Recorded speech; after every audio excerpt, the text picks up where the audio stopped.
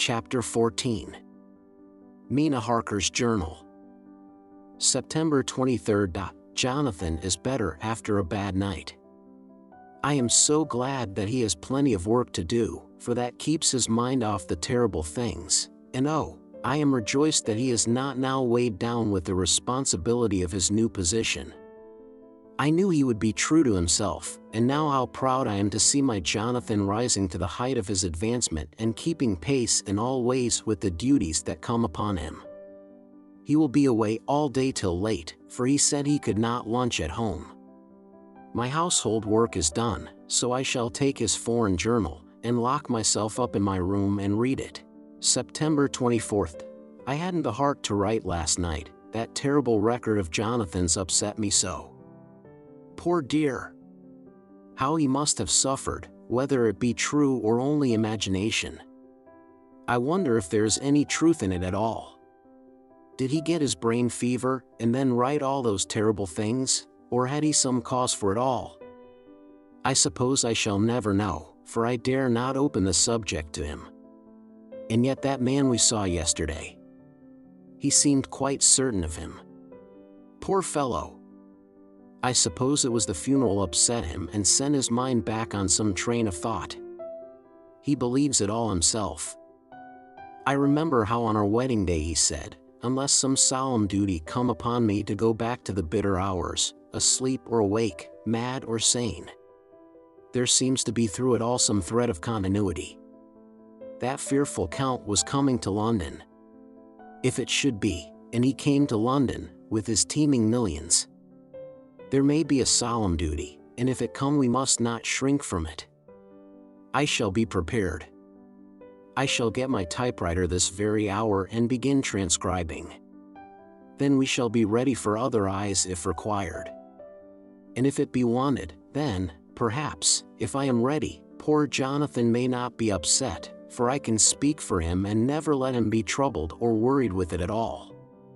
If ever Jonathan quite gets over the nervousness, he may want to tell me of it all, and I can ask him questions and find out things, and see how I may comfort him. Letter, Van Helsing to Mrs. Harker. September 24th. Confidence.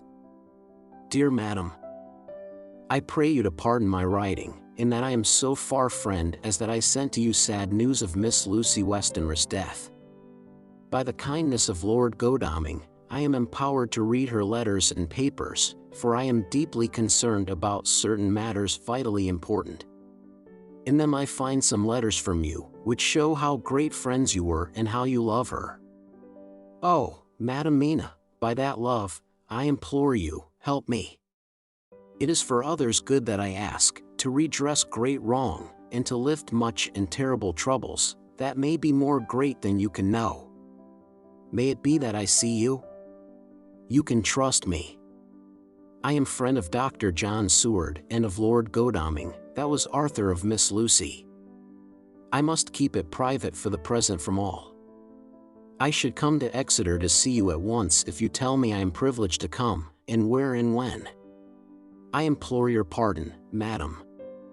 I have read your letters to poor Lucy, and know how good you are and how your husband suffer, so I pray you, if it may be, enlighten him not, lest it may harm. Again your pardon, and forgive me. Van Helsing. Telegram, Mrs. Harker to Van Helsing. September 25th. Come today by 10:15 train if you can catch it. Can see you any time you call. Wilhelmina Harker. Mina Harker's Journal. September 25th. I cannot help feeling terribly excited as the time draws near for the visit of Dr. Van Helsing, for somehow I expect that it will throw some light upon Jonathan's sad experience, and as he attended poor dear Lucy in her last illness, he can tell me all about her. That is the reason of his coming. It is concerning Lucy and her sleepwalking, and not about Jonathan. Then I shall never know the real truth now. How silly I am.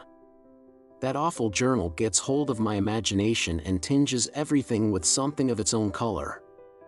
Of course it is about Lucy.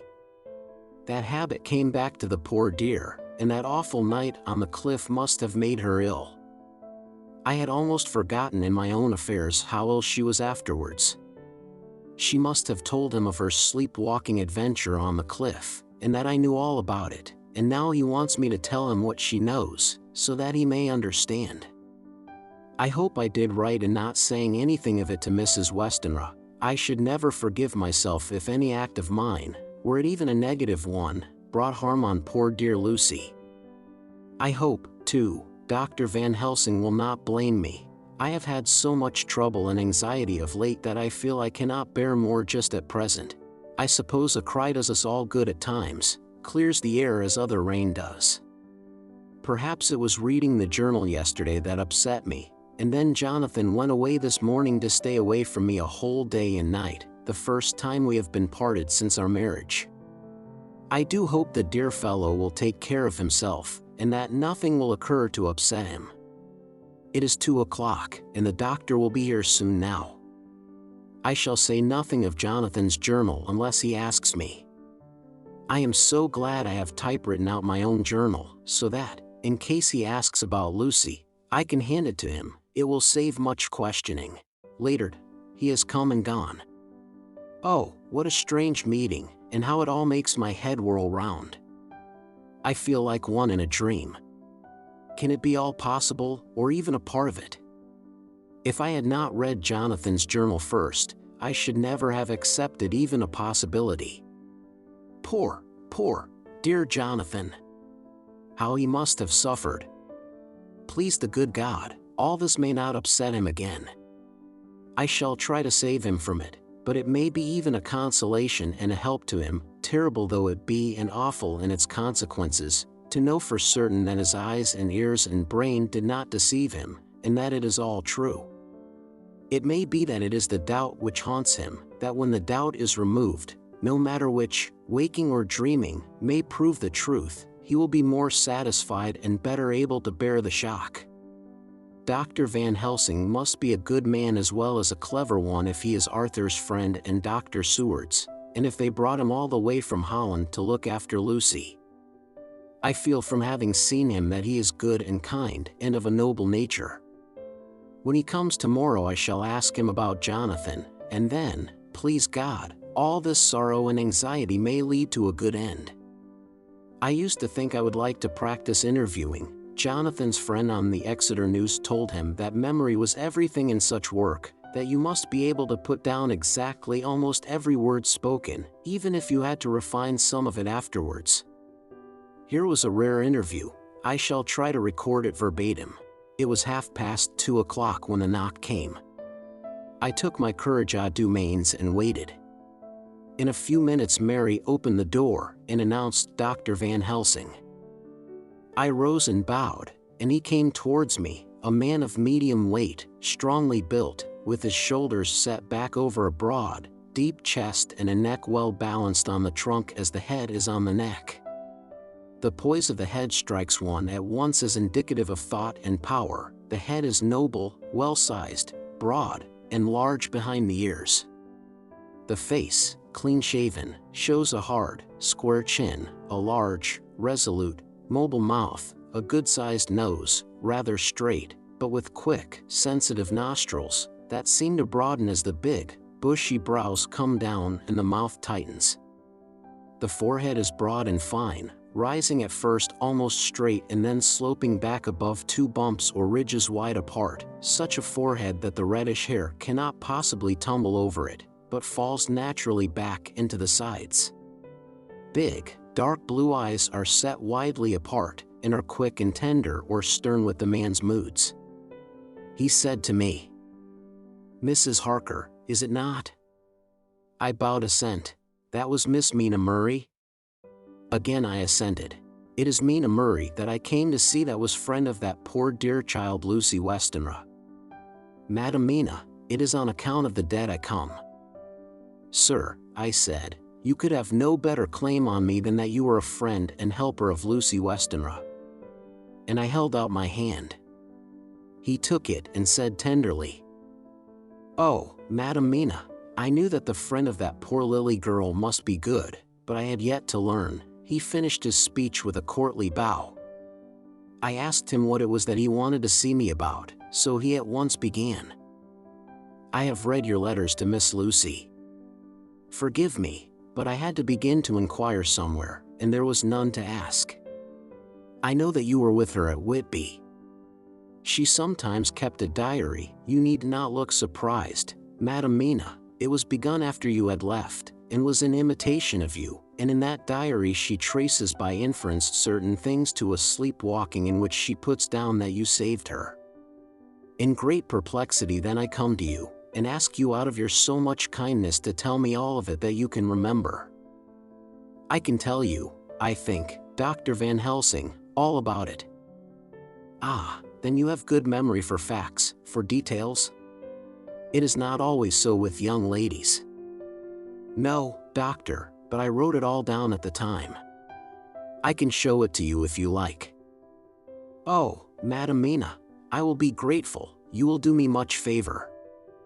I could not resist the temptation of mystifying him a bit. I suppose it is some of the taste of the original apple that remains still in our mouths, so I handed him the shorthand diary. He took it with a grateful bow, and said, "May I read it?" "If you wish," I answered as demurely as I could. He opened it, and for an instant his face fell. Then he stood up and bowed. "Oh, you so clever woman," he said.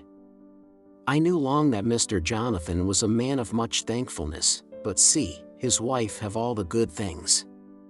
And will you not so much honor me and so help me as to read it for me? Alas! I know not the shorthand.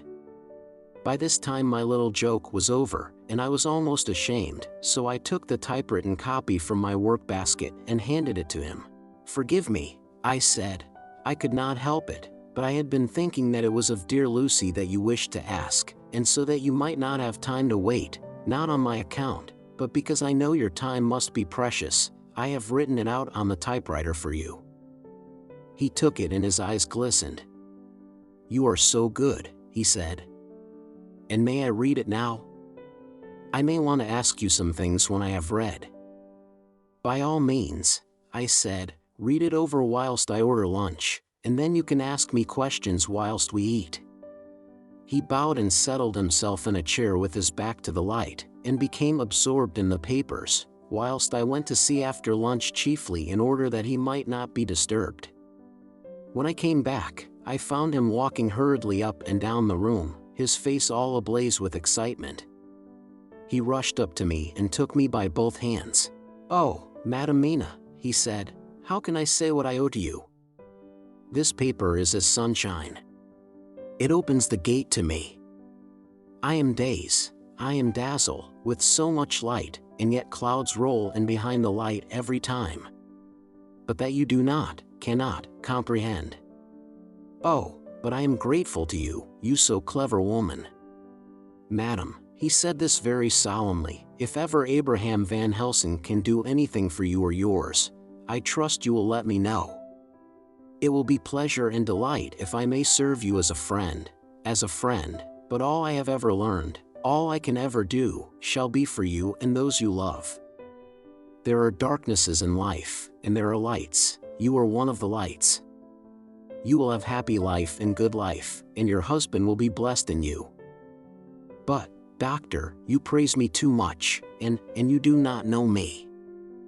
Not know you, I, who am old, and who have studied all my life men and women, I, who have made my specialty the brain and all that belongs to him and all that follow from him. And I have read your diary that you have so goodly written for me, and which breathes out truth in every line. I, who have read your so sweet letter to poor Lucy of your marriage and your trust, not know you. Oh, Madam Mina, good women tell all their lives, and by day and by hour and by minute, such things that angels can read, and we men who wish to know have in us something of angels' eyes. Your husband is noble nature, and you are noble too, for you trust, and trust cannot be where there is mean nature.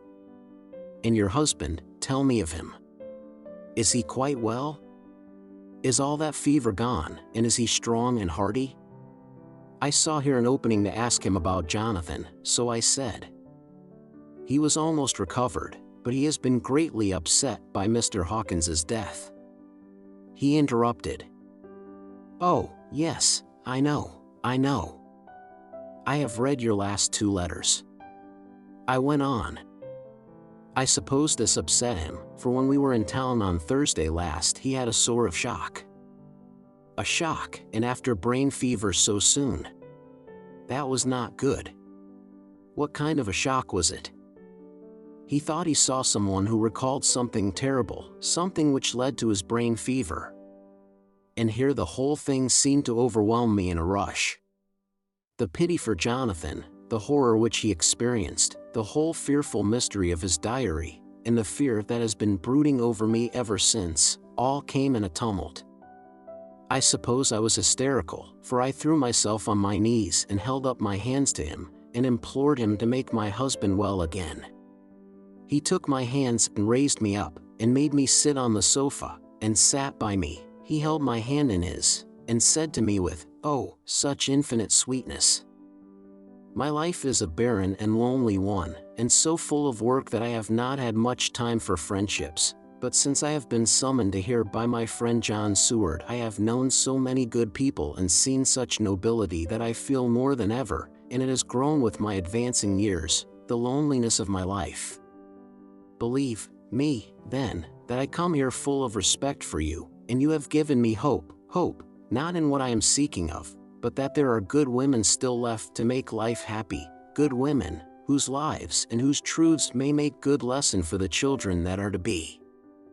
I am glad, that I may here be of some use to you, for if your husband suffer, he suffer within the range of my study and experience. I promise you that I will gladly do all for him that I can, all to make his life strong and manly, and your life a happy one. Now you must eat. You are overwrought and perhaps over-anxious. Husband Jonathan would not like to see you so pale, and what he like not where he love, is not to his good. Therefore for his sake you must eat and smile. You have told me all about Lucy, and so now we shall not speak of it, lest it distress. I shall stay in Exeter tonight, for I want to think much over what you have told me, and when I have thought I will ask you questions, if I may. And then, too, you will tell me of husband Jonathan's trouble so far as you can, but not yet. You must eat now, afterwards you shall tell me all. After lunch, when we went back to the drawing room, he said to me, and now tell me all about him. When it came to speaking to this great learned man, I began to fear that he would think me a weak fool, and Jonathan a madman. That journal is all so strange, and I hesitated to go on. But he was so sweet and kind, and he had promised to help, and I trusted him, so I said, Dr. Van Helsing, what I have to tell you is so queer that you must not laugh at me or at my husband. I have been since yesterday in a sort of fever of doubt. You must be kind to me, and not think me foolish that I have even half believed some very strange things. He reassured me by his manner as well as his words when he said, oh, my dear, if you only know how strange is the matter regarding which I am here, it is you who would laugh. I have learned not to think little of anyone's belief, no matter how strange it be. I have tried to keep an open mind, and it is not the ordinary things of life that could close it, but the strange things, the extraordinary things, the things that make one doubt if they be mad or sane. Thank you, 1,000 times. You have taken a weight off my mind. If you will let me, I shall give you a paper to read. It is long, but I have typewritten it out. It will tell you my trouble and Jonathan's. It is the copy of his journal when abroad, and all that happened.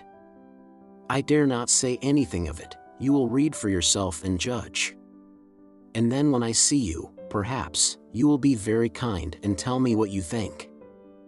I promise, he said as I gave him the papers, I shall in the morning, so soon as I can, come to see you and your husband, if I may. Jonathan will be here at 11:30, and you must come to lunch with us and see him then. You could catch the quick 3:34 train, which will leave you at Paddington before 8. He was surprised at my knowledge of the trains offhand, but he does not know that I have made up all the trains to and from Exeter, so that I may help Jonathan in case he is in a hurry. So he took the papers with him and went away, and I sit here thinking thinking I don't know what. Letter, by hand, Van Helsing to Mrs. Harker. September 25th, 6 o'clock.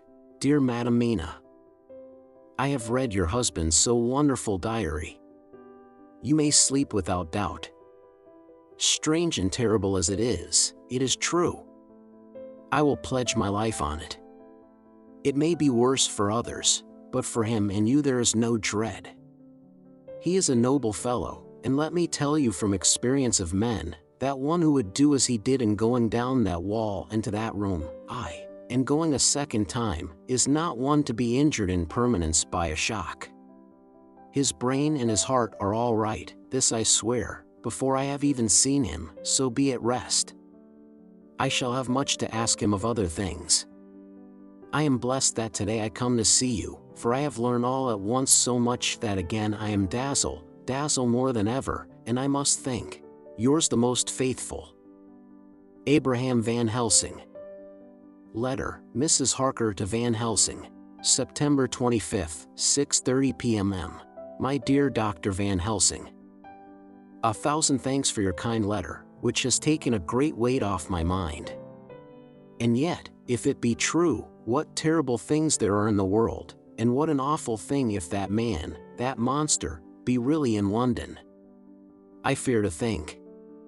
I have this moment, whilst writing, had a wire from Jonathan, saying that he leaves by the 6:25 tonight from Launceston and will be here at 10:18, so that I shall have no fear tonight. Will you, therefore, instead of lunching with us, please come to breakfast at 8 o'clock, if this be not too early for you? You can get away, if you are in a hurry, by the 10:30 train, which will bring you to Paddington by 2:35. Do not answer this, as I shall take it that, if I do not hear, you will come to breakfast. Believe me, your faithful and grateful friend, Mina Harker. Jonathan Harker's Journal. September 26th. I thought never to write in this diary again, but the time has come. When I got home last night Mina had supper ready, and when we had supped she told me of Van Helsing's visit, and of her having given him the 2 diaries copied out, and of how anxious she has been about me. She showed me in the doctor's letter that all I wrote down was true. It seems to have made a new man of me. It was the doubt as to the reality of the whole thing that knocked me over. I felt impotent, and in the dark, and distrustful. But, now that I know, I am not afraid, even of the Count. He has succeeded after all, then, in his design in getting to London, and it was he I saw. He has got younger, and how? Van Helsing is the man to unmask him and hunt him out, if he is anything like what Mina says. We sat late, and talked it all over. Mina is dressing, and I shall call at the hotel in a few minutes and bring him over. He was, I think, surprised to see me.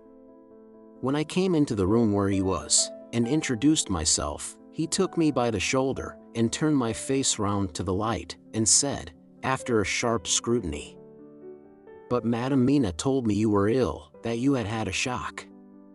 It was so funny to hear my wife called Madam Mina by this kindly, strong-faced old man. I smiled, and said, "I was ill, I have had a shock, but you have cured me already." "And how?" "By your letter to Mina last night."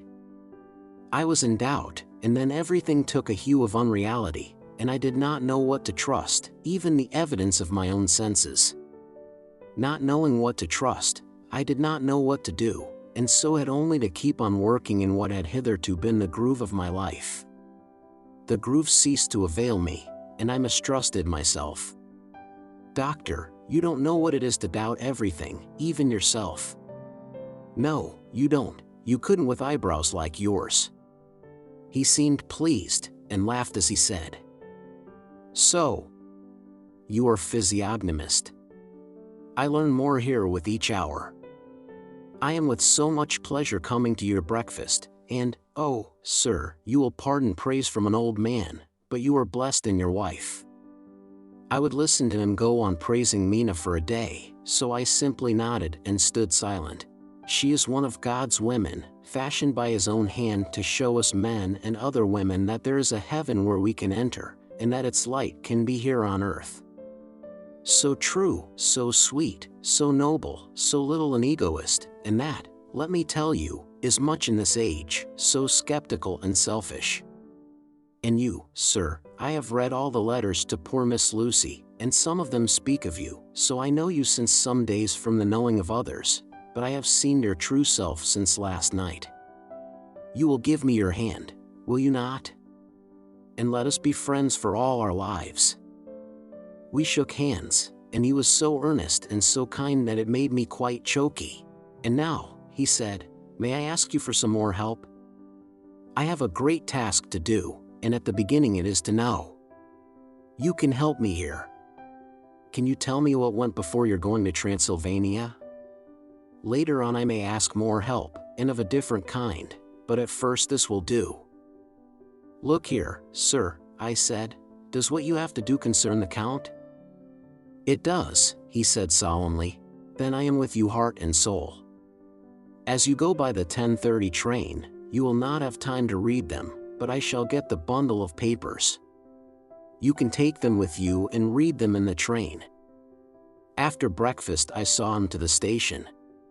When we were parting he said, perhaps you will come to town if I send to you, and take Madam Mina too. We shall both come when you will, I said.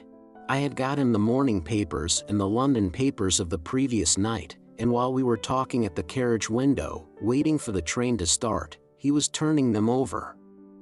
His eyes suddenly seemed to catch something in one of them, the Westminster Gazette. I knew it by the color, and he grew quite white. He read something intently, groaning to himself, Mein Gott! Mein Gott! So soon! So soon! I do not think he remembered me at the moment. Just then the whistle blew, and the train moved off. This recalled him to himself, and he leaned out of the window and waved his hand, calling out, love to Madam Mina, I shall write so soon as ever I can. Dr. Seward's Diary. September 26th. Truly there is no such thing as finality. Not a week since I said finus, and yet here I am starting fresh again, or rather going on with the same record. Until this afternoon I had no cause to think of what is done. Renfield had become, to all intents, as sane as he ever was. He was already well ahead with his fly business, and he had just started in the spider line also, so he had not been of any trouble to me. I had a letter from Arthur, written on Sunday, and from it I gather that he is bearing up wonderfully well. Quincy Morris is with him, and that is much of a help, for he himself is a bubbling well of good spirits. Quincy wrote me a line too, and from him I hear that Arthur is beginning to recover something of his old buoyancy, so as to them all my mind is at rest. As for myself, I was settling down to my work with the enthusiasm which I used to have for it, so that I might fairly have said that the wound which poor Lucy left on me was becoming cicatrized. Everything is, however, now reopened, and what is to be the end God only knows. I have an idea that Van Helsing thinks he knows, too, but he will only let out enough at a time to whet curiosity. He went to Exeter yesterday, and stayed there all night. Today he came back, and almost bounded into the room at about 5:30 o'clock, and thrust last night's Westminster Gazette into my hand. What do you think of that? He asked as he stood back and folded his arms. I looked over the paper, for I really did not know what he meant, but he took it from me and pointed out a paragraph about children being decoyed away at Hampstead. It did not convey much to me, until I reached a passage where it described small punctured wounds on their throats. An idea struck me, and I looked up. Well, he said, it is like poor Lucy's. And what do you make of it? Simply that there is some cause in common. Whatever it was that injured her has injured them. I did not quite understand his answer. That is true indirectly, but not directly.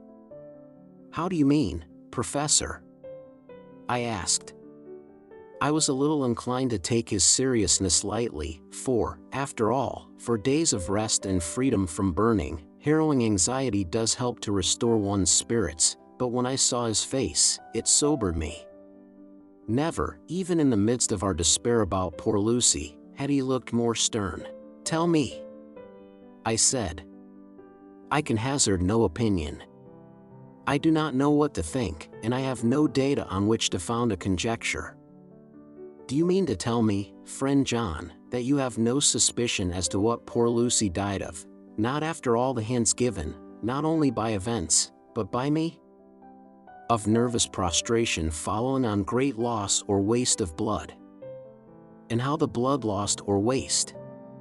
I shook my head. He stepped over and sat down beside me, and went on.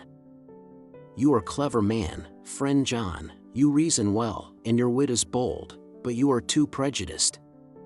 You do not let your eyes see nor your ears hear, and that which is outside your daily life is not of account to you. Do you not think that there are things which you cannot understand, and yet which are, that some people see things that others cannot? But there are things old and new which must not be contemplated by men's eyes, because they know, or think they know, some things which other men have told them. Ah, it is the fault of our science that it wants to explain all, and if it explain not, then it says there is nothing to explain.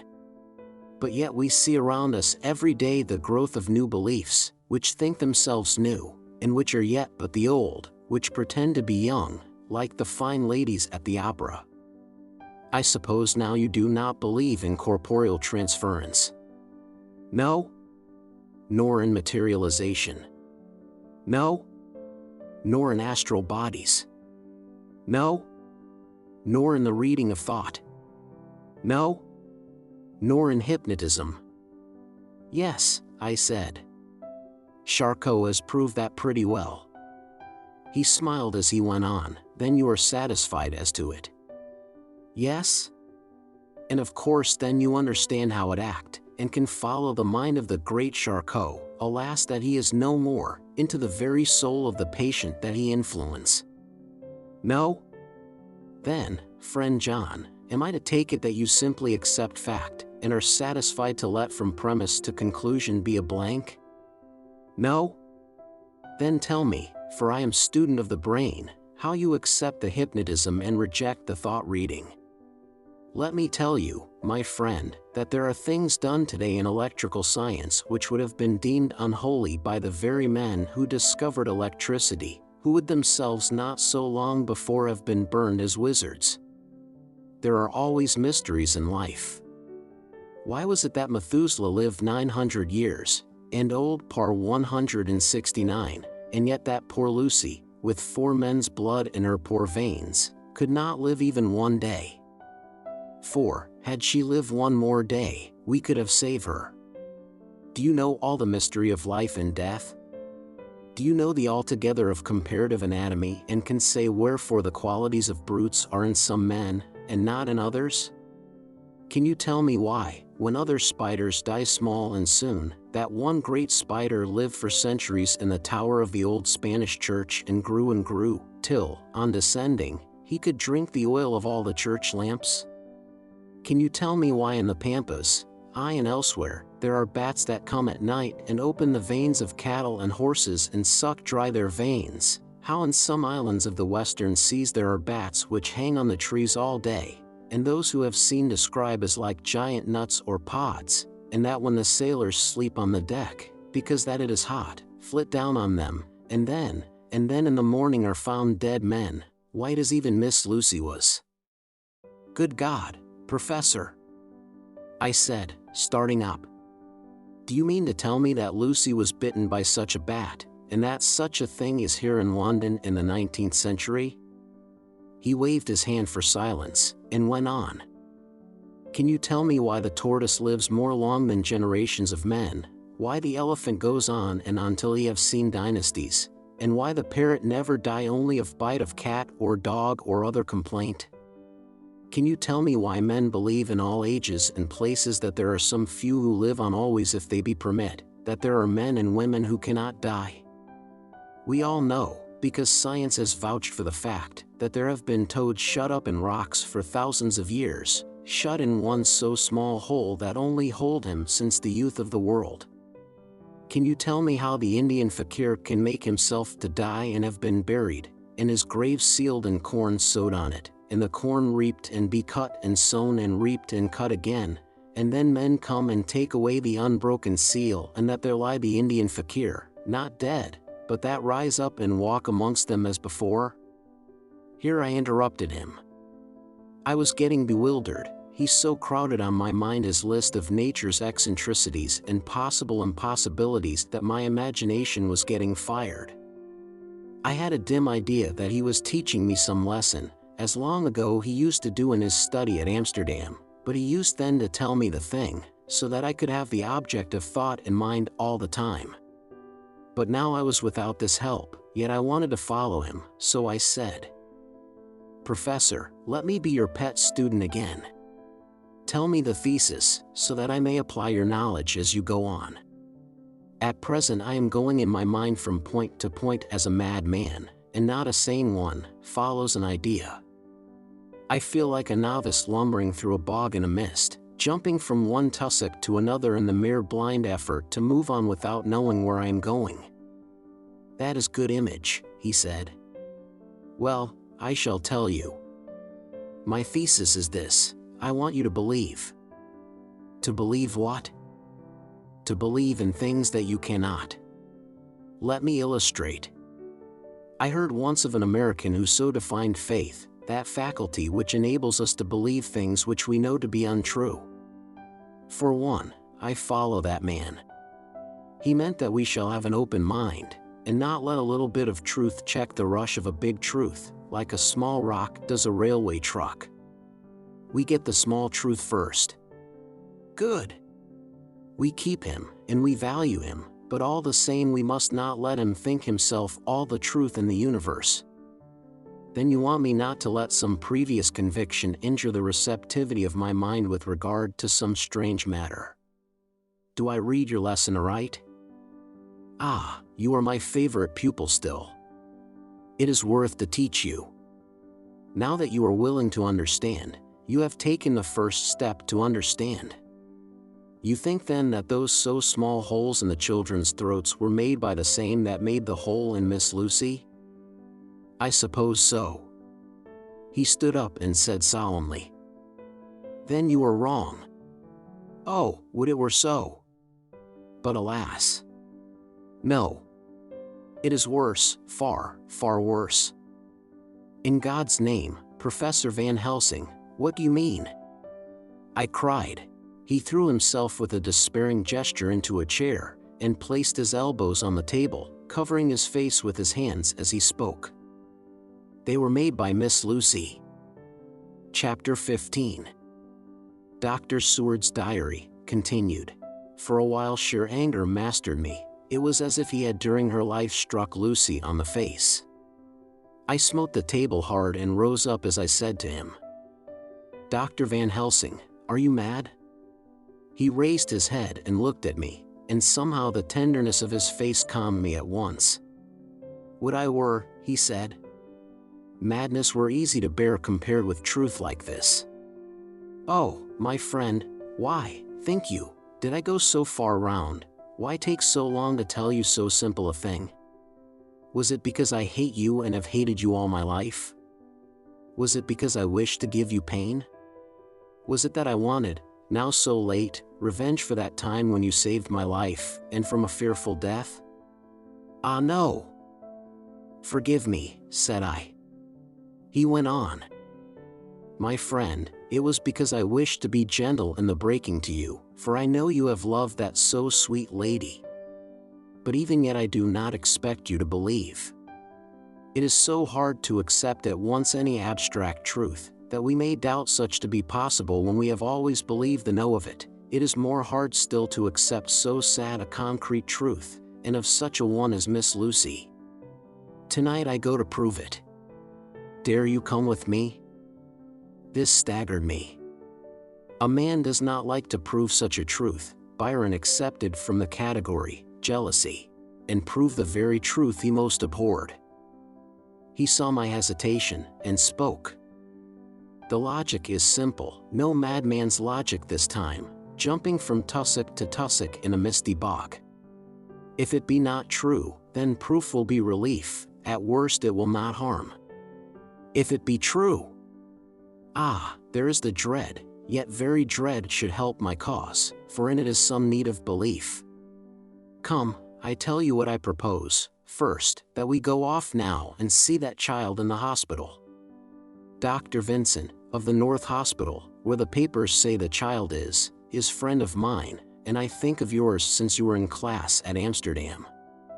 He will let 2 scientists see his case, if he will not let 2 friends. We shall tell him nothing, but only that we wish to learn.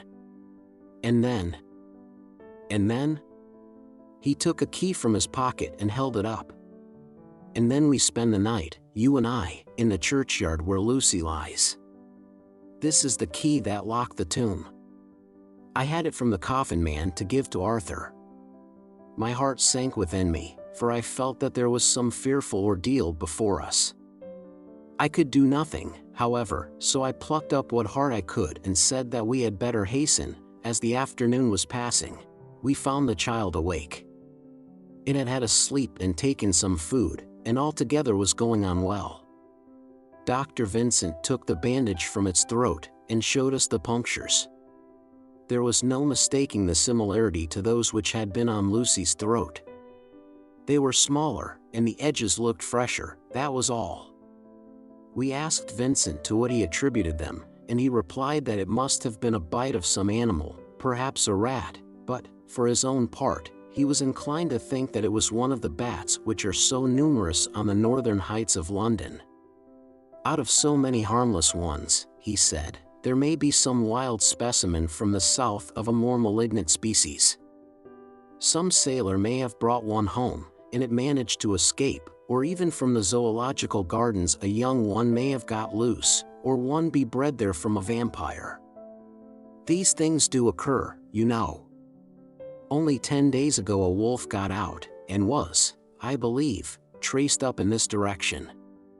For a week after, the children were playing nothing but Red Riding Hood on the heath and in every alley in the place until this bloofer lady scare came along, since when it has been quite a gala time with them. Even this poor little mite, when he woke up today, asked the nurse if he might go away. When she asked him why he wanted to go, he said he wanted to play with the bloofer lady. I hope, said Van Helsing, that when you are sending the child home you will caution its parents to keep strict watch over it. These fancies to stray are most dangerous, and if the child were to remain out another night, it would probably be fatal. But in any case I suppose you will not let it away for some days? Certainly not for a week at least, longer if the wound is not healed. Our visit to the hospital took more time than we had reckoned on, and the sun had dipped before we came out. When Van Helsing saw how dark it was, he said, "There is no hurry. It is more late than I thought. Come, let us seek somewhere that we may eat, and then we shall go on our way." We dined at Jack Straw's castle along with a little crowd of bicyclists and others who were genially noisy. About 10 o'clock we started from the inn. It was then very dark, and the scattered lamps made the darkness greater when we were once outside their individual radius. The professor had evidently noted the road we were to go, for he went on unhesitatingly, but, as for me, I was in quite a mix-up as to locality. As we went further, we met fewer and fewer people, till at last we were somewhat surprised when we met even the patrol of horse police going their usual suburban round. At last we reached the wall of the churchyard, which we climbed over. With some little difficulty, for it was very dark, and the whole place seemed so strange to us, we found the Westenra tomb. The professor took the key, opened the creaky door, and standing back, politely, but quite unconsciously, motioned me to precede him. There was a delicious irony in the offer, in the courtliness of giving preference on such a ghastly occasion. My companion followed me quickly, and cautiously drew the door to, after carefully ascertaining that the lock was a falling, and not a spring one. In the latter case we should have been in a bad plight. Then he fumbled in his bag, and taking out a matchbox and a piece of candle, proceeded to make a light. The tomb in the daytime, and when wreathed with fresh flowers, had looked grim and gruesome enough, but now, some days afterwards, when the flowers hung lank and dead, their whites turning to rust and their greens to browns, when the spider and the beetle had resumed their accustomed dominance, when time-discolored stone, and dust-encrusted mortar, and rusty, dank iron, and tarnished brass, and clouded silver plating gave back the feeble glimmer of a candle, the effect was more miserable and sordid than could have been imagined. It conveyed irresistibly the idea that life, animal life, was not the only thing which could pass away. Van Helsing went about his work systematically, holding his candle so that he could read the coffin plates, and so holding it that the sperm dropped in white patches which congealed as they touched the metal. He made assurance of Lucy's coffin. Another search in his bag, and he took out a turnscrew. "What are you going to do?" I asked. "To open the coffin." "You shall yet be convinced."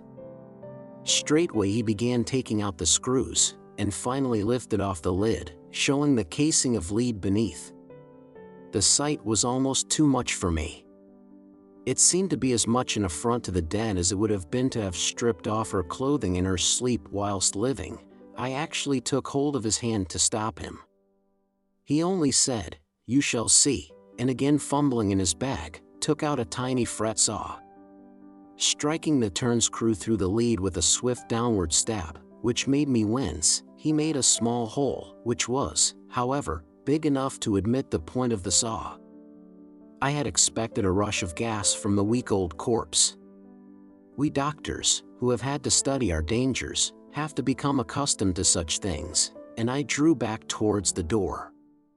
But the professor never stopped for a moment. He sawed down a couple of feet along one side of the lead coffin, and then across, and down the other side. Taking the edge of the loose flange, he bent it back towards the foot of the coffin, and holding up the candle into the aperture, motioned to me to look. I drew near and looked.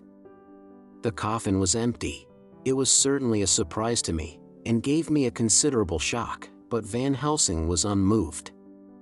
He was now more sure than ever of his ground, and so emboldened to proceed in his task. "Are you satisfied now, friend John?" he asked. I felt all the dogged argumentativeness of my nature awake within me as I answered him. "I am satisfied that Lucy's body is not in that coffin, but that only proves one thing." "And what is that, friend John?" "That it is not there." "That is good logic," he said, "so far as it goes. But how can you account for it not being there?" "Perhaps a body snatcher," I suggested. "Some of the undertaker's people may have stolen it." I felt that I was speaking folly, and yet it was the only real cause which I could suggest. The professor sighed. "Ah well," he said, "we must have more proof. Come with me." He put on the coffin lid again, gathered up all his things and placed them in the bag, blew out the light, and placed the candle also in the bag. We opened the door, and went out. Behind us he closed the door and locked it. He handed me the key, saying, "Will you keep it?" "You had better be assured." I laughed. It was not a very cheerful laugh, I am bound to say, as I motioned him to keep it. "A key is nothing," I said. "There may be duplicates, and anyhow it is not difficult to pick a lock of that kind." He said nothing, but put the key in his pocket. Then he told me to watch at one side of the churchyard whilst he would watch at the other. I took up my place behind a yew tree, and I saw his dark figure move until the intervening headstones and trees hid it from my sight. It was a lonely vigil. Just after I had taken my place I heard a distant clock strike 12, and in time came 1 and 2. I was chilled and unnerved, and angry with the professor for taking me on such an errand and with myself for coming. I was too cold and too sleepy to be keenly observant, and not sleepy enough to betray my trust, so altogether I had a dreary, miserable time. Suddenly, as I turned round, I thought I saw something like a white streak, moving between two dark yew trees at the side of the churchyard farthest from the tomb. At the same time, a dark mass moved from the professor's side of the ground, and hurriedly went towards it. Then I too moved, but I had to go round headstones and railed-off tombs, and I stumbled over graves. The sky was overcast, and somewhere far off an early cock crew. A little way off, beyond a line of scattered juniper trees, which marked the pathway to the church, a white, dim figure flitted in the direction of the tomb. The tomb itself was hidden by trees, and I could not see where the figure disappeared. I heard the rustle of actual movement where I had first seen the white figure, and coming over, found the professor holding in his arms a tiny child. When he saw me, he held it out to me, and said, "Are you satisfied now?" "No," I said, in a way that I felt was aggressive. "Do you not see the child?" "Yes, it is a child, but who brought it here?" "And is it wounded?" I asked. "We shall see," said the professor, and with one impulse we took our way out of the churchyard, he carrying the sleeping child. When we had got some little distance away, we went into a clump of trees, and struck a match, and looked at the child's throat. It was without a scratch or scar of any kind. Was I right? I asked triumphantly. "We were just in time," said the professor thankfully. We had now to decide what we were to do with the child, and so consulted about it.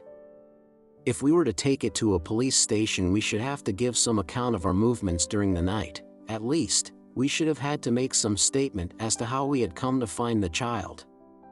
So finally we decided that we would take it to the heath, and when we heard a policeman coming, would leave it where he could not fail to find it. We would then seek our way home as quickly as we could. All fell out well.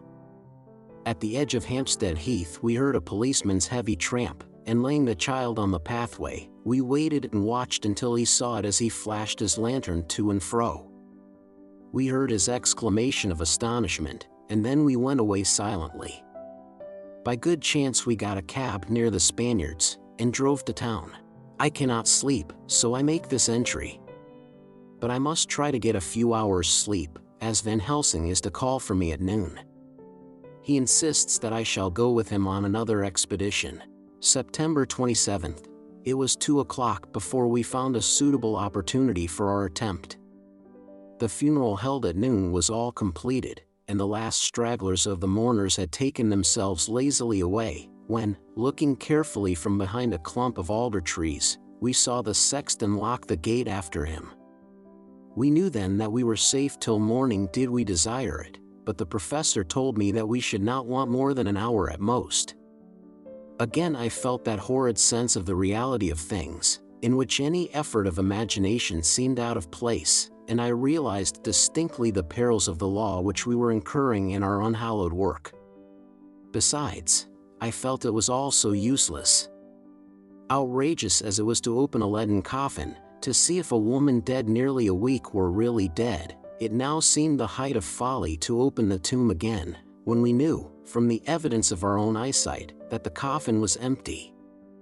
I shrugged my shoulders, however, and rested silent, for Van Helsing had a way of going on his own road, no matter who remonstrated. He took the key, opened the vault, and again courteously motioned me to proceed.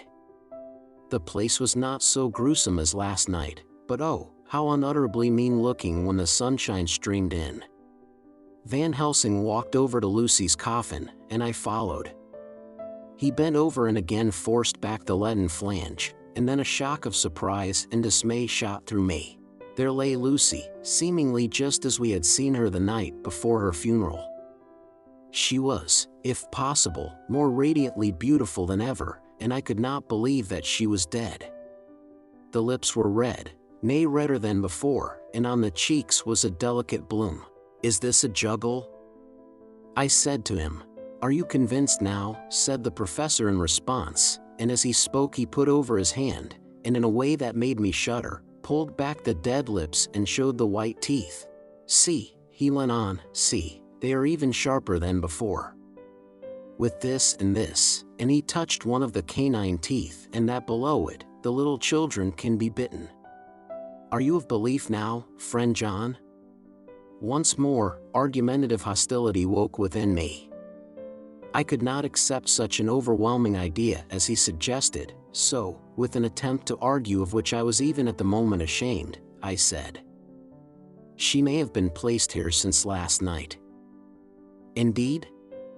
"That is so, and by whom?" "I do not know. Someone has done it. And yet she has been dead 1 week. Most peoples in that time would not look so." I had no answer for this, so was silent. Van Helsing did not seem to notice my silence. At any rate, he showed neither chagrin nor triumph. He was looking intently at the face of the dead woman, raising the eyelids and looking at the eyes, and once more opening the lips and examining the teeth.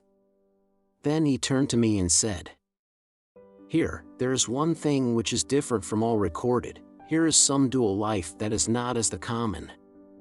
She was bitten by the vampire when she was in a trance, sleepwalking. Oh, you start, you do not know that, friend John, but you shall know it all later, and in trance could he best come to take more blood.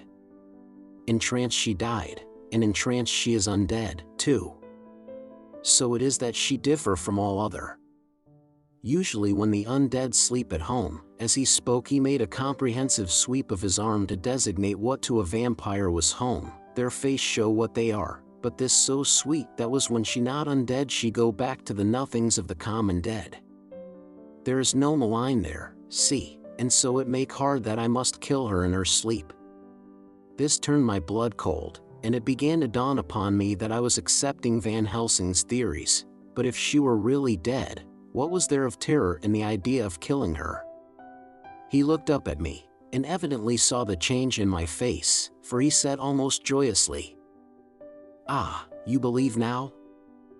I answered, "Do not press me too hard all at once. I am willing to accept." "How will you do this bloody work?" "I shall cut off her head and fill her mouth with garlic, and I shall drive a stake through her body." It made me shudder to think of so mutilating the body of the woman whom I had loved. And yet the feeling was not so strong as I had expected. I was, in fact, beginning to shudder at the presence of this being, this undead, as Van Helsing called it, and to loathe it. Is it possible that love is all subjective, or all objective? I waited a considerable time for Van Helsing to begin, but he stood as if wrapped in thought. Presently he closed the catch of his bag with a snap, and said, "I have been thinking, and have made up my mind as to what is best. If I did simply follow my inclining I would do now, at this moment, what is to be done, but there are other things to follow, and things that are 1,000 times more difficult and that them we do not know. This is simple. She have yet no life taken, though that is of time, and to act now would be to take danger from her forever. But then we may have to want Arthur, and how shall we tell him of this? If you, who saw the wounds on Lucy's throat, and saw the wounds so similar on the child's at the hospital, if you, who saw the coffin empty last night and full today with a woman who have not changed only to be more rose and more beautiful in a whole week, after she die, if you know of this and know of the white figure last night that brought the child to the churchyard, and yet of your own senses you did not believe, how, then, can I expect Arthur, who know none of those things, to believe? He doubted me when I took him from her kiss when she was dying. I know he has forgiven me because in some mistaken idea I have done things that prevent him say goodbye as he ought, and he may think that in some more mistaken idea this woman was buried alive, and that in most mistake of all we have killed her. He will then argue back that it is we, mistaken ones, that have killed her by our ideas, and so he will be much unhappy always. Yet he never can be sure, and that is the worst of all. And he will sometimes think that she he loved was buried alive, and that will paint his dreams with horrors of what she must have suffered, and again, he will think that we may be right, and that his so beloved was, after all, an undead. No! I told him once, and since then I learned much. Now, since I know it is all true, 100,000 times more do I know that he must pass through the bitter waters to reach the sweet. He, poor fellow, must have 1 hour that will make the very face of heaven grow black to him, then we can act for good all round and send him peace. My mind is made up. Let us go. You return home for tonight to your asylum, and see that all be well. As for me, I shall spend the night here in this churchyard in my own way. Tomorrow night you will come to me to the Berkeley Hotel at 10 of the clock. I shall send for Arthur to come too, and also that so fine young man of America that gave his blood. Later we shall all have work to do. I come with you so far as Piccadilly and there dine, for I must be back here before the sun set. So we locked the tomb and came away, and got over the wall of the churchyard, which was not much of a task, and drove back to Piccadilly. Note left by Van Helsing in his portmanteau, Berkeley Hotel directed to John Seward, M.D. Not delivered. September 27th. Friend John. I write this in case anything should happen. I go alone to watch in that churchyard. It pleases me that the undead, Miss Lucy, shall not leave tonight, that so on the morrow night she may be more eager. Therefore I shall fix some things she like not, garlic and a crucifix, and so seal up the door of the tomb. She is young as undead, and will heed. Moreover, these are only to prevent her coming out, they may not prevail on her wanting to get in, for then the undead is desperate, and must find the line of least resistance, whatsoever it may be. I shall be at hand all the night from sunset till after the sunrise, and if there be aught that may be learned I shall learn it. For Miss Lucy or from her, I have no fear, but that other to whom is there that she is undead, he have now the power to seek her tomb and find shelter. He is cunning, as I know from Mr. Jonathan and from the way that all along he have fooled us when he played with us for Miss Lucy's life, and we lost, and in many ways the undead are strong. He have always the strength in his hand of 20 men, even we 4 who gave our strength to Miss Lucy it also is all to him. Besides, he can summon his wolf and I know not what. So if it be that he come thither on this night he shall find me, but none other shall, until it be too late. But it may be that he will not attempt the place. There is no reason why he should. His hunting ground is more full of game than the churchyard where the undead woman sleep, and the one old man watch. Therefore I write this in case. Take the papers that are with this, the diaries of Harker and the rest, and read them, and then find this great undead, and cut off his head and burn his heart or drive a stake through it, so that the world may rest from him. If it be so, farewell. Van Helsing. Dr. Seward's Diary. September 28th. It is wonderful what a good night's sleep will do for one. Yesterday I was almost willing to accept Van Helsing's monstrous ideas, but now they seem to start out lurid before me as outrages on common sense. I have no doubt that he believes it all. I wonder if his mind can have become in any way unhinged. Surely there must be some rational explanation of all these mysterious things. Is it possible that the professor can have done it himself? He is so abnormally clever that if he went off his head he would carry out his intent with regard to some fixed idea in a wonderful way. I am loath to think it, and indeed it would be almost as great a marvel as the other to find that Van Helsing was mad, but anyhow I shall watch him carefully. I may get some light on the mystery. September 29th, morning. Last night, at a little before 10 o'clock, Arthur and Quincy came into Van Helsing's room. He told us all that he wanted us to do, but especially addressing himself to Arthur, as if all our wills were centered in his. He began by saying that he hoped we would all come with him too, for, he said, there is a grave duty to be done there. You are doubtless surprised at my letter? This query was directly addressed to Lord Godalming. I was. It rather upset me for a bit. There has been so much trouble around my house of late that I could do without any more. I have been curious, too, as to what you mean. Quincy and I talked it over, but the more we talked, the more puzzled we got, till now I can say for myself that I'm about up a tree as to any meaning about anything." "Me too," said Quincy Morris laconically. "Oh," said the professor, "then you are nearer the beginning, both of you, than friend John here, who has to go a long way back before he can even get so far as to begin." It was evident that he recognized my return to my old doubting frame of mind without my saying a word. Then, turning to the other two, he said with intense gravity, "I want your permission to do what I think good this night. It is, I know, much to ask, and when you know what it is I propose to do you will know, and only then, how much. Therefore may I ask that you promise me in the dark, so that afterwards, though you may be angry with me for a time, I must not disguise from myself the possibility that such may be, you shall not blame yourselves for anything." "That's frank anyhow," broke in Quincy. "I'll answer for the professor. I don't quite see his drift, but I swear he's honest, and that's good enough for me." "I thank you, sir," said Van Helsing proudly.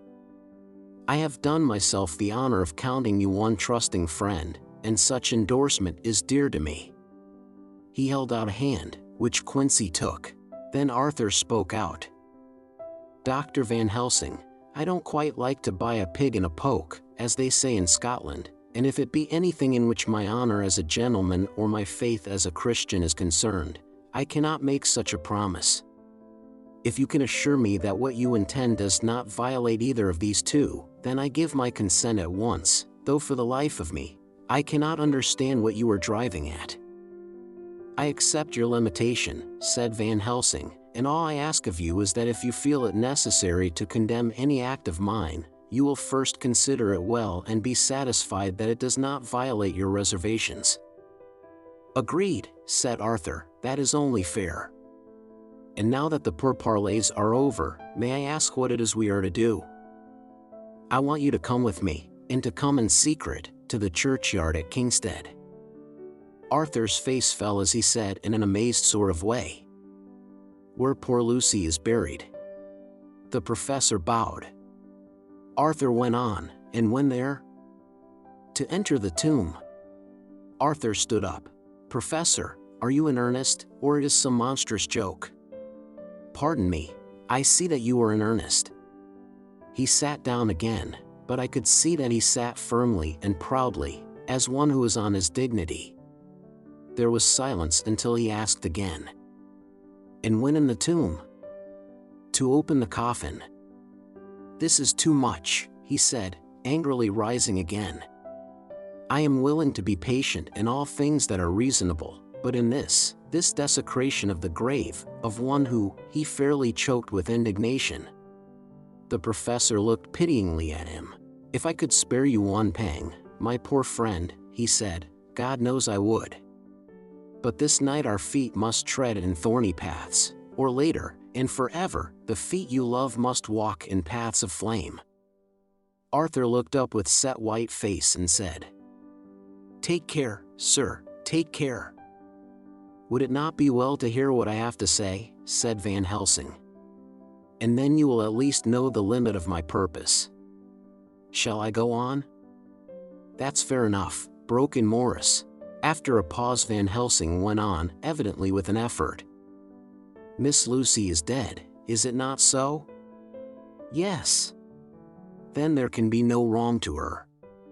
"But if she be not dead?" Arthur jumped to his feet. "Good God," he cried. "What do you mean? Has there been any mistake? Has she been buried alive?" He groaned in anguish that not even hope could soften.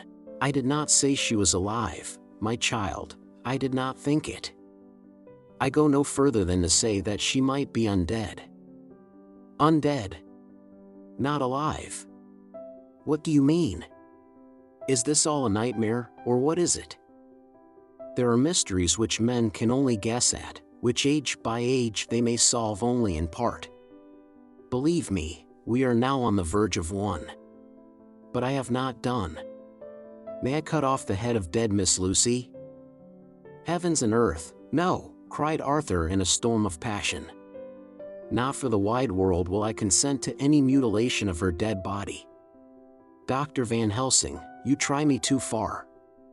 What have I done to you that you should torture me so? What did that poor, sweet girl do that you should want to cast such dishonor on her grave? Are you mad to speak such things, or am I mad to listen to them? Don't dare to think more of such a desecration. I shall not give my consent to anything you do. I have a duty to do in protecting her grave from outrage, and, by God, I shall do it. Van Helsing rose up from where he had all the time been seated, and said, gravely and sternly, My Lord Godalming, I, too, have a duty to do, a duty to others, a duty to you, a duty to the dead, and, by God, I shall do it. All I ask you now is that you come with me, that you look and listen, and if when later I make the same request you do not be more eager for its fulfillment even than I am, then I shall do my duty, whatever it may seem to me. And then, to follow of your lordship's wishes I shall hold myself at your disposal to render an account to you, when and where you will. His voice broke a little, and he went on with a voice full of pity. But, I beseech you, do not go forth in anger with me. In a long life of acts which were often not pleasant to do, and which sometimes did wring my heart, I have never had so heavy a task as now. Believe me that if the time comes for you to change your mind towards me, one look from you will wipe away all this so sad hour, for I would do what a man can to save you from sorrow. Just think. For why should I give myself so much of labor and so much of sorrow? I have come here from my own land to do what I can of good, at the first to please my friend John, and then to help a sweet young lady, whom, too, I came to love. For her, I am ashamed to say so much, but I say it in kindness. I gave what you gave, the blood of my veins. I gave it, I, who was not, like you, her lover, but only her physician and her friend.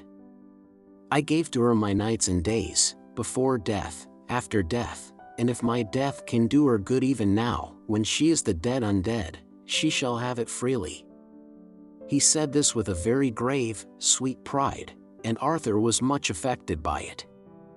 He took the old man's hand and said in a broken voice, Oh, it is hard to think of it, and I cannot understand, but at least I shall go with you and wait. Chapter 16. Dr. Seward's Diary, continued. It was just a quarter before 12 o'clock when we got into the churchyard over the low wall. The night was dark with occasional gleams of moonlight between the rents of the heavy clouds that scud across the sky. We all kept somehow close together, with Van Helsing slightly in front as he led the way.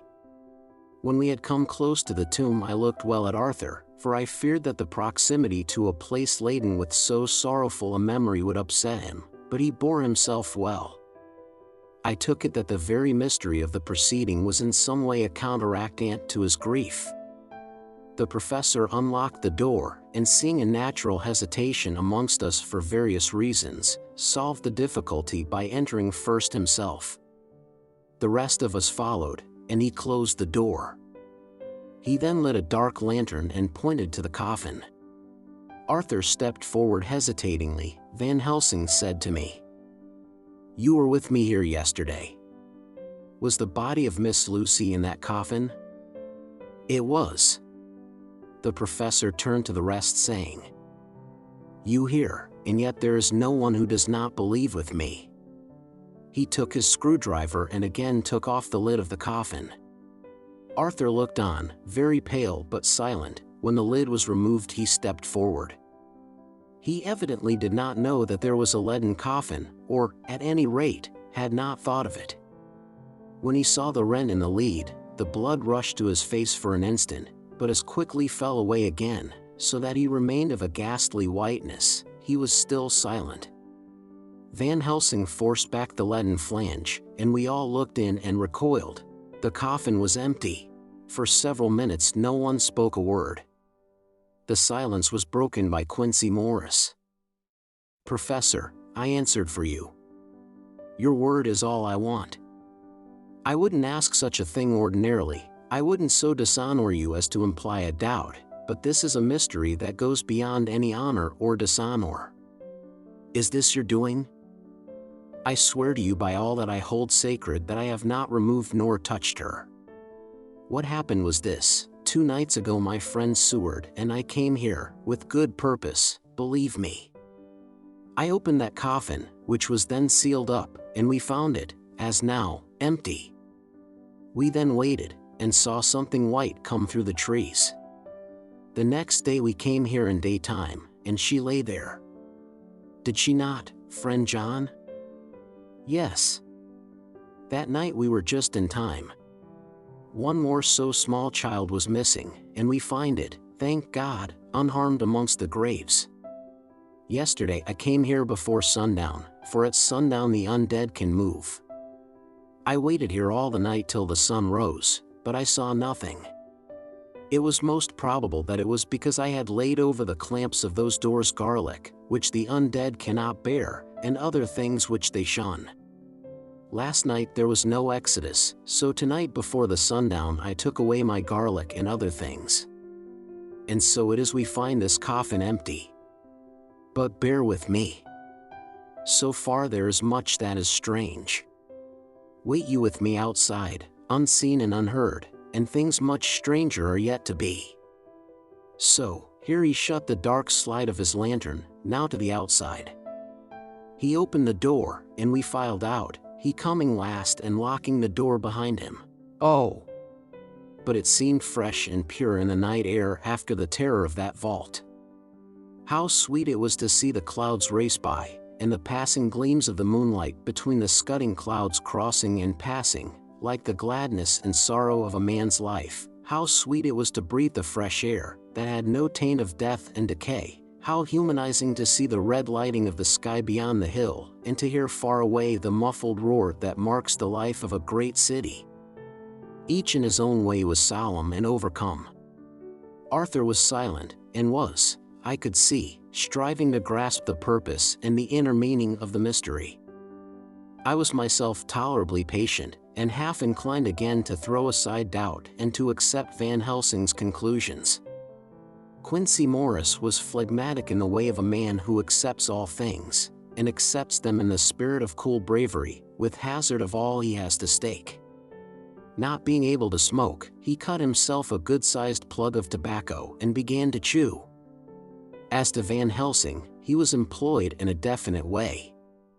First he took from his bag a mass of what looked like thin, wafer-like biscuit, which was carefully rolled up in a white napkin. Next he took out a double handful of some whitish stuff, like dough or putty. He crumbled the wafer up fine and worked it into the mass between his hands. This he then took, and rolling it into thin strips, began to lay them into the crevices between the door and its setting in the tomb. I was somewhat puzzled at this, and being close, asked him what it was that he was doing. Arthur and Quincey drew near also, as they too were curious. He answered, "I am closing the tomb, so that the undead may not enter." "And is that stuff you have put there going to do it?" asked Quincey. "Great Scott! Is this a game?" "It is." "What is that which you are using?" This time the question was by Arthur. Van Helsing reverently lifted his hat as he answered, "The host. I brought it from Amsterdam. I have an indulgence." It was an answer that appalled the most skeptical of us, and we felt individually that in the presence of such earnest purpose as the professor's, a purpose which could thus use the to him most sacred of things, it was impossible to distrust. In respectful silence we took the places assigned to us close round the tomb, but hidden from the sight of anyone approaching. I pitied the others, especially Arthur. I had myself been apprenticed by my former visits to this watching horror, and yet I, who had up to an hour ago repudiated the proofs, felt my heart sink within me. Never did tombs look so ghastly white, never did cypress, or yew, or juniper so seem the embodiment of funereal gloom, never did tree or grass wave or rustle so ominously, never did bough creak so mysteriously, and never did the faraway howling of dogs send such a woeful presage through the night. There was a long spell of silence, a big, aching void, and then from the professor a keen SSSS. He pointed, and far down the avenue of views we saw a white figure advance, a dim white figure, which held something dark at its breast. The figure stopped, and at the moment a ray of moonlight fell upon the masses of driving clouds and showed in startling prominence a dark-haired woman, dressed in the cerements of the grave. We could not see the face, for it was bent down over what we saw to be a fair-haired child. There was a pause and a sharp little cry, such as a child gives in sleep, or a dog as it lies before the fire and dreams. We were starting forward, but the professor's warning hand, seen by us as he stood behind a yew tree, kept us back, and then as we looked the white figure moved forwards again. It was now near enough for us to see clearly, and the moonlight still held. My own heart grew cold as ice, and I could hear the gasp of Arthur, as we recognized the features of Lucy Westenra. Lucy Westenra, but yet how changed! The sweetness was turned to adamantine, heartless cruelty, and the purity to voluptuous wantonness. Van Helsing stepped out, and, obedient to his gesture, we all advanced too, the four of us ranged in a line before the door of the tomb. Van Helsing raised his lantern and drew the slide. By the concentrated light that fell on Lucy's face we could see that the lips were crimson with fresh blood, and that the stream had trickled over her chin and stained the purity of her lawn deathrobe. We shuddered with horror. I could see by the tremulous light that even Van Helsing's iron nerve had failed. Arthur was next to me, and if I had not seized his arm and held him up, he would have fallen. When Lucy, I call the thing that was before us Lucy because it bore her shape, saw us, she drew back with an angry snarl, such as a cat gives when taken unawares, then her eyes ranged over us. Lucy's eyes in form and color, but Lucy's eyes unclean and full of hellfire, instead of the pure, gentle orbs we knew. At that moment the remnant of my love passed into hate and loathing. Had she then to be killed, I could have done it with savage delight. As she looked, her eyes blazed with unholy light, and the face became wreathed with a voluptuous smile. Oh, God, how it made me shudder to see it! With a careless motion, she flung to the ground, callous as a devil, the child that up to now she had clutched strenuously to her breast, growling over it as a dog growls over a bone. The child gave a sharp cry, and lay there moaning. There was a cold-bloodedness in the act which wrung a groan from Arthur. When she advanced to him with outstretched arms and a wanton smile he fell back and hid his face in his hands. She still advanced, however, and with a languorous, voluptuous grace, said, "Come to me, Arthur. Leave these others and come to me. My arms are hungry for you.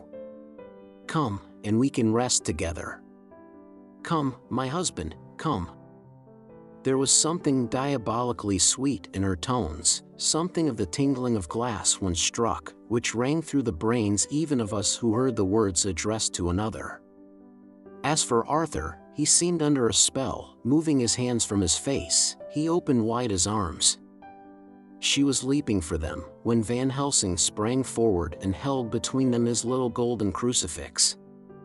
She recoiled from it, and, with a suddenly distorted face, full of rage, dashed past him as if to enter the tomb. When within a foot or two of the door, however, she stopped, as if arrested by some irresistible force. Then she turned, and her face was shown in the clear burst of moonlight and by the lamp, which had now no quiver from Van Helsing's iron nerves. Never did I see such baffled malice on a face, and never, I trust, shall such ever be seen again by mortal eyes. The beautiful color became livid, the eyes seemed to throw out sparks of hellfire, the brows were wrinkled as though the folds of the flesh were the coils of Medusa's snakes, and the lovely, blood-stained mouth grew to an open square, as in the passion masks of the Greeks and Japanese. If ever a face meant death, if looks could kill, we saw it at that moment. And so for full half a minute, which seemed an eternity, she remained between the lifted crucifix and the sacred closing of her means of entry. Van Helsing broke the silence by asking Arthur, "Answer me, "Oh, my friend. Am I to proceed in my work?" Arthur threw himself on his knees and hid his face in his hands as he answered, "Do as you will, friend, do as you will. There can be no horror like this ever any more," and he groaned in spirit. Quincy and I simultaneously moved towards him and took his arms. We could hear the click of the closing lantern as Van Helsing held it down. Coming close to the tomb, he began to remove from the chinks some of the sacred emblem which he had placed there. We all looked on in horrified amazement as we saw, when he stood back, the woman, with a corporeal body as real at that moment as our own, passing through the interstice where scarce a knife blade could have gone. We all felt a glad sense of relief when we saw the professor calmly restoring the strings of putty to the edges of the door.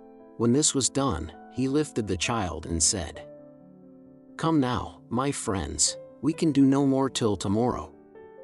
There's a funeral at noon, so here we shall all come before long after that.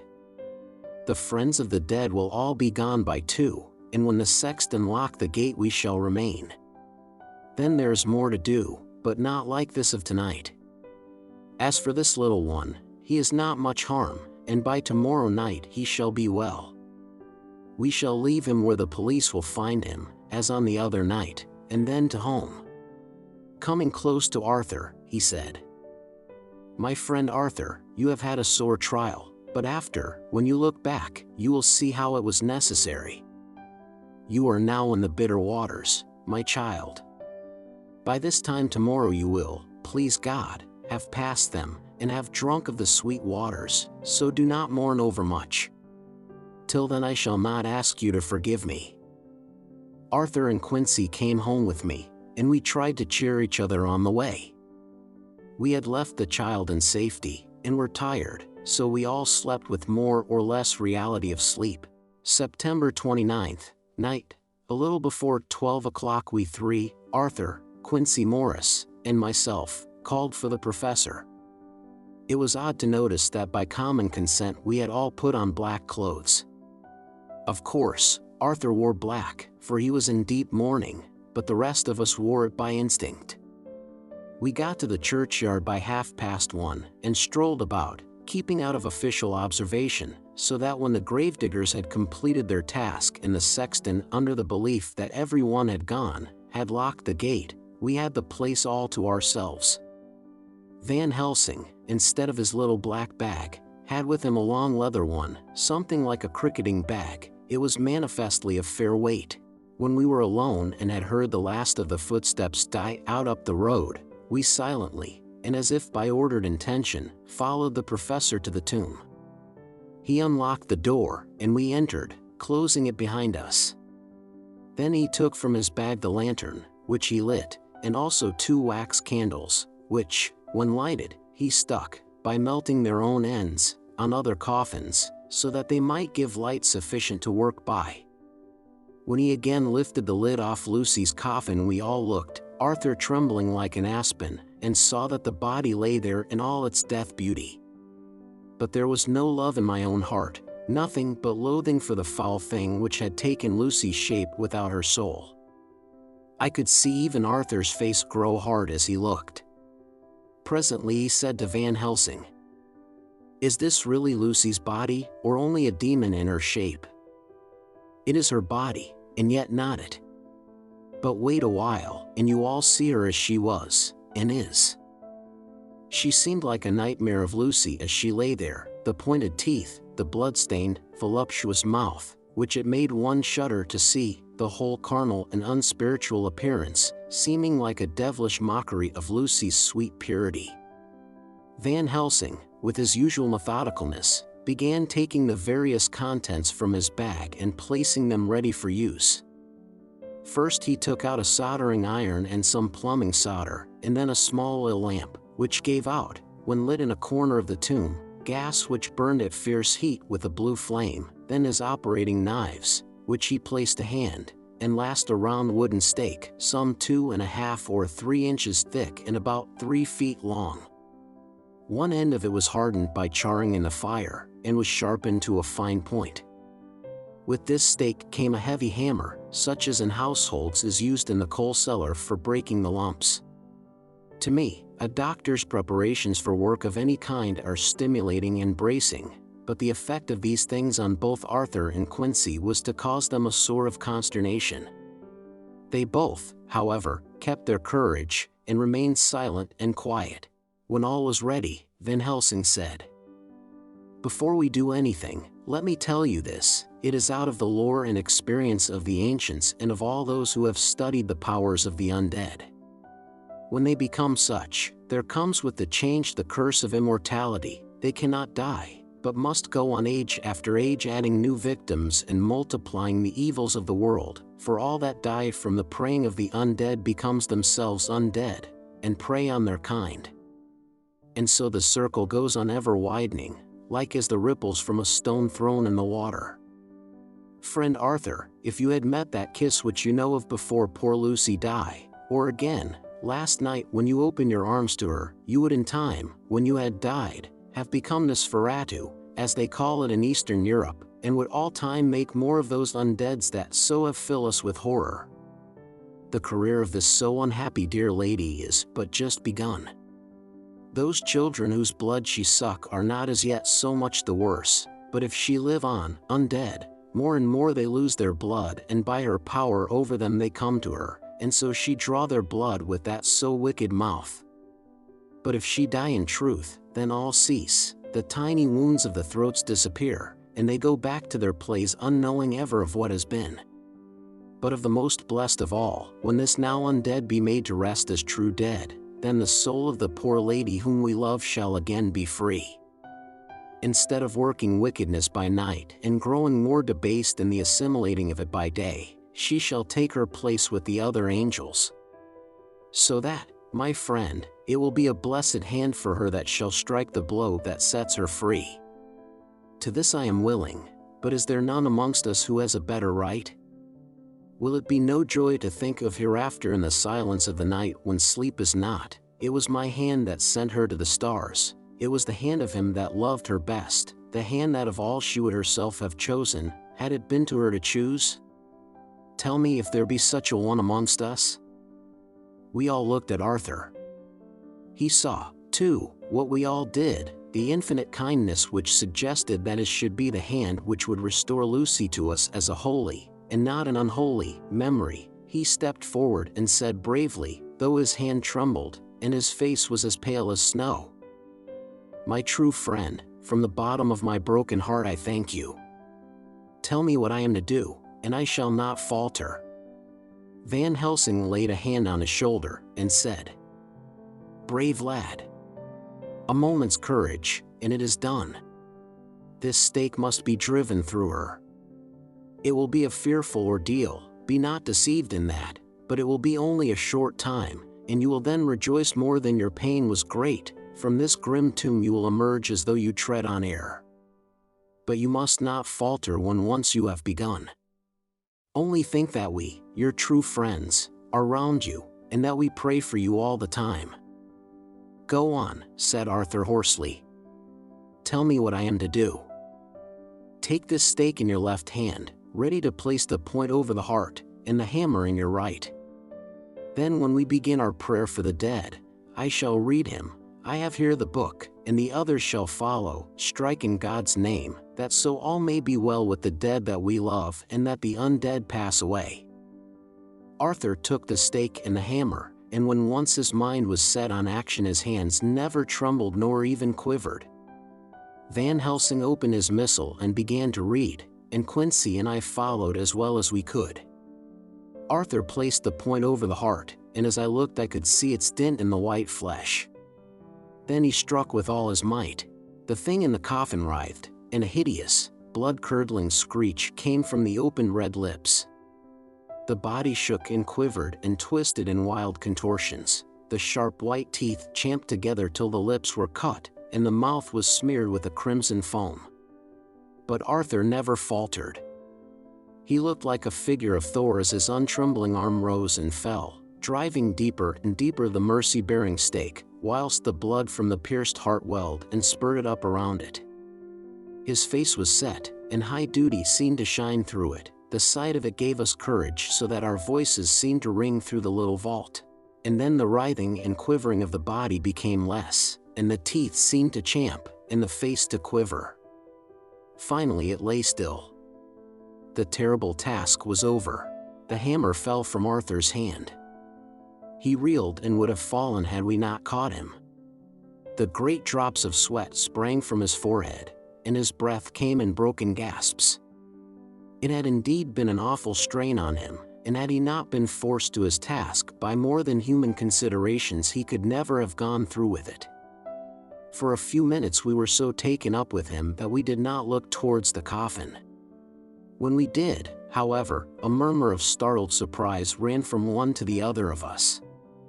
We gazed so eagerly that Arthur rose, for he had been seated on the ground, and came and looked too, and then a glad, strange light broke over his face and dispelled altogether the gloom of horror that lay upon it. There, in the coffin lay no longer the foul thing that we had so dreaded and grown to hate, that the work of her destruction was yielded as a privilege to the one best entitled to it, but Lucy as we had seen her in her life, with her face of unequaled sweetness and purity. True that there were there, as we had seen them in life, the traces of care and pain and waste, but these were all dear to us, for they marked her truth to what we knew. One and all we felt that the holy calm that lay like sunshine over the wasted face and form was only an earthly token and symbol of the calm that was to reign forever. Van Helsing came and laid his hand on Arthur's shoulder, and said to him, "And now, Arthur my friend, dear lad, am I not forgiven?" The reaction of the terrible strain came as he took the old man's hand in his, and raising it to his lips, pressed it, and said, "Forgiven. God bless you that you have given my dear one her soul again, and me peace." He put his hands on the professor's shoulder, and laying his head on his breast, cried for a while silently, whilst we stood unmoving. When he raised his head, Van Helsing said to him, "And now, my child, you may kiss her. Kiss her dead lips if you will, as she would have you to, if for her to choose.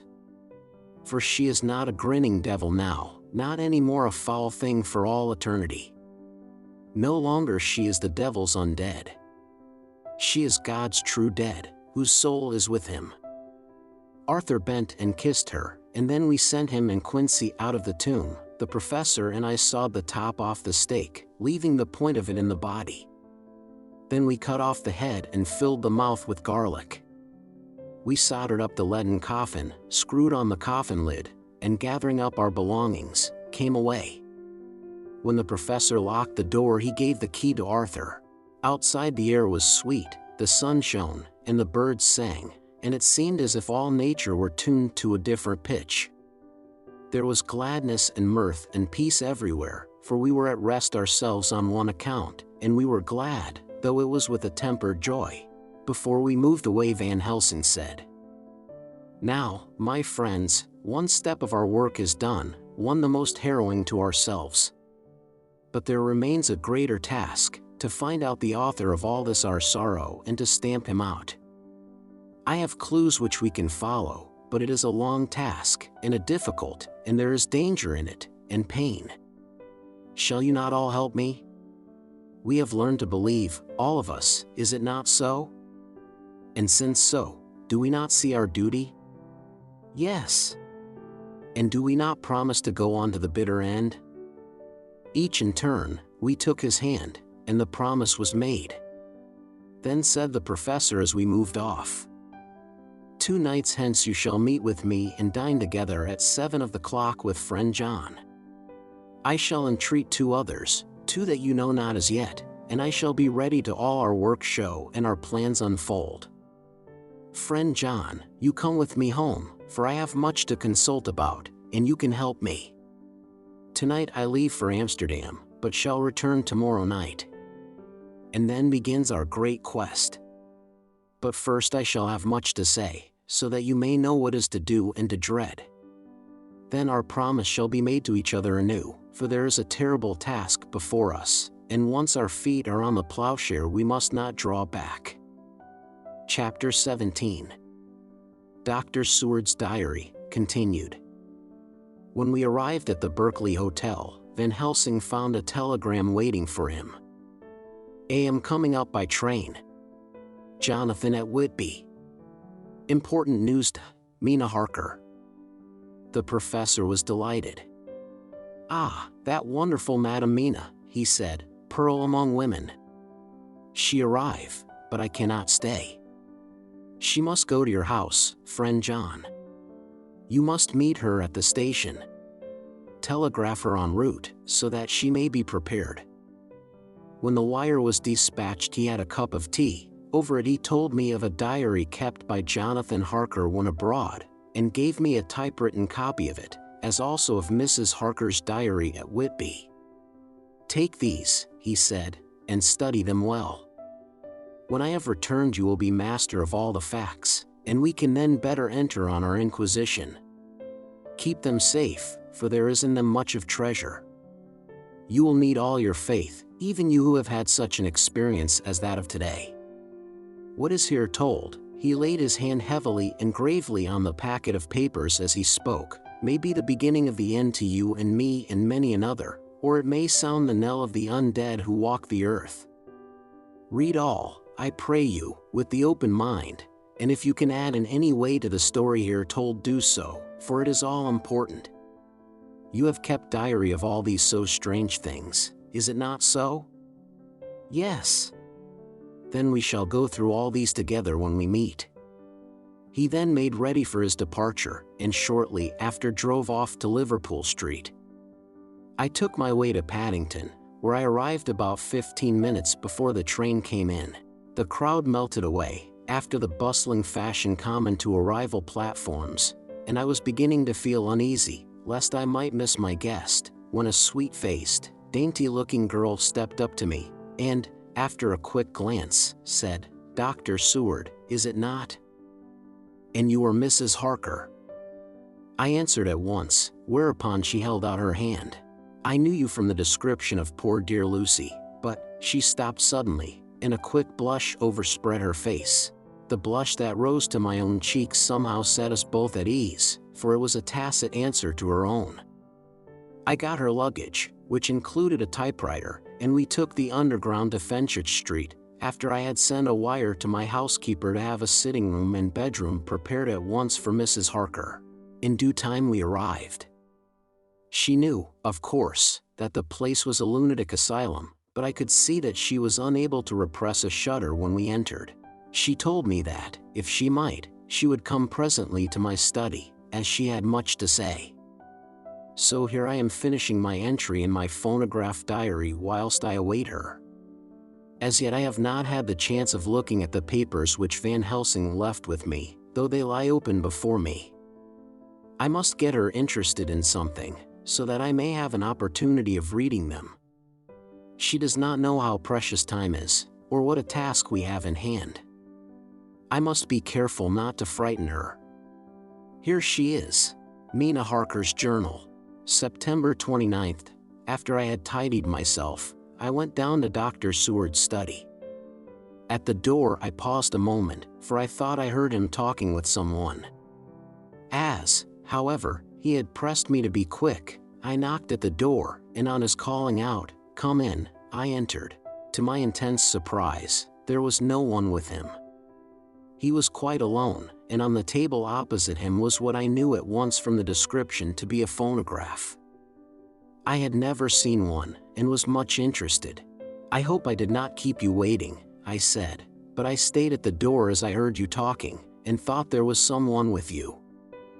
"Oh," he replied with a smile, "I was only entering my diary."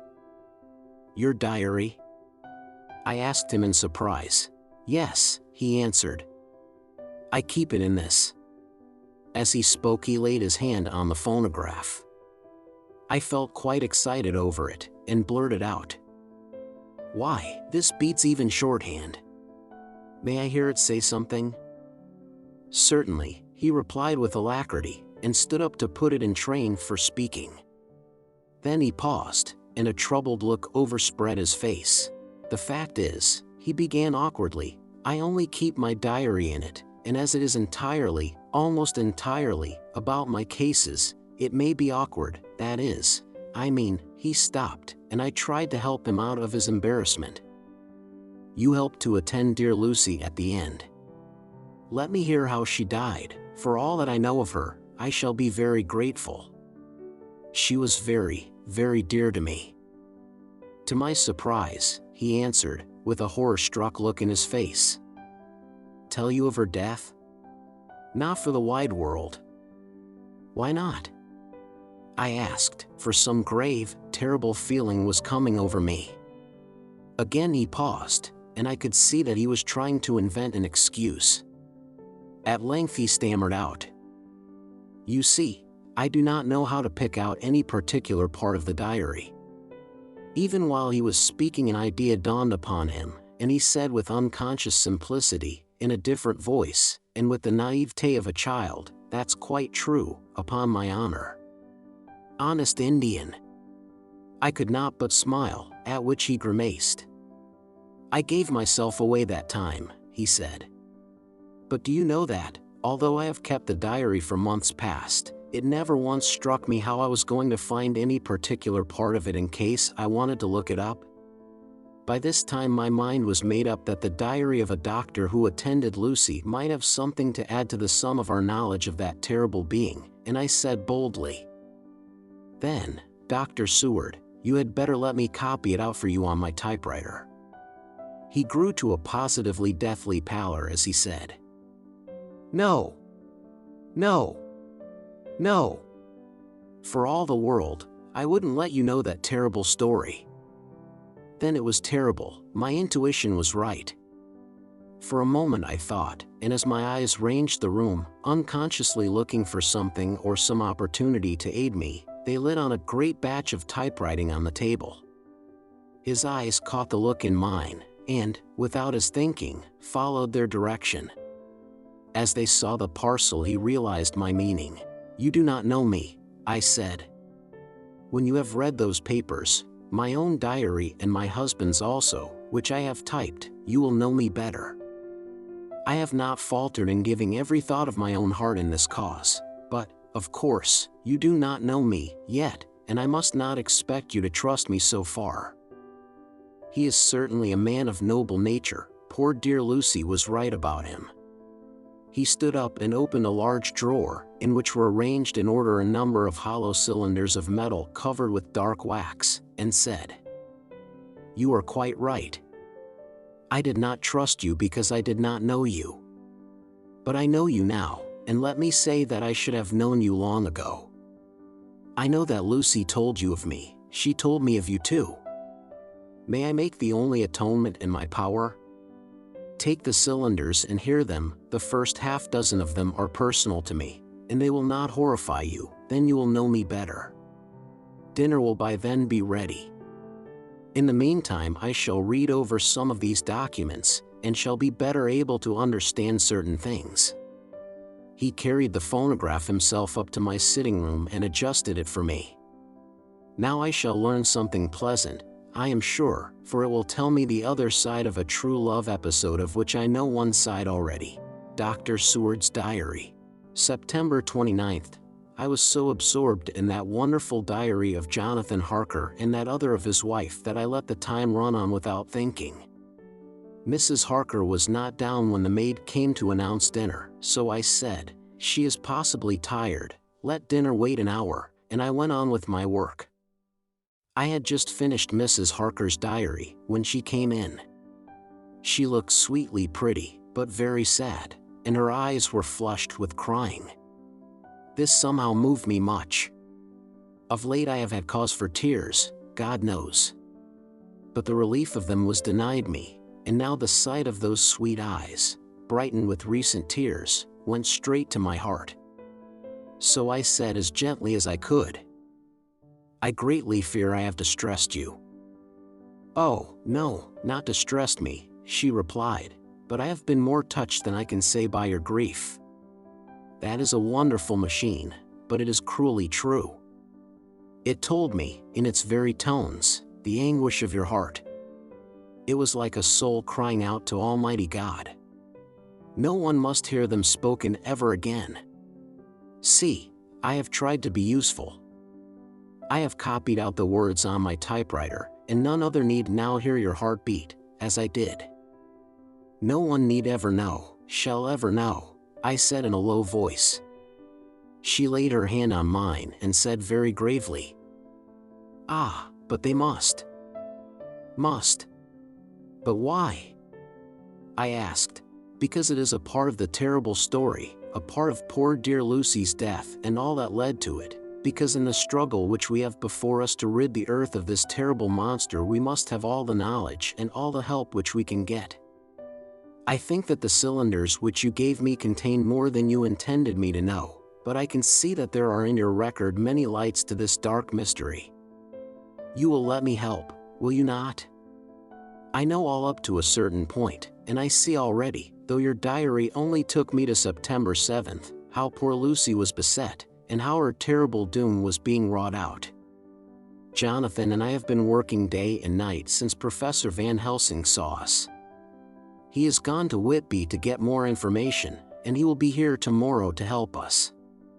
We need have no secrets amongst us. Working together and with absolute trust, we can surely be stronger than if some of us were in the dark. She looked at me so appealingly, and at the same time manifested such courage and resolution in her bearing, that I gave in at once to her wishes. You shall, I said, do as you like in the matter. God forgive me if I do wrong. There are terrible things yet to learn of, but if you have so far traveled on the road to poor Lucy's death, you will not be content, I know, to remain in the dark. Nay, the end, the very end, may give you a gleam of peace. Come, there is dinner. We must keep one another strong for what is before us. We have a cruel and dreadful task. When you have eaten you shall learn the rest, and I shall answer any questions you ask, if there be anything which you do not understand, though it was apparent to us who were present. Mina Harker's Journal, September 29th. After dinner I came with Dr. Seward to his study. He brought back the phonograph from my room, and I took my typewriter. He placed me in a comfortable chair, and arranged the phonograph so that I could touch it without getting up, and showed me how to stop it in case I should want to pause. Then he very thoughtfully took a chair, with his back to me, so that I might be as free as possible, and began to read. I put the forked metal to my ears and listened. When the terrible story of Lucy's death, and all that followed, was done, I lay back in my chair powerless. Fortunately I am not of a fainting disposition. When Dr. Seward saw me he jumped up with a horrified exclamation, and hurriedly taking a case bottle from a cupboard, gave me some brandy, which in a few minutes somewhat restored me. My brain was all in a whirl, and only that there came through all the multitude of horrors, the holy ray of light that my dear Lucy was at last at peace. I do not think I could have borne it without making a scene. It is all so wild, and mysterious, and strange that if I had not known Jonathan's experience in Transylvania I could not have believed. As it was, I didn't know what to believe, and so got out of my difficulty by attending to something else. I took the cover off my typewriter, and said to Dr. Seward, "Let me write this all out now. We must be ready for Dr. Van Helsing when he comes. I have sent a telegram to Jonathan to come on here when he arrives in London from Whitby. In this matter dates are everything, and I think that if we get all our material ready, and have every item put in chronological order, we shall have done much. You tell me that Lord Godalming and Mr. Morris are coming too. Let us be able to tell him when they come." He accordingly set the phonograph at a slow pace, and I began to typewrite from the beginning of the 7th cylinder. I used manifold, and so took 3 copies of the diary, just as I had done with all the rest. It was late when I got through, but Dr. Seward went about his work of going his round of the patients. When he had finished he came back and sat near me, reading, so that I did not feel too lonely whilst I worked. How good and thoughtful he is! The world seems full of good men, even if there are monsters in it. Before I left him, I remembered what Jonathan put in his diary of the professor's perturbation at reading something in an evening paper at the station at Exeter. So, seeing that Dr. Seward keeps his newspapers, I borrowed the files of the Westminster Gazette and the Pall Mall Gazette, and took them to my room. I remember how much the Daily Graph and the Whitby Gazette, of which I had made cuttings, helped us to understand the terrible events at Whitby when Count Dracula landed, so I shall look through the evening papers since then, and perhaps I shall get some new light. I am not sleepy, and the work will help to keep me quiet. Dr. Seward's Diary. September 30th. Mr. Harker arrived at 9 o'clock. He had got his wife's wire just before starting. He is uncommonly clever, if one can judge from his face, and full of energy. If this journal be true, and judging by one's own wonderful experiences, it must be, he is also a man of great nerve. That going down to the vault a second time was a remarkable piece of daring. After reading his account of it, I was prepared to meet a good specimen of manhood, but hardly the quiet, businesslike gentleman who came here today. Later, after lunch, Harker and his wife went back to their own room, and as I passed a while ago, I heard the click of the typewriter. They are hard at it. Mrs. Harker says that they are knitting together in chronological order every scrap of evidence they have. Harker has got the letters between the consignee of the boxes at Whitby and the carriers in London who took charge of them. He is now reading his wife's typescript of my diary. I wonder what they make out of it. Here it is. Strange that it never struck me that the very next house might be the Count's hiding place. Goodness knows that we had enough clues from the conduct of the patient Renfield. The bundle of letters relating to the purchase of the house were with the typescript. Oh, if we had only had them earlier, we might have saved poor Lucy. Stop, that way madness lies. Harker has gone back, and is again collating his material. He says that by dinner time they will be able to show a whole connected narrative. He thinks that in the meantime I should see Renfield, as hitherto he has been a sort of index to the coming and going of the Count. I hardly see this yet, but when I get at the dates I suppose I shall. What a good thing that Mrs. Harker put my cylinders into type. We never could have found the dates otherwise. I found Renfield sitting placidly in his room with his hands folded, smiling benignly. At the moment he seemed as sane as anyone I ever saw. I sat down and talked with him on a lot of subjects, all of which he treated naturally. He then, of his own accord, spoke of going home, a subject he has never mentioned to my knowledge during his sojourn here. In fact, he spoke quite confidently of getting his discharge at once. I believe that, had I not had the chat with Harker and read the letters and the dates of his outbursts, I should have been prepared to sign for him after a brief time of observation. As it is, I am darkly suspicious. All those outbreaks were in some way linked with the proximity of the Count. What then does this absolute content mean? Can it be that his instinct is satisfied as to the vampire's ultimate triumph? Stay, he is himself zoophagus, and in his wild ravings outside the chapel door of the deserted house he always spoke of master. This all seems confirmation of our idea. However, after a while I came away. My friend is just a little too sane at present to make it safe to probe him too deep with questions. He might begin to think, and then. So I came away. I mistrust these quiet moods of his, so I have given the attendant a hint to look closely after him, and to have a strait waistcoat ready in case of need. Jonathan Harker's Journal. September 29th, in train to London. When I received Mr. Billington's courteous message that he would give me any information in his power, I thought it best to go down to Whitby and make, on the spot, such inquiries as I wanted. It was now my object to trace that horrid cargo of the Count's to its place in London. Later, we may be able to deal with it. Billington Jr., a nice lad, met me at the station and brought me to his father's house, where they had decided that I must stay the night. They are hospitable, with true Yorkshire hospitality, give a guest everything, and leave him free to do as he likes. They all knew that I was busy, and that my stay was short, and Mr. Billington had ready in his office all the papers concerning the consignment of boxes. It gave me almost a turn to see again one of the letters which I had seen on the Count's table before I knew of his diabolical plans. Everything had been carefully thought out, and done systematically and with precision.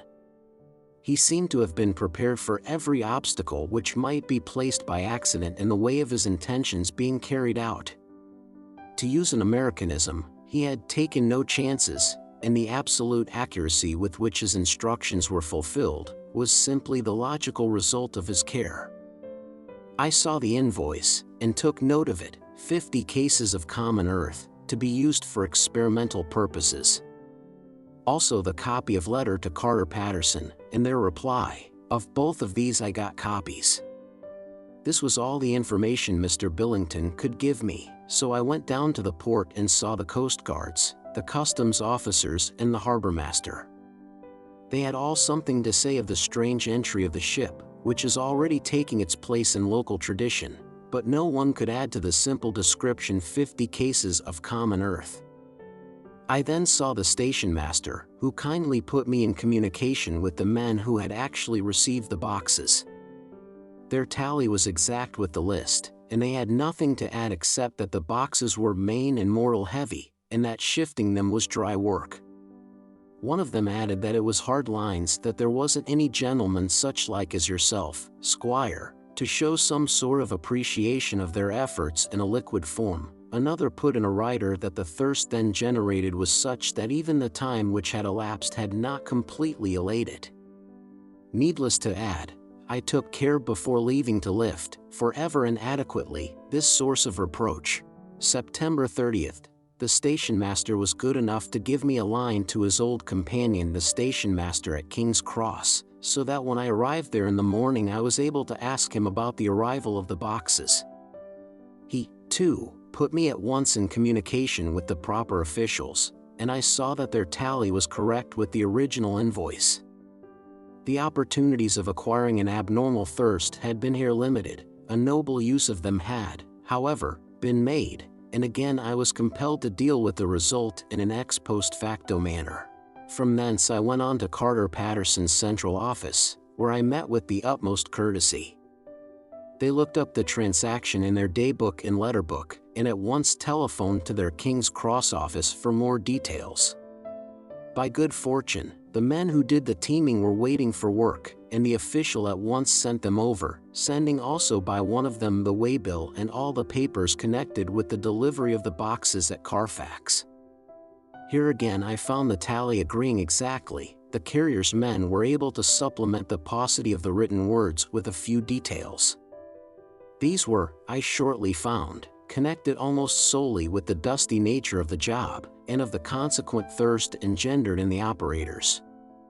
On my affording an opportunity, through the medium of the currency of the realm, of the allaying, at a later period, this beneficial evil, one of the men remarked, "That Ereus, governor, is the rummiest I ever was in. Blime. But it ain't been touched since 100 years.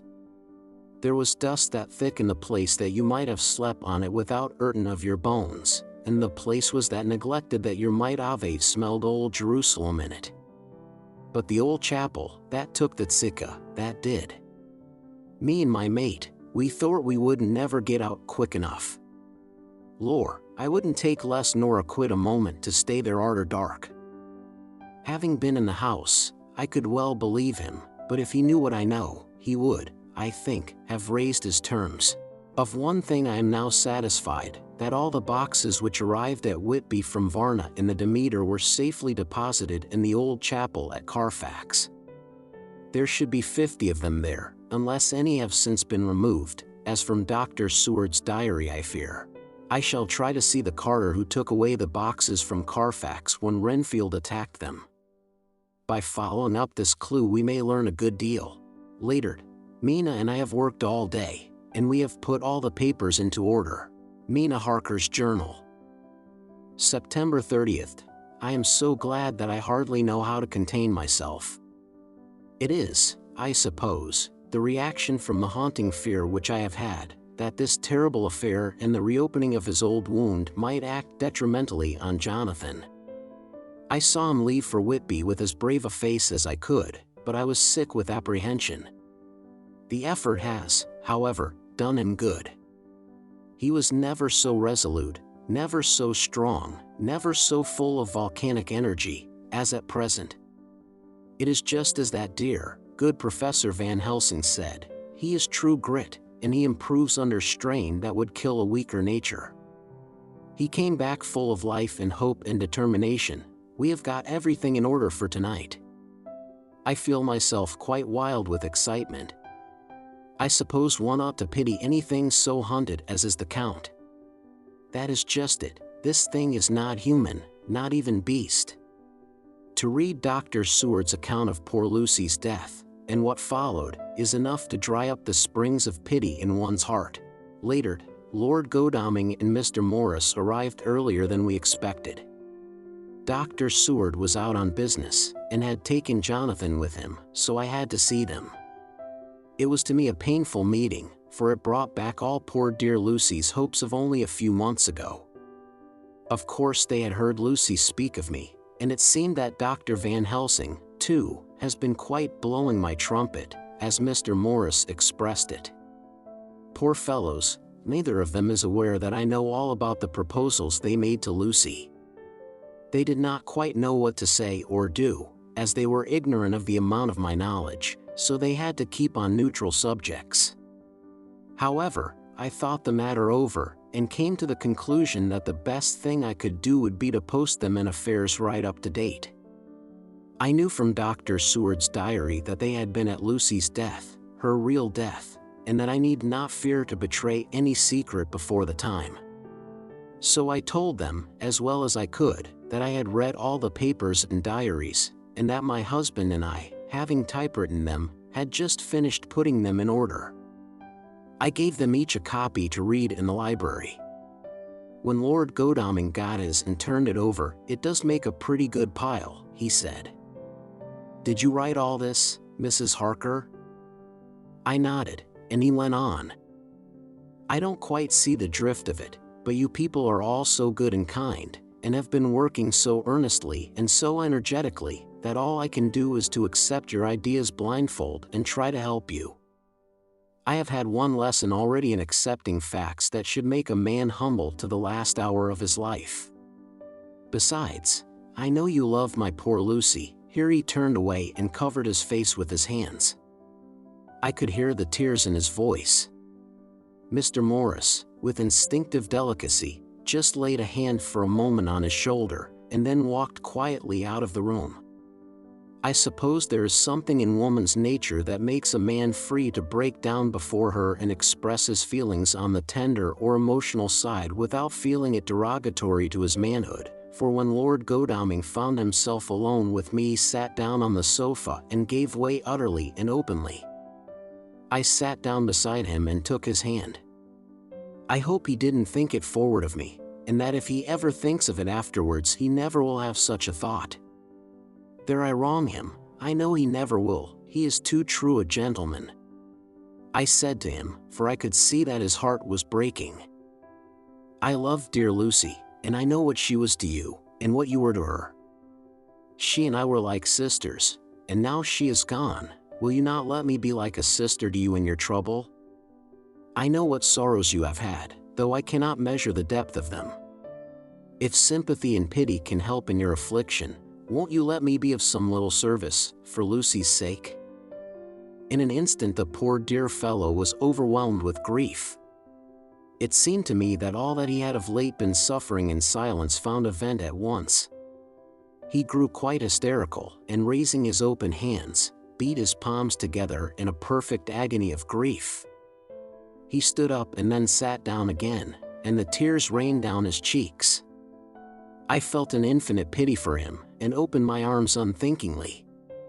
With a sob he laid his head on my shoulder and cried like a wearied child, whilst he shook with emotion.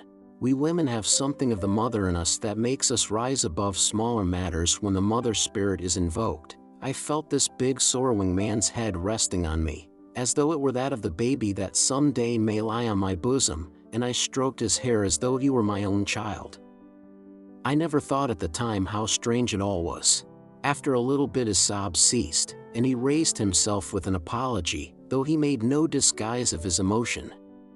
He told me that for days and nights past, weary days and sleepless nights, he had been unable to speak with anyone, as a man must speak in his time of sorrow.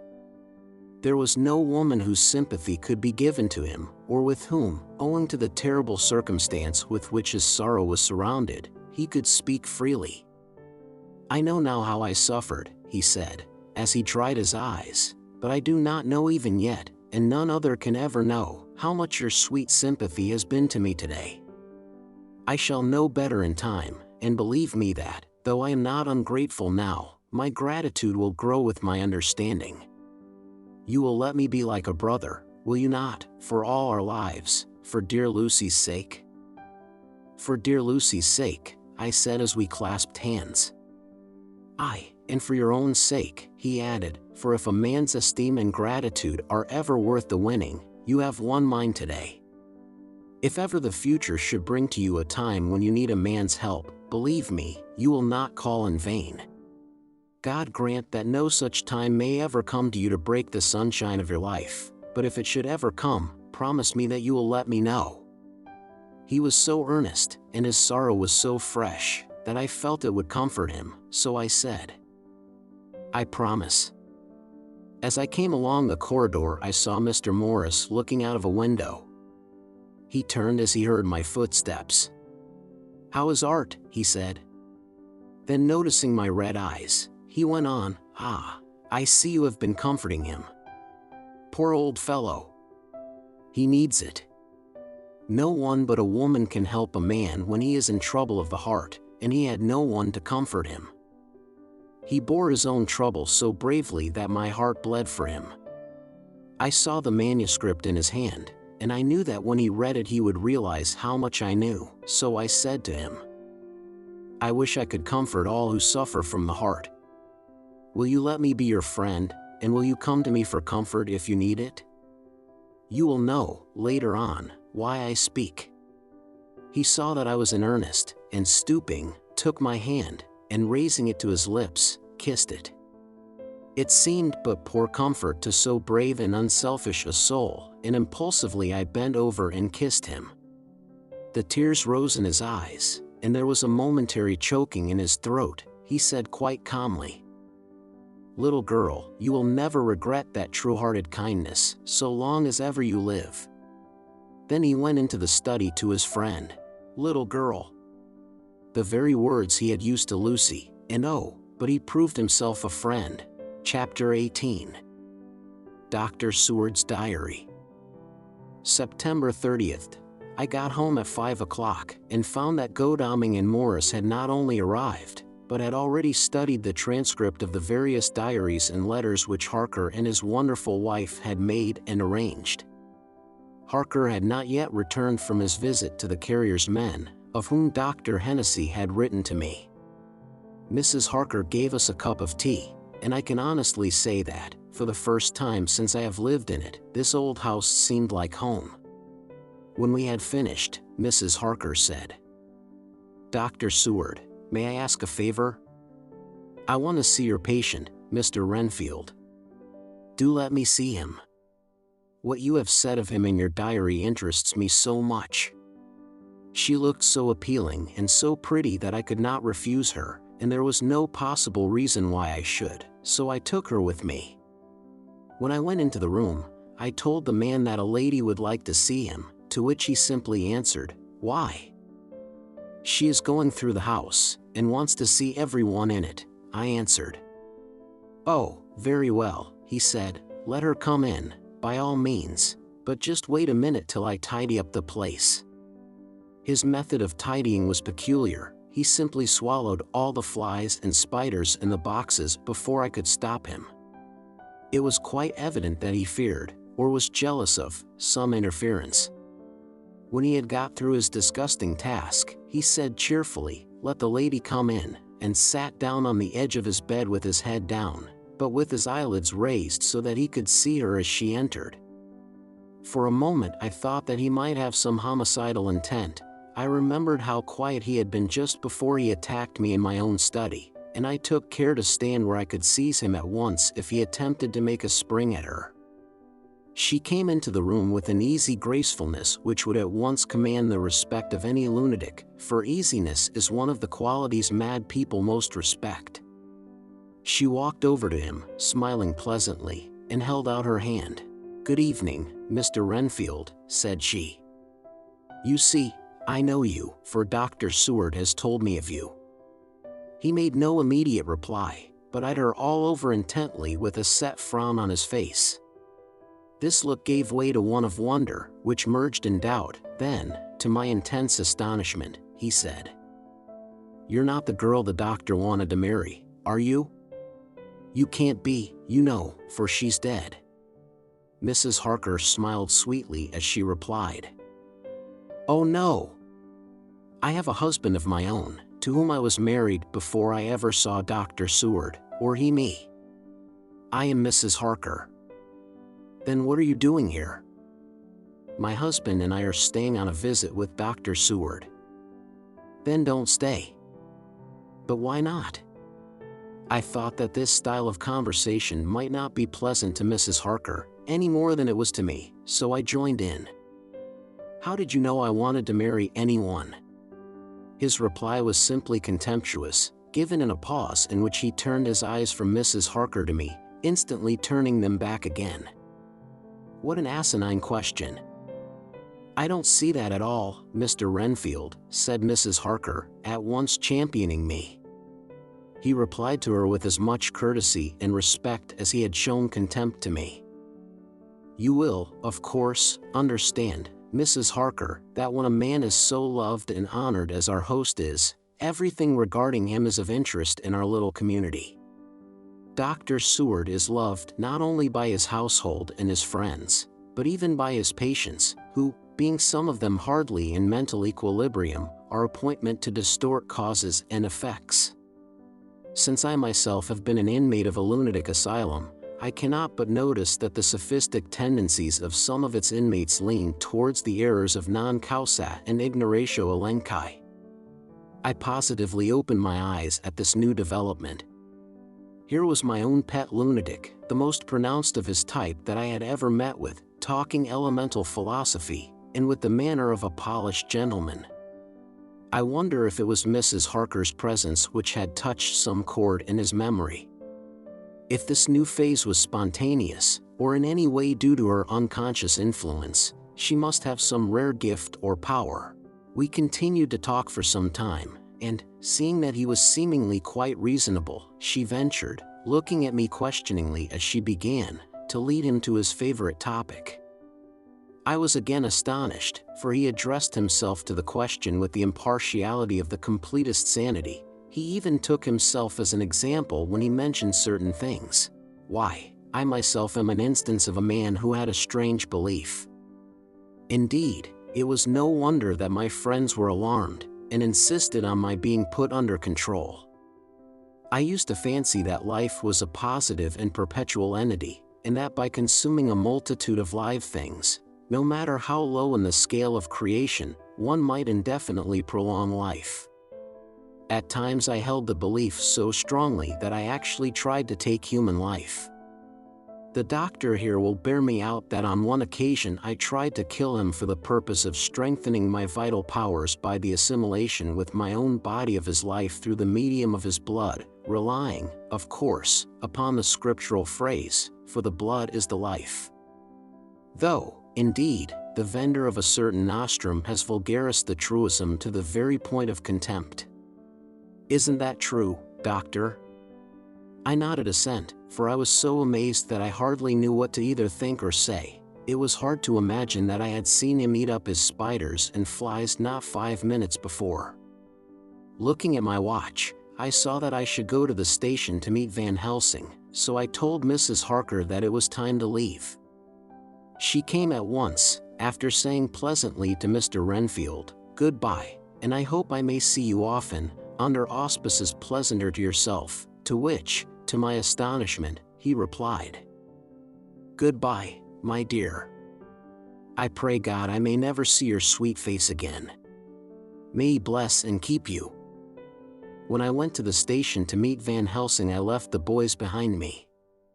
Poor Art seemed more cheerful than he has been since Lucy first took ill, and Quincy is more like his own bright self than he has been for many a long day. Van Helsing stepped from the carriage with the eager nimbleness of a boy. He saw me at once, and rushed up to me, saying, "Ah, friend John, how goes all?" "Well, so. I have been busy, for I come here to stay if need be. All affairs are settled with me, and I have much to tell." "Madam Mina is with you?" "Yes." "And her so fine husband?" "And Arthur and my friend Quincy, they are with you, too." "Good." As I drove to the house, I told him of what had passed, and of how my own diary had come to be of some use through Mrs. Harker's suggestion, at which the professor interrupted me. "Ah, that wonderful Madam Mina. She is man's brain, a brain that a man should have were he much gifted, and a woman's heart. The good God fashioned her for a purpose, believe me, when He made that so good combination. Friend John, up to now fortune has made that woman of help to us. After tonight she must not have to do with this so terrible affair. It is not good that she run a risk so great. We men are determined, nay, are we not pledged, to destroy this monster, but it is no part for a woman. Even if she be not harmed, her heart may fail her in so much and so many horrors, and hereafter she may suffer, both in waking, from her nerves, and in sleep, from her dreams. And, besides, she is a young woman and not so long married, there may be other things to think of some time, if not now. You tell me she has wrote all, then she must consult with us, but tomorrow she say goodbye to this work, and we go alone." I agreed heartily with him, and then I told him what we had found in his absence, that the house which Dracula had bought was the very next one to my own. He was amazed, and a great concern seemed to come on him. "Oh, that we had known it before," he said, "for then we might have reached him in time to save poor Lucy. However, the milk that is spilt cries not out afterwards, as you say. We shall not think of that, but go on our way to the end." Then he fell into a silence that lasted till we entered my own gateway. Before we went to prepare for dinner, he said to Mrs. Harker, "I am told, Madam Mina, by my friend John, that you and your husband have put up in exact order all things that have been, up to this moment." "Not up to this moment, Professor," she said impulsively, "but up to this morning." "But why not up to now? We have seen hitherto how good light all the little things have made. We have told our secrets, and yet no one who has told is the worse for it." Mrs. Harker began to blush, and taking a paper from her pockets, she said, "Dr. Van Helsing, will you read this, and tell me if it must go in? It is my record of today. I too have seen the need of putting down at present everything, however trivial, but there is little in this except what is personal. Must it go in?" The professor read it over gravely, and handed it back, saying, "It need not go in if you do not wish it, but I pray that it may. It can but make your husband love you the more, and all us, your friends, more honor you, as well as more esteem and love." She took it back with another blush and a bright smile. "And so now, up to this very hour, all the records we have are complete and in order." The professor took away one copy to study after dinner, and before our meeting, which is fixed for 9 o'clock. The rest of us have already read everything, so when we meet in the study we shall all be informed as to facts, and can arrange our plan of battle with this terrible and mysterious enemy. Mina Harker's Journal. September 30th. When we met in Dr. Seward's study 2 hours after dinner, which had been at 6 o'clock, we unconsciously formed a sort of board or committee. Professor Van Helsing took the head of the table, to which Dr. Seward motioned him as he came into the room. He made me sit next to him on his right, and asked me to act as secretary, Jonathan sat next to me. Opposite us were Lord Godalming, Dr. Seward, and Mr. Morris, Lord Godalming being next the professor, and Dr. Seward in the center. The professor said, "I may, I suppose, take it that we are all acquainted with the facts that are in these papers." We all expressed assent, and he went on. "Then it were, I think, good that I tell you something of the kind of enemy with which we have to deal. I shall then make known to you something of the history of this man, which has been ascertained for me. So we then can discuss how we shall act, and can take our measure according. There are such beings as vampires, some of us have evidence that they exist. Even had we not the proof of our own unhappy experience, the teachings and the records of the past give proof enough for sane peoples. I admit that at the first I was skeptic. Were it not that through long years I have trained myself to keep an open mind, I could not have believed until such time as that fact thundered on my ear. See. I prove. Alas!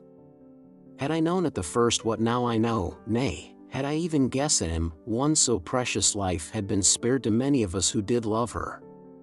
But that is gone, and we must so work, that other poor souls perish not, whilst we can save. The Nosferatu do not die like the bee when he sting once. He is only stronger, and being stronger, have yet more power to work evil. This vampire which is amongst us is of himself so strong in person as 20 men, he is of cunning more than mortal, for his cunning be the growth of ages, he have still the aids of necromancy, which is, as his etymology imply, the divination by the dead, and all the dead that he can come nigh to are for him at command. He is brute, and more than brute, he is devil and callous, and the heart of him is not, he can, within limitations, appear at will when, and where, and in any of the forms that are to him. He can, within his range, direct the elements, the storm, the fog, the thunder, he can command all the meaner things, the rat, and the owl, and the bat, the moth, and the fox, and the wolf. He can grow and become small, and he can at times vanish and come unknown. How then are we to begin our strike to destroy him? How shall we find his where, and having found it, how can we destroy? My friends, this is it is a terrible task that we undertake, and there may be consequence to make the brave shudder.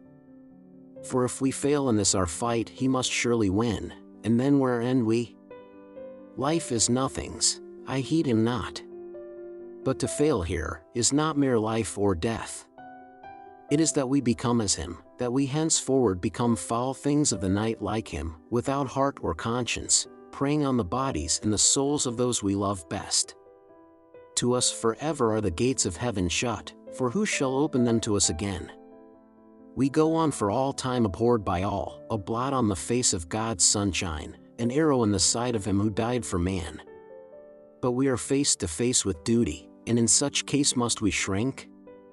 For me, I say, no, but then I am old, and life, with his sunshine, his fair places, his song of birds, his music and his love, lie far behind. You others are young. Some have seen sorrow, but there are fair days yet in store. What say you? Whilst he was speaking, Jonathan had taken my hand. I feared, oh so much, that the appalling nature of our danger was overcoming him when I saw his hand stretch out, but it was life to me to feel its touch, so strong, so self-reliant, so resolute. A brave man's hand can speak for itself, it does not even need a woman's love to hear its music. When the professor had done speaking, my husband looked in my eyes, and I in his. There was no need for speaking between us. I answer for Mina and myself, he said. Count me in, Professor, said Mr. Quincy Morris, laconically as usual. I am with you, said Lord Godalming, for Lucy's sake, if for no other reason. Dr. Seward simply nodded. The professor stood up and, after laying his golden crucifix on the table, held out his hand on either side. I took his right hand, and Lord Godalming his left. Jonathan held my right with his left and stretched across to Mr. Morris. So as we all took hands, our solemn compact was made. I felt my heart icy cold, but it did not even occur to me to draw back. We resumed our places, and Dr. Van Helsing went on with a sort of cheerfulness which showed that the serious work had begun. It was to be taken as gravely, and in as businesslike a way, as any other transaction of life. Well, you know what we have to contend against, but we, too, are not without strength. We have on our side power of combination, a power denied to the vampire kind. We have sources of science. We are free to act and think, and the hours of the day and the night are ours equally. In fact, so far as our powers extend, they are unfettered, and we are free to use them. We have self-devotion in a cause, and an end to achieve which is not a selfish one. These things are much. Now let us see how far the general powers arrayed against us are restrict, and how the individual cannot. In fine, let us consider the limitations of the vampire in general, and of this one in particular. All we have to go upon are traditions and superstitions. These do not at the first appear much, when the matter is one of life and death, nay of more than either life or death. Yet must we be satisfied, in the first place because we have to be, no other means is at our control, and secondly, because, after all, these things, tradition and superstition, are everything. Does not the belief in vampires rest for others, though not, alas, for us, on them? A year ago, which of us would have received such a possibility, in the midst of our scientific, skeptical, matter-of-fact 19th century? We even scouted a belief that we saw justified under our very eyes. Take it, then, that the vampire, and the belief in his limitations and his cure, rest for the moment on the same base. For, let me tell you, he is known everywhere that men have been. In old Greece, in old Rome, he flourished in Germany all over, in France, in India, even in the Chernassees, and in China, so far from us in all ways, there even is he, and the peoples fear him at this day. He have followed the wake of the Berserker Icelander, the devil-begotten Hun, the Slav, the Saxon, the Magyar. So far, then, we have all we may act upon, and let me tell you that very much of the beliefs are justified by what we have seen in our own so unhappy experience. The vampire live on, and cannot die by mere passing of the time. He can flourish when that he can fatten on the blood of the living. Even more, we have seen amongst us that he can even grow younger, that his vital faculties grow strenuous, and seem as though they refresh themselves when his special pabulum is plenty.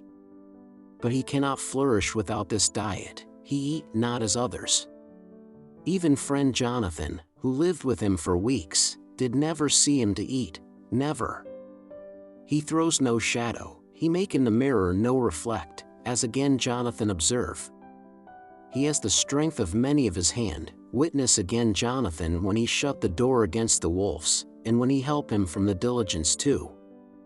He can transform himself to wolf, as we gather from the ship Arrival in Whitby, when he tear open the dog, he can be as bat, as Madam Mina saw him on the window at Whitby, and as friend John saw him fly from this so near house, and as my friend Quincy saw him at the window of Miss Lucy. He can come in mist which he create, that noble ship's captain proved him of this, but, from what we know, the distance he can make this mist is limited, and it can only be round himself. He come on moonlight rays as elemental dust, as again Jonathan saw those sisters in the castle of Dracula. He becomes so small, we ourselves saw Miss Lucy, ere she was at peace, slip through a hairbreadth space at the tomb door. He can, when once he find his way, come out from anything or into anything, no matter how close it be bound or even fused up with fire, solder you call it. He can see in the dark, no small power this, in a world which is one half shut from the light. Ah, but hear me through. He can do all these things, yet he is not free. Nay, he is even more prisoner than the slave of the galley, than the madman in his cell. He cannot go where he lists. He who is not of nature has yet to obey some of nature's laws, why we know not. He may not enter anywhere at the first, unless there be some one of the household who bid him to come, though afterwards he can come as he please. His power ceases, as does that of all evil things, at the coming of the day. Only at certain times can he have limited freedom. If he be not at the place whither he is bound, he can only change himself at noon or at exact sunrise or sunset. These things are we told, and in this record of ours we have proof by inference. Thus, whereas he can do as he will within his limit, when he have his earth home, his coffin home, his hell home, the place unhallowed, as we saw when he went to the grave of the suicide at Whitby, still at other time he can only change when the time come. It is said, too, that he can only pass running water at the slack or the flood of the tide. Then there are things which so afflict him that he has no power, as the garlic that we know of, and as for things sacred, as this symbol, my crucifix, that was amongst us even now when we resolve, to them he is nothing, but in their presence he take his place far off and silent with respect. There are others, too, which I shall tell you of, lest in our seeking we may need them. The branch of wild rose on his coffin keep him that he move not from it, a sacred bullet fired into the coffin kill him so that he be true dead, and as for the stake through him, we know already of its peace, or the cut off head that giveth rest. We have seen it with our eyes. Thus when we find the habitation of this man that was, we can confine him to his coffin and destroy him, if we obey what we know. But he is clever. I have asked my friend Arminius, of Budapest University, to make his record, and, from all the means that are, he tell me of what he has been. He must, indeed, have been that voivode Dracula who won his name against the Turk, over the great river on the very frontier of Turkeyland. If it be so, then was he no common man, for in that time, and for centuries after, he was spoken of as the cleverest and the most cunning, as well as the bravest of the sons of the land beyond the forest. That mighty brain and that iron resolution went with him to his grave, and are even now arrayed against us. The Draculas were, says Arminius, a great and noble race, though now and again were scions who were held by their coevals to have had dealings with the evil one. They learned his secrets in the Scallamans, amongst the mountains over Lake Hermanstadt, where the devil claims the 10th scholar as his due. In the records are such words as Stragoica, witch, Ordog, and Pokol, Satan and hell, and in one manuscript this very Dracula is spoken of as Wamper, which we all understand too well. There have been from the loins of this very one great men and good women, and their graves make sacred the earth where alone this foulness can dwell. For it is not the least of its terrors that this evil thing is rooted deep in all good, and soil barren of holy memories it cannot rest. Whilst they were talking, Mr. Morris was looking steadily at the window, and he now got up quietly, and went out of the room. There was a little pause, and then the professor went on. And now we must settle what we do. We have here much data, and we must proceed to lay out our campaign. We know from the inquiry of Jonathan that from the castle to Whitby came 50 boxes of earth, all of which were delivered at Carfax. We also know that at least some of these boxes have been removed.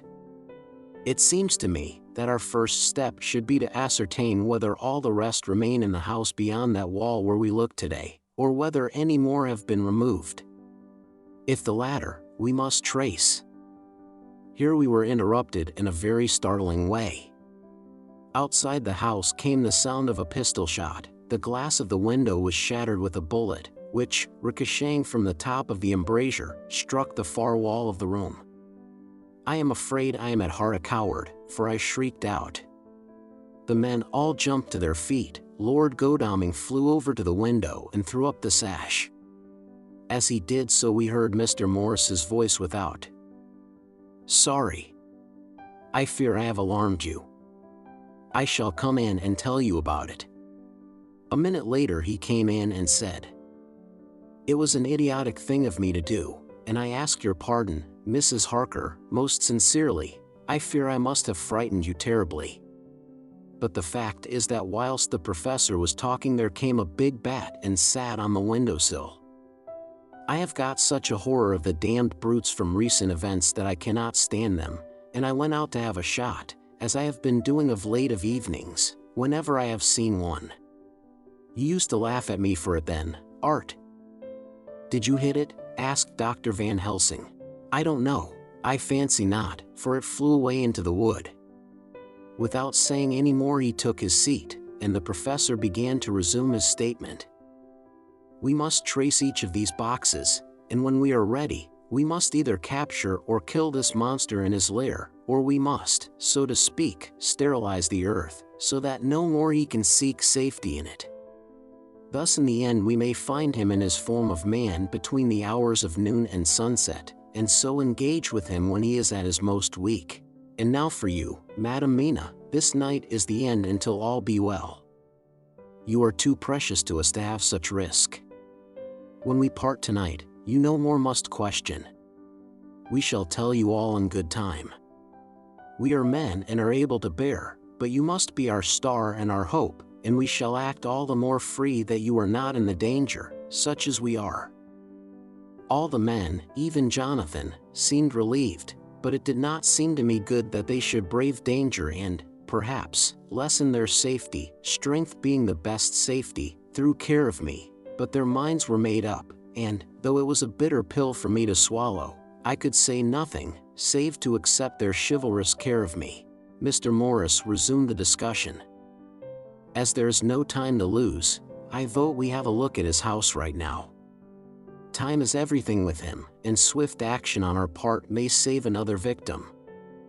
I own that my heart began to fail me when the time for action came so close, but I did not say anything, for I had a greater fear that if I appeared as a drag or a hindrance to their work, they might even leave me out of their counsels altogether.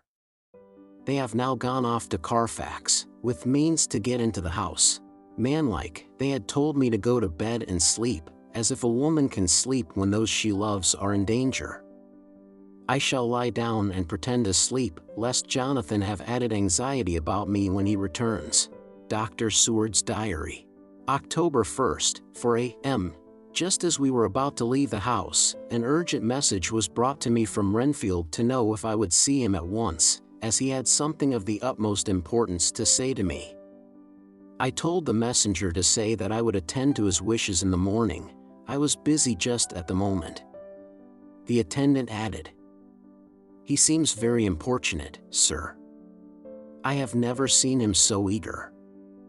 I don't know but what, if you don't see him soon, he will have one of his violent fits." I knew the man would not have said this without some cause, so I said, "All right, I'll go now," and I asked the others to wait a few minutes for me, as I had to go and see my patient.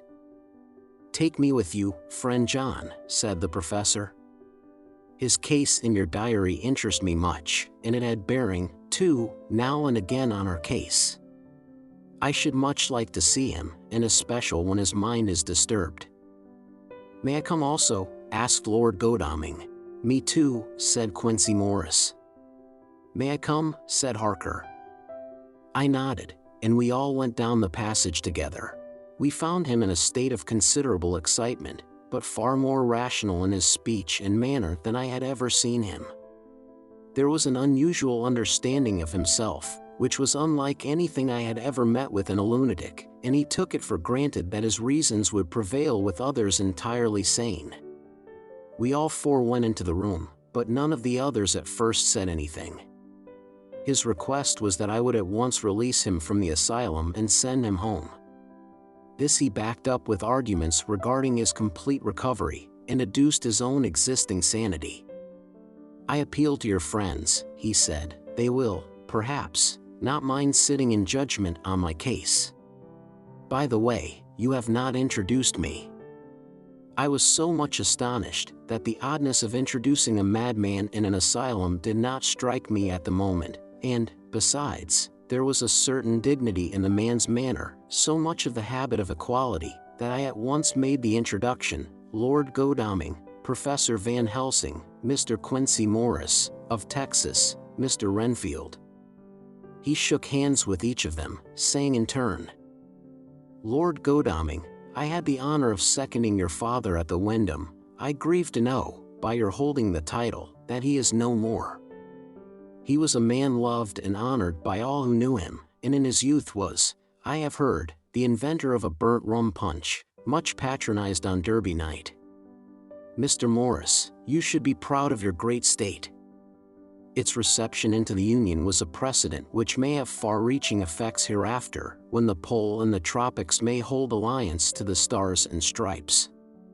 The power of treaty may yet prove a vast engine of enlargement, when the Monroe Doctrine takes its true place as a political fable. What shall any man say of his pleasure at meeting Van Helsing? Sir, I make no apology for dropping all forms of conventional prefix. When an individual has revolutionized therapeutics by his discovery of the continuous evolution of brain matter, conventional forms are unfitting, since they would seem to limit him to one of a class. You, gentlemen, who by nationality, by heredity, or by the possession of natural gifts, are fitted to hold your respective places in the moving world, I take to witness that I am as sane as at least the majority of men who are in full possession of their liberties. And I am sure that you, Dr. Seward, humanitarian and medico-jurist as well as scientist, will deem it a moral duty to deal with me as one to be considered as under exceptional circumstances. He made this last appeal with a courtly air of conviction which was not without its own charm. I think we were all staggered. For my own part, I was under the conviction, despite my knowledge of the man's character and history, that his reason had been restored, and I felt under a strong impulse to tell him that I was satisfied as to his sanity, and would see about the necessary formalities for his release in the morning. I thought it better to wait, however, before making so grave a statement, for of old I knew the sudden changes to which this particular patient was liable. So I contented myself with making a general statement that he appeared to be improving very rapidly, that I would have a longer chat with him in the morning, and would then see what I could do in the direction of meeting his wishes. This did not at all satisfy him, for he said quickly, "But I fear, Dr. Seward, that you hardly apprehend my wish. I desire to go at once, here, now, this very hour, this very moment, if I may. Time presses, and in our implied agreement with the old scytheman it is of the essence of the contract. I am sure it is only necessary to put before so admirable a practitioner as Dr. Seward so simple, yet so momentous a wish, to ensure its fulfillment." He looked at me keenly, and seeing the negative in my face, turned to the others, and scrutinized them closely. Not meeting any sufficient response, he went on. "Is it possible that I have erred in my supposition?" "You have," I said frankly, but at the same time, as I felt, brutally. There was a considerable pause, and then he said slowly, "Then I suppose I must only shift my ground of request. Let me ask for this concession, boon, privilege, what you will. I am content to implore in such a case, not on personal grounds, but for the sake of others. I am not at liberty to give you the whole of my reasons, but you may, I assure you, take it from me that they are good ones, sound and unselfish, and spring from the highest sense of duty. Could you look, sir, into my heart, you would approve to the full the sentiments which animate me. Nay, more, you would count me amongst the best and truest of your friends." Again he looked at us all keenly. I had a growing conviction that this sudden change of his entire intellectual method was but yet another form or phase of his madness, and so determined to let him go on a little longer, knowing from experience that he would, like all lunatics, give himself away in the end. Van Helsing was gazing at him with a look of utmost intensity, his bushy eyebrows almost meeting with the fixed concentration of his look. He said to Renfield in a tone which did not surprise me at the time, but only when I thought of it afterwards, for it was as of one addressing an equal, "Can you not tell frankly your real reason for wishing to be free tonight? I will undertake that if you will satisfy even me, a stranger, without prejudice, and with the habit of keeping an open mind, Dr. Seward will give you, at his own risk and on his own responsibility, the privilege you seek." He shook his head sadly, and with a look of poignant regret on his face. The professor went on. "Come, sir, bethink yourself. You claim the privilege of reason in the highest degree, since you seek to impress us with your complete reasonableness. You do this, whose sanity we have reason to doubt, since you are not yet released from medical treatment for this very defect.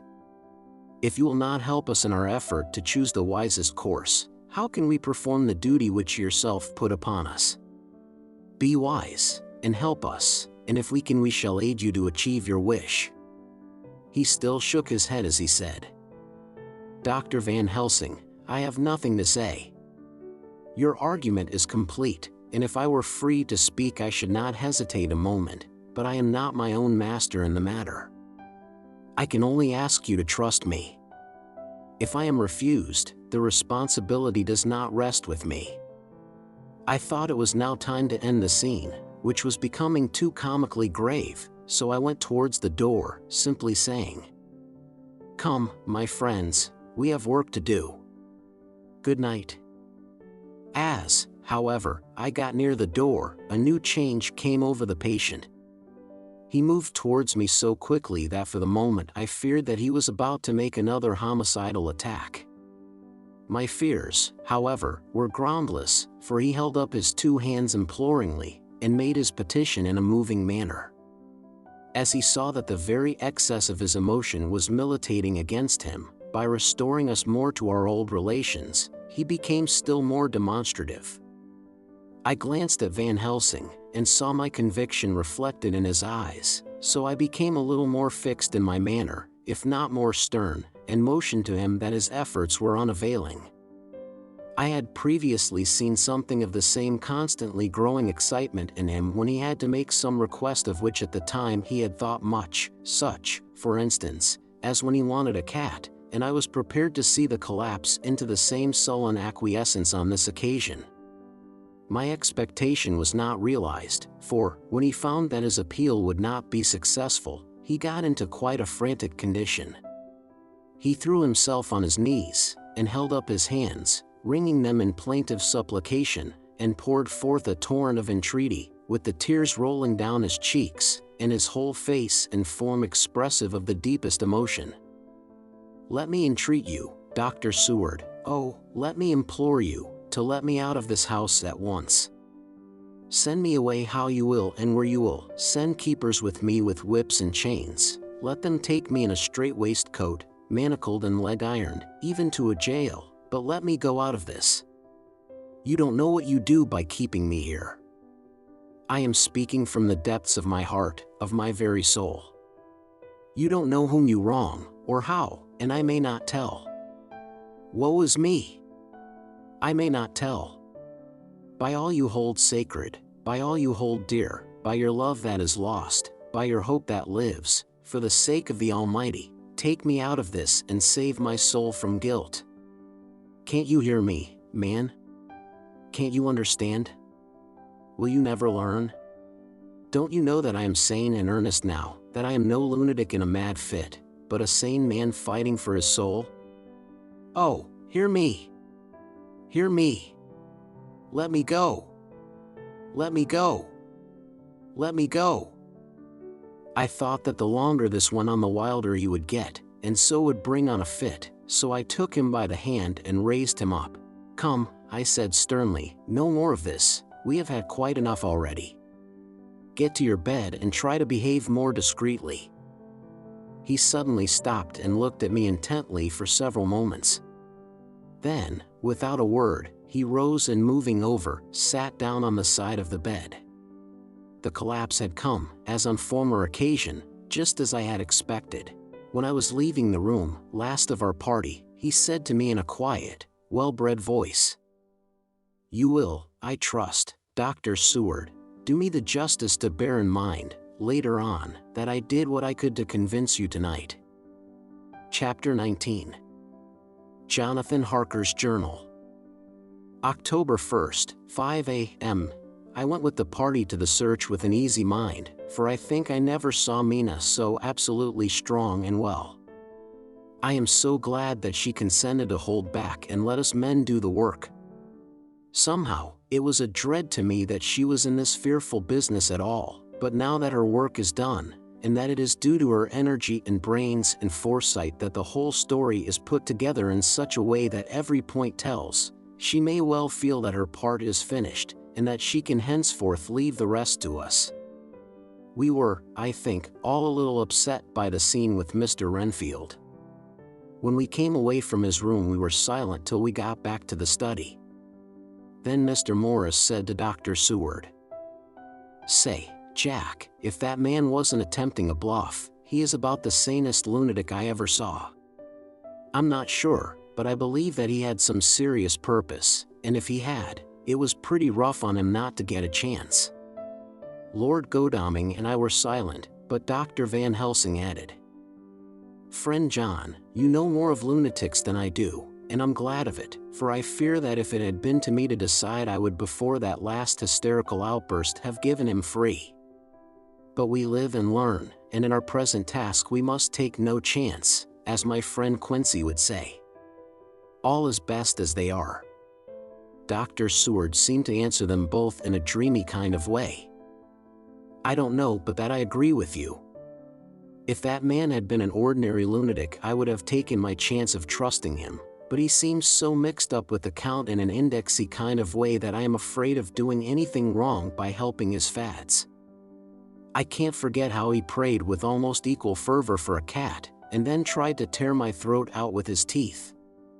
Besides, he called the Count Lord and Master, and he may want to get out to help him in some diabolical way. That horrid thing has the wolves and the rats and his own kind to help him, so I suppose he isn't above trying to use a respectable lunatic. He certainly did seem earnest, though. I only hope we have done what is best. These things, in conjunction with the wild work we have in hand, help to unnerve a man."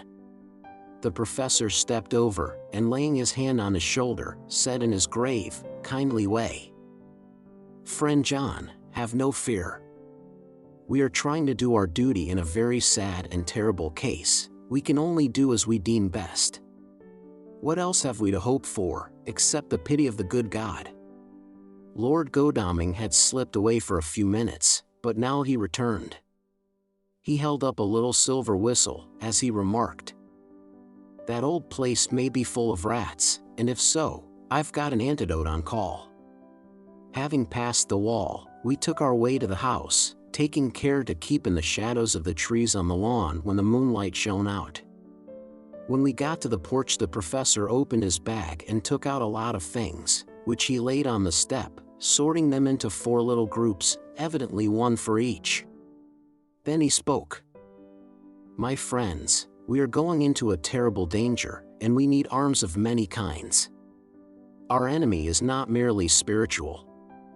Remember that he has the strength of 20 men, and that, though our necks or our windpipes are of the common kind, and therefore breakable or crushable, his are not amenable to mere strength. A stronger man, or a body of men more strong in all than him, can at certain times hold him, but they cannot hurt him as we can be hurt by him. We must, therefore, guard ourselves from his touch.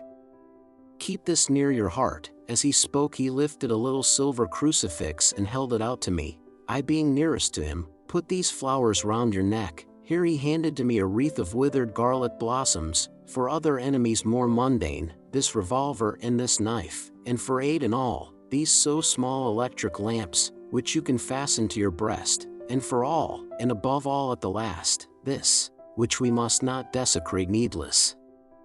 This was a portion of sacred wafer, which he put in an envelope and handed to me. Each of the others was similarly equipped. "Now," he said, "Friend John, where are the skeleton keys? If so that we can open the door, we need not break house by the window, as before at Miss Lucy's." Dr. Seward tried 1 or 2 skeleton keys, his mechanical dexterity as a surgeon standing him in good stead. Presently he got one to suit. After a little play back and forward the bolt yielded, and, with a rusty clang, shot back.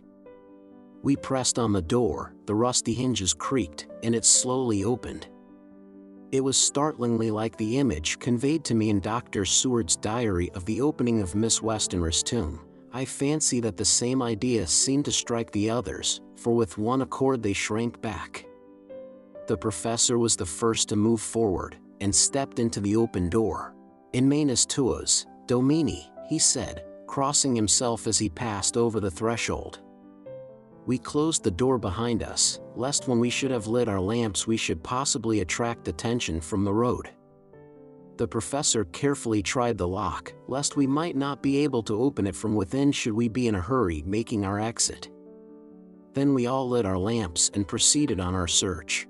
The light from the tiny lamps fell in all sorts of odd forms, as the rays crossed each other, or the opacity of our bodies threw great shadows. I could not for my life get away from the feeling that there was someone else amongst us. I suppose it was the recollection, so powerfully brought home to me by the grim surroundings, of that terrible experience in Transylvania. I think the feeling was common to us all, for I noticed that the others kept looking over their shoulders at every sound and every new shadow, just as I felt myself doing. The whole place was thick with dust.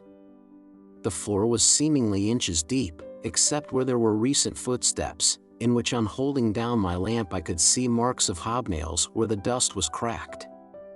The walls were fluffy and heavy with dust, and in the corners were masses of spiders' webs, whereon the dust had gathered till they looked like old tattered rags as the weight had torn them partly down. On a table in the hall was a great bunch of keys, with a time-yellowed label on each. They had been used several times, for on the table were several similar rents in the blanket of dust, similar to that exposed when the professor lifted them. He turned to me and said, "You know this place, Jonathan. You have copied maps of it, and you know it at least more than we do. Which is the way to the chapel?" I had an idea of its direction, though on my former visit I had not been able to get admission to it, so I led the way, and after a few wrong turnings found myself opposite a low, arched oaken door, ribbed with iron bands.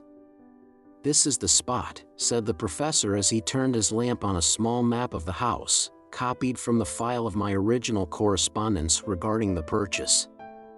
With a little trouble we found the key on the bunch and opened the door. We were prepared for some unpleasantness, for as we were opening the door a faint, malodorous air seemed to exhale through the gaps, but none of us ever expected such an odor as we encountered.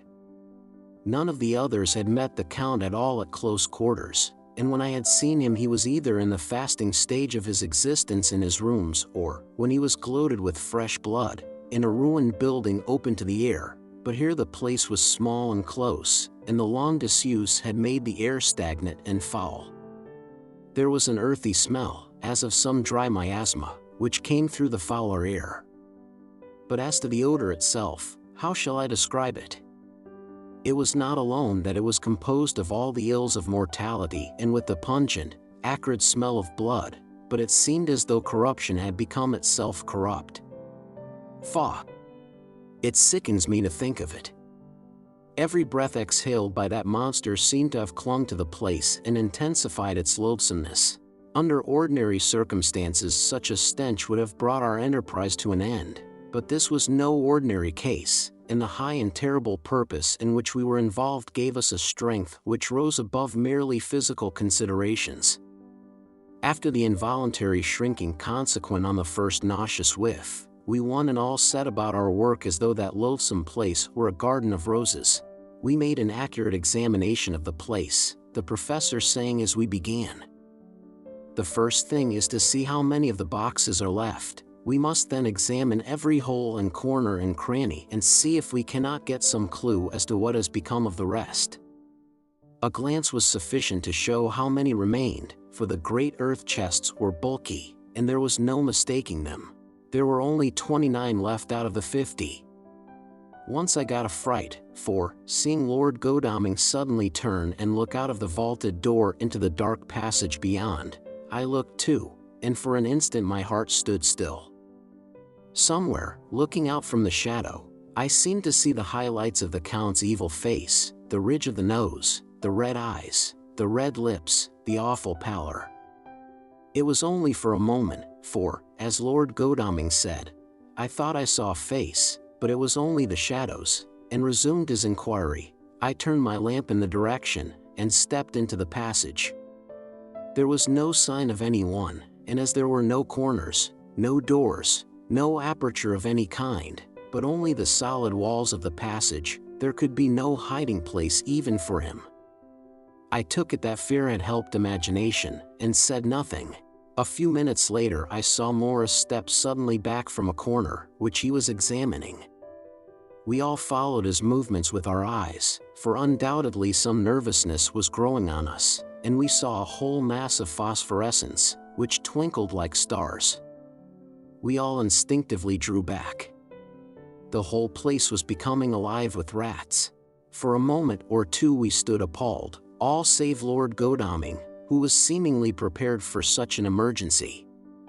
Rushing over to the great iron-bound oaken door, which Dr. Seward had described from the outside, and which I had seen myself, he turned the key in the lock, drew the huge bolts, and swung the door open. Then, taking his little silver whistle from his pocket, he blew a low, shrill call. It was answered from behind Dr. Seward's house by the yelping of dogs, and after about a minute 3 terriers came dashing round the corner of the house. Unconsciously we had all moved towards the door, and as we moved I noticed that the dust had been much disturbed. The boxes which had been taken out had been brought this way. But even in the minute that had elapsed the number of the rats had vastly increased. They seemed to swarm over the place all at once, till the lamplight, shining on their moving dark bodies and glittering, baleful eyes, made the place look like a bank of earth set with fireflies. The dogs dashed on, but at the threshold suddenly stopped and snarled, and then, simultaneously lifting their noses, began to howl in most lugubrious fashion. The rats were multiplying in thousands, and we moved out. Lord Godalming lifted one of the dogs, and carrying him in, placed him on the floor. The instant his feet touched the ground he seemed to recover his courage, and rushed at his natural enemies. They fled before him so fast that before he had shaken the life out of a score, the other dogs, who had by now been lifted in the same manner, had but small prey ere the whole mass had vanished. With their going it seemed as if some evil presence had departed, for the dogs frisked about and barked merrily as they made sudden darts at their prostrate foes, and turned them over and tossed them in the air with vicious shakes. We all seemed to find our spirits rise. Whether it was the purifying of the deadly atmosphere by the opening of the chapel door, or the relief which we experienced by finding ourselves in the open, I know not, but most certainly the shadow of dread seemed to slip from us like a robe, and the occasion of our coming lost something of its grim significance, though we did not slacken a whit in our resolution. We closed the outer door and barred and locked it, and bringing the dogs with us, began our search of the house. We found nothing throughout except dust in extraordinary proportions, and all untouched save for my own footsteps when I had made my first visit. Never once did the dogs exhibit any symptom of uneasiness, and even when we returned to the chapel they frisked about as though they had been rabbit hunting in a summer wood. The morning was quickening in the east when we emerged from the front. Dr. Van Helsing had taken the key of the hall door from the bunch, and locked the door in orthodox fashion, putting the key into his pocket when he had done. So far, he said, our night has been eminently successful. No harm has come to us such as I feared might be, and yet we have ascertained how many boxes are missing. More than all do I rejoice that this, our first, and perhaps our most difficult and dangerous, step has been accomplished without the bringing therein to our most sweet Madam Mina, or troubling her waking or sleeping thoughts with sights and sounds and smells of horror which she might never forget. One lesson, too, we have learned, if it be allowable to argue a particulari, that the brute beasts which are to the Count's command are yet themselves not amenable to his spiritual power. For look, these rats that would come to his call, just as from his castle top he summoned the wolves to your going into that poor mother's cry, though they come to him, they run pell-mell from the so little dogs of my friend Arthur.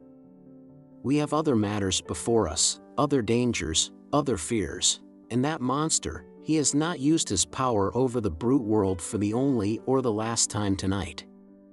So be it that he has gone elsewhere. Good. It has given us opportunity to cry check in some ways in this chess game, which we play for the stake of human souls. And now let us go home. The dawn is close at hand, and we have reason to be content with our first night's work. It may be ordained that we have many nights and days to follow, if full of peril, but we must go on, and from no danger shall we shrink. The house was silent when we got back, save for some poor creature who was screaming away in one of the distant wards, and a low, moaning sound from Renfield's room. The poor wretch was doubtless torturing himself, after the manner of the insane, with needless thoughts of pain. I came tiptoe into our own room, and found Mina asleep, breathing so softly that I had to put my ear down to hear it. She looks paler than usual. I hope the meeting tonight has not upset her. I am truly thankful that she is to be left out of our future work, and even of our deliberations. It is too great a strain for a woman to bear. I did not think so at first, but I know better now. Therefore I am glad that it is settled. There may be things which would frighten her to hear, and yet to conceal them from her might be worse than to tell her if once she suspected that there was any concealment. Henceforth our work is to be a sealed book to her, till at least such time as we can tell her that all is finished, and the earth free from a monster of the netherworld. I dare say it will be difficult to begin to keep silence after such confidence as ours, but I must be resolute, and tomorrow I shall keep dark over tonight's doings, and shall refuse to speak of anything that has happened. I rest on the sofa, so as not to disturb her. October 1st, later. I suppose it was natural that we should have all overslept ourselves, for the day was a busy one, and the night had no rest at all. Even Mina must have felt its exhaustion, for though I slept till the sun was high, I was awake before her, and had to call 2 or 3 times before she awoke. Indeed, she was so sound asleep that for a few seconds she did not recognize me, but looked at me with a sort of blank terror, as one looks who has been waked out of a bad dream. She complained a little of being tired, and I let her rest till later in the day. We now know of 21 boxes having been removed, and if it be that several were taken in any of these removals, we may be able to trace them all. Such will, of course, immensely simplify our labor, and the sooner the matter is attended to the better. I shall look up Thomas Snelling today. Dr. Seward's Diary. October 1st, it was towards noon when I was awakened by the professor walking into my room. He was more jolly and cheerful than usual, and it is quite evident that last night's work has helped to take some of the brooding weight off his mind. After going over the adventure of the night, he suddenly said, "Your patient interests me much. May it be that with you I visit him this morning? Or if that you are too occupied, I can go alone if it may be. It is a new experience to me to find a lunatic who talk philosophy, and reason so sound." I had some work to do which pressed, so I told him that if he would go alone I would be glad, as then I should not have to keep him waiting, so I called an attendant and gave him the necessary instructions. Before the professor left the room I cautioned him against getting any false impression from my patient. "But," he answered, "I want him to talk of himself and of his delusion as to consuming live things." He said to Madam Mina, as I see in your diary of yesterday, that he had once had such a belief. Why do you smile, friend John? "Excuse me," I said, "but the answer is here." I laid my hand on the typewritten matter. When our sane and learned lunatic made that very statement of how he used to consume life, his mouth was actually nauseous with the flies and spiders which he had eaten just before Mrs. Harker entered the room. Van Helsing smiled in turn. "Good," he said. "Your memory is true, friend John. I should have remembered. And yet it is this very obliquity of thought and memory which makes mental disease such a fascinating study. Perhaps I may gain more knowledge out of the folly of this madman than I shall from the teaching of the most wise. Who knows? I went on with my work, and before long was through that in hand. It seemed that the time had been very short indeed, but there was Van Helsing back in the study. "Do I interrupt?" he asked politely as he stood at the door. "Not at all," I answered. "Come in. My work is finished, and I am free. I can go with you now, if you like. It is needless, I have seen him." "Well?" "I fear that he does not appraise me at much." Our interview was short. When I entered his room, he was sitting on a stool in the center, with his elbows on his knees, and his face was the picture of sullen discontent. I spoke to him as cheerfully as I could, and with such a measure of respect as I could assume. He made no reply whatever. "Don't you know me?" I asked. His answer was not reassuring. "I know you well enough, you are the old fool Van Helsing. I wish you would take yourself and your idiotic brain theories somewhere else. Damn all thick-headed Dutchmen." Not a word more would he say, but sat in his implacable sullenness as indifferent to me as though I had not been in the room at all. Thus departed for this time my chance of much learning from this so clever lunatic, so I shall go, if I may, and cheer myself with a few happy words with that sweet soul Madam Mina. Friend John, it does rejoice me unspeakable that she is no more to be pained, no more to be worried with our terrible things.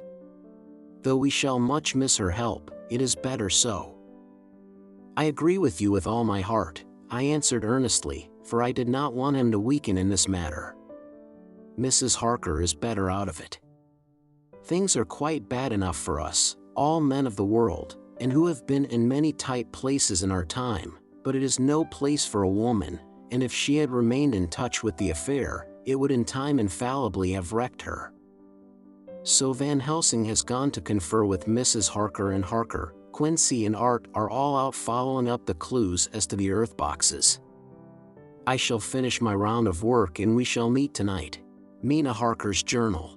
October 1st.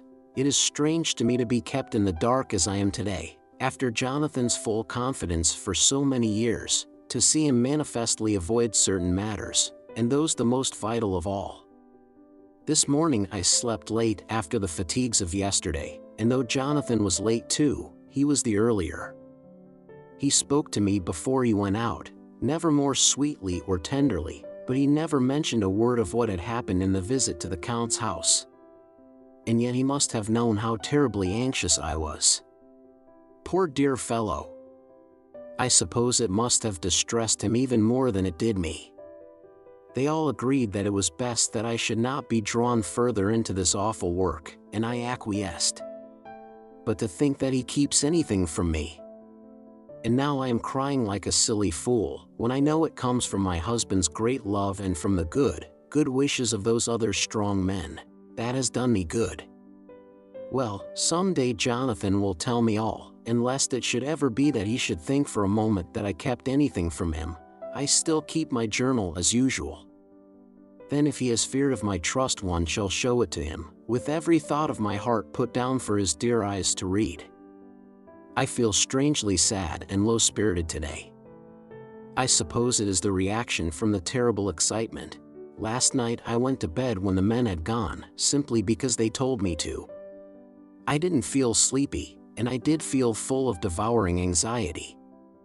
I kept thinking over everything that has been ever since Jonathan came to see me in London, and it all seems like a horrible tragedy, with fate pressing on relentlessly to some destined end. Everything that one does seems, no matter how right it may be, to bring on the very thing which is most to be deplored. If I hadn't gone to Whitby, perhaps poor dear Lucy would be with us now. She hadn't taken to visiting the churchyard till I came, and if she hadn't come there in the daytime with me she wouldn't have walked there in her sleep, and if she hadn't gone there at night and asleep, that monster couldn't have destroyed her as he did. Oh, why did I ever go to Whitby? There now, crying again. I wonder what has come over me today. I must hide it from Jonathan, for if he knew that I had been crying twice in one morning, I, who never cried on my own account, and whom he has never caused to shed a tear, the dear fellow would fret his heart out. I shall put a bold face on, and if I do feel weepy, he shall never see it. I suppose it is one of the lessons that we poor women have to learn. I can't quite remember how I fell asleep last night. I remember hearing the sudden barking of the dogs and a lot of queer sounds, like praying on a very tumultuous scale, from Mr. Renfield's room, which is somewhere under this. And then there was silence over everything, silence so profound that it startled me, and I got up and looked out of the window. All was dark and silent, the black shadows thrown by the moonlight seeming full of a silent mystery of their own. Not a thing seemed to be stirring, but all to be grim and fixed as death or fate, so that a thin streak of white mist, that crept with almost imperceptible slowness across the grass towards the house, seemed to have a sentience and a vitality of its own. I think that the digression of my thoughts must have done me good, for when I got back to bed I found a lethargy creeping over me. I lay a while, but could not quite sleep, so I got out and looked out of the window again. The mist was spreading, and was now close up to the house, so that I could see it lying thick against the wall, as though it were stealing up to the windows. The poor man was more loud than ever, and though I could not distinguish a word he said, I could in some way recognize in his tones some passionate entreaty on his part. Then there was the sound of a struggle, and I knew that the attendants were dealing with him. I was so frightened that I crept into bed, and pulled the clothes over my head, putting my fingers in my ears. I was not then a bit sleepy, at least so I thought, but I must have fallen asleep, for, except dreams, I do not remember anything until the morning, when Jonathan woke me. I think that it took me an effort and a little time to realize where I was, and that it was Jonathan who was bending over me. My dream was very peculiar, and was almost typical of the way that waking thoughts become merged in, or continued in, dreams. I thought that I was asleep, and waiting for Jonathan to come back. I was very anxious about him, and I was powerless to act. My feet, and my hands, and my brain were weighted, so that nothing could proceed at the usual pace. And so I slept uneasily and thought. Then it began to dawn upon me that the air was heavy, and dank, and cold. I put back the clothes from my face, and found, to my surprise, that all was dim around. The gaslight which I had left lit for Jonathan, but turned down, came only like a tiny red spark through the fog, which had evidently grown thicker and poured into the room. Then it occurred to me that I had shut the window before I had come to bed. I would have got up to make certain on the point, but some leaden lethargy seemed to chain my limbs and even my will. I lay still and endured, that was all. I closed my eyes, but could still see through my eyelids. It is wonderful what tricks our dreams play us, and how conveniently we can imagine. The mist grew thicker and thicker, and I could see now how it came in, for I could see it like smoke, or with the white energy of boiling water, pouring in, not through the window, but through the joinings of the door.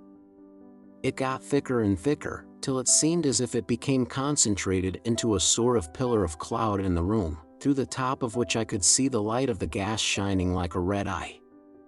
Things began to whirl through my brain just as the cloudy column was now whirling in the room, and through it all came the scriptural words, a pillar of cloud by day and of fire by night. Was it indeed some such spiritual guidance that was coming to me in my sleep? But the pillar was composed of both the day and the night guiding, for the fire was in the red eye, which at the thought got a new fascination for me, till, as I looked, the fire divided, and seemed to shine on me through the fog like two red eyes, such as Lucy told me of in her momentary mental wandering when, on the cliff, the dying sunlight struck the windows of St. Mary's Church. Suddenly the horror burst upon me that it was thus that Jonathan had seen those awful women growing into reality through the whirling mist and the moonlight, and in my dream I must have fainted, for all became black darkness.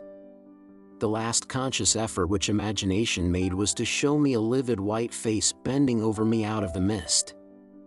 I must be careful of such dreams, for they would unseat one's reason if there were too much of them. I would get Dr. Van Helsing or Dr. Seward to prescribe something for me which would make me sleep, only that I fear to alarm them. Such a dream at the present time would become woven into their fears for me. Tonight I shall strive hard to sleep naturally. If I do not, I shall tomorrow night get them to give me a dose of chloral that cannot hurt me for once, and it will give me a good night's sleep. Last night tired me more than if I had not slept at all. October 2nd, 10 p.m. Last night I slept, but did not dream. I must have slept soundly, for I was not waked by Jonathan coming to bed, but the sleep has not refreshed me, for today I feel terribly weak and spiritless. I spent all yesterday trying to read, or lying down dozing. In the afternoon Mr. Renfield asked if he might see me.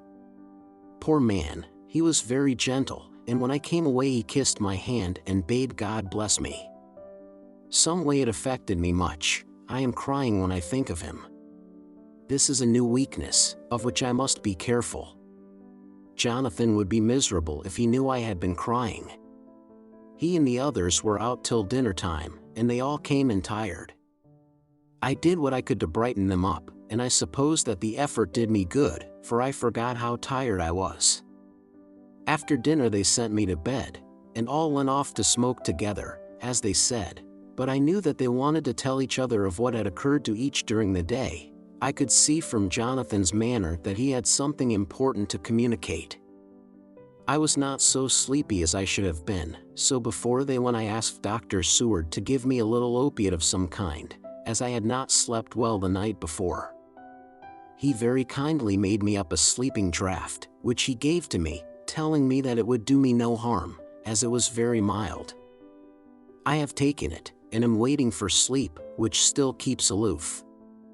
I hope I have not done wrong, for as sleep begins to flirt with me, a new fear comes, that I may have been foolish in thus depriving myself of the power of waking.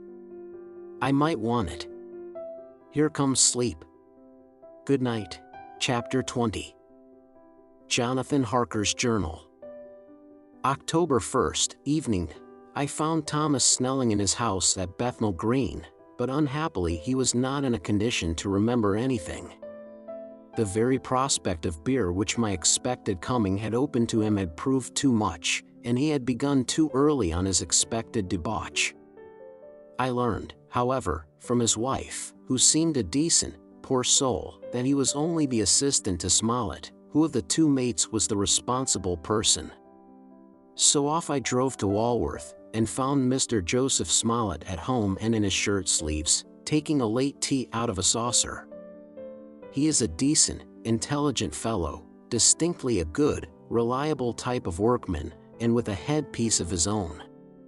He remembered all about the incident of the boxes, and from a wonderful dog's-eared notebook, which he produced from some mysterious receptacle about the seat of his trousers, and which had hieroglyphical entries in thick, half-obliterated pencil, he gave me the destinations of the boxes. There were, he said, 6 in the cartload which he took from Carfax and left at 197, Chicksand Street, Mile End New Town, and another 6 which he deposited at Jamaica Lane, Bermondsey. If then the Count meant to scatter these ghastly refuges of his over London, these places were chosen as the first of delivery, so that later he might distribute more fully. The systematic manner in which this was done made me think that he could not mean to confine himself to 2 sides of London. He was now fixed on the far east of the northern shore, on the east of the southern shore, and on the south. The north and west were surely never meant to be left out of his diabolical scheme, let alone the city itself and the very heart of fashionable London in the southwest and west. I went back to Smollett, and asked him if he could tell us if any other boxes had been taken from Carfax. He replied, "Well, Governor, you've treated me wearisome. I had given him half a sovereign, and I'll tell you all I know.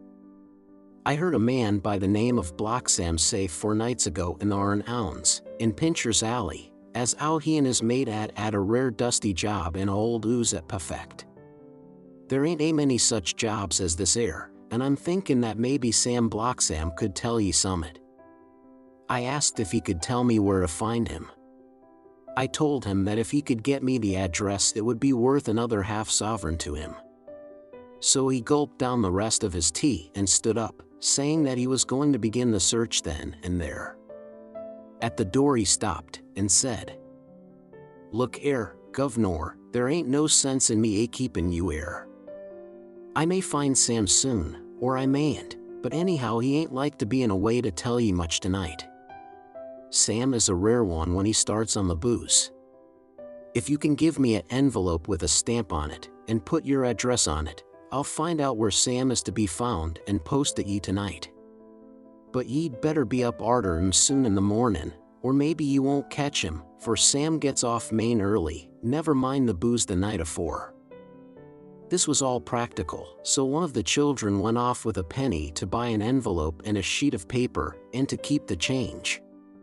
When she came back, I addressed the envelope and stamped it, and when Smollett had again faithfully promised to post the address when found, I took my way to home. We're on the track anyhow. I am tired tonight, and want sleep. Mina is fast asleep, and looks a little too pale. Her eyes look as though she had been crying. Poor dear, I've no doubt it frets her to be kept in the dark, and it may make her doubly anxious about me and the others. But it is best as it is. It is better to be disappointed and worried in such a way now than to have her nerve broken. The doctors were quite right to insist on her being kept out of this dreadful business. I must be firm, for on me this particular burden of silence must rest. I shall not ever enter on the subject with her under any circumstances. Indeed, it may not be a hard task, after all, for she herself has become reticent on the subject, and has not spoken of the Count or his doings ever since we told her of our decision. October 2nd, evening, a long and trying and exciting day. By the first post I got my directed envelope with a dirty scrap of paper enclosed, on which was written with a carpenter's pencil and a sprawling hand. Sam Bloxam, Corcoran's, 4, Potter's Court, Bartle Street, Walworth. Ask for the depite. I got the letter in bed, and rose without waking Mina. She looked heavy and sleepy and pale, and far from well. I determined not to wake her, but that, when I should return from this new search, I would arrange for her going back to Exeter. I think she would be happier in our own home, with her daily tasks to interest her, than in being here amongst us and in ignorance. I only saw Dr. Seward for a moment, and told him where I was off to, promising to come back and tell the rest so soon as I should have found out anything. I drove to Walworth and found, with some difficulty, Potter's Court. Mr. Smollett's spelling misled me, as I asked for Potter's Court instead of Potter's Court. However, when I had found the court, I had no difficulty in discovering Corcoran's lodging house. When I asked the man who came to the door for the depite, he shook his head, and said, "I dunno him. There ain't no such a person 'ere, I never 'eard of him in all my bloomin' days. Don't believe there ain't nobody of that kind livin' 'ere or anywheres." I took out Smollett's letter, and as I read it seemed to me that the lesson of the spelling of the name of the court might guide me. "What are you?" I asked. "I'm the deputy," he answered. I saw at once that I was on the right track. Phonetic spelling had again misled me. A half-crown tip put the deputy's knowledge at my disposal, and I learned that Mr. Bloxam, who had slept off the remains of his beer on the previous night at Corcoran's, had left for his work at Poplar at 5 o'clock that morning. He could not tell me where the place of work was situated, but he had a vague idea that it was some kind of a newfangled warehouse, and with this slender clue I had to start for Poplar.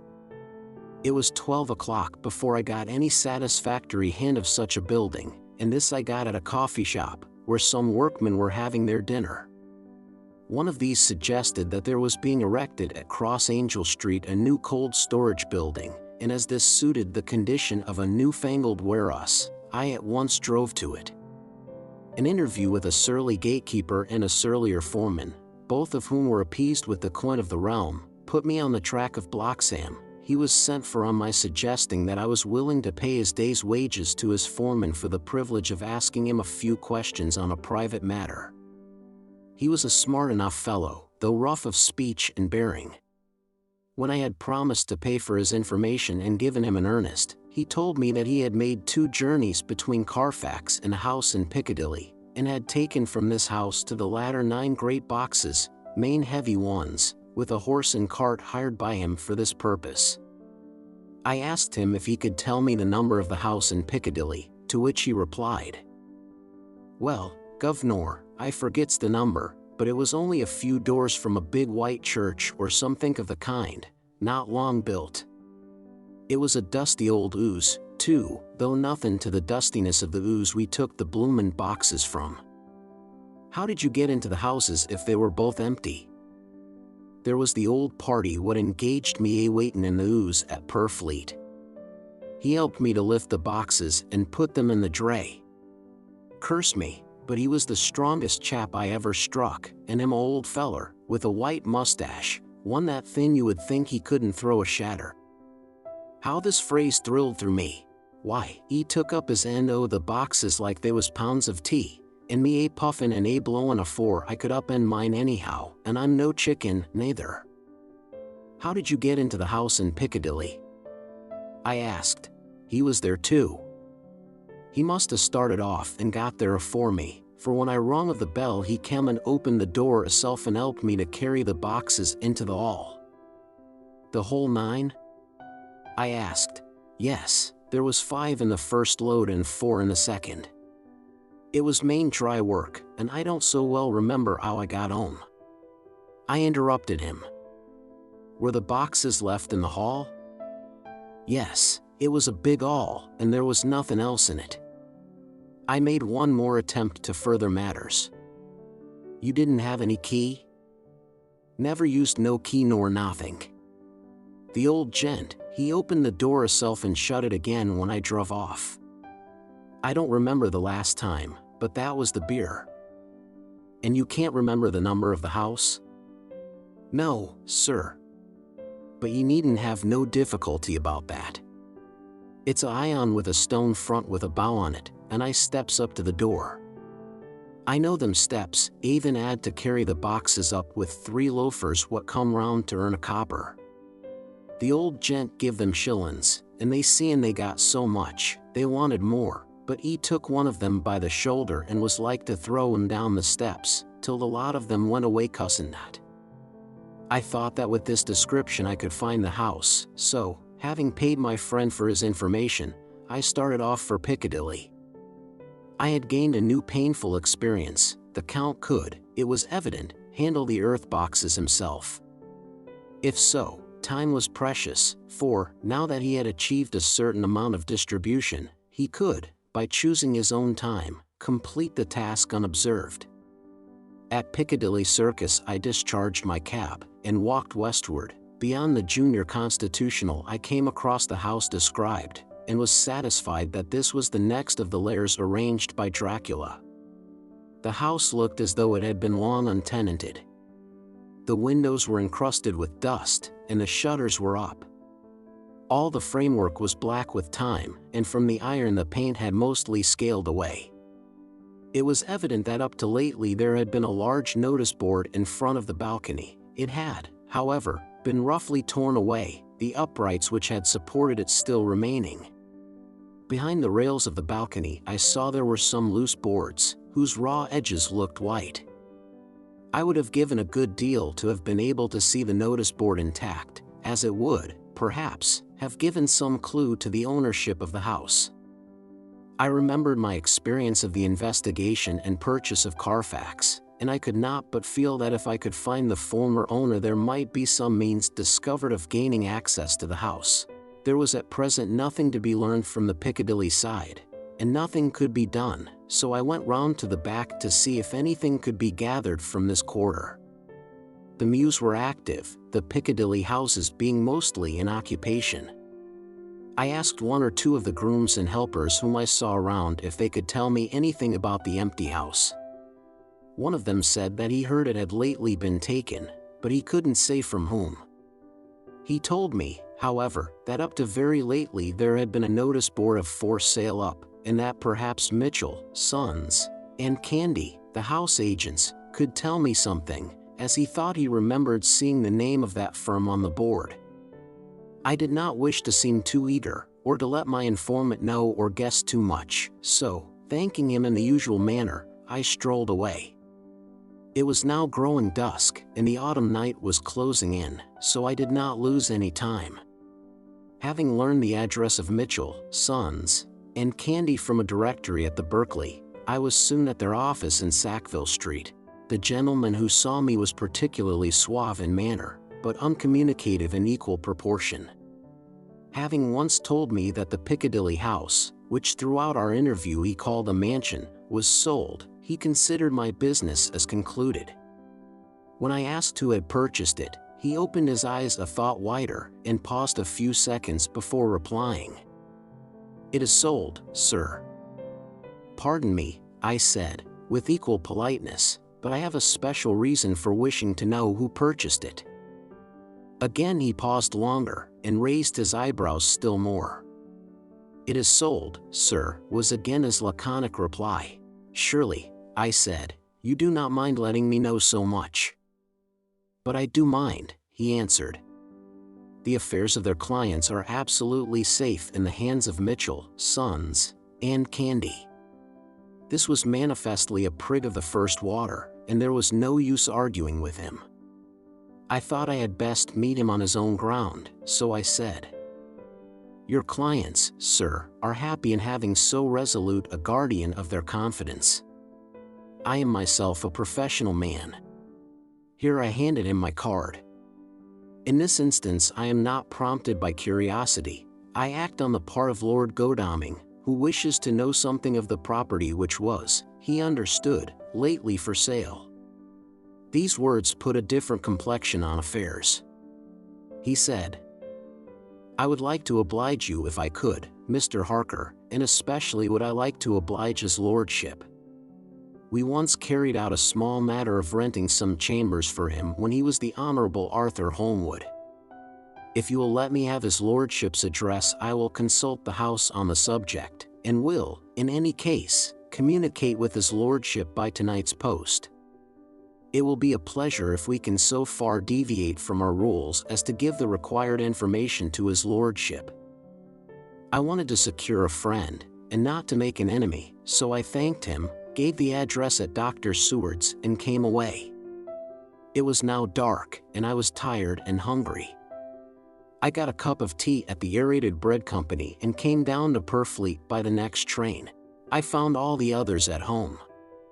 Mina was looking tired and pale, but she made a gallant effort to be bright and cheerful. It wrung my heart to think that I had had to keep anything from her and so caused her inquietude. Thank God, this will be the last night of her looking on at our conferences, and feeling the sting of our not showing our confidence.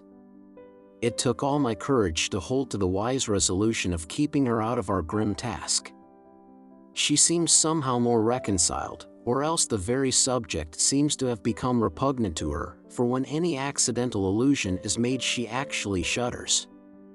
I am glad we made our resolution in time, as with such a feeling as this, our growing knowledge would be torture to her. I could not tell the others of the day's discovery till we were alone, so after dinner, followed by a little music to save appearances even amongst ourselves, I took Mina to her room and left her to go to bed. The dear girl was more affectionate with me than ever, and clung to me as though she would detain me, but there was much to be talked of and I came away. Thank God, the ceasing of telling things has made no difference between us. When I came down again I found the others all gathered round the fire in the study.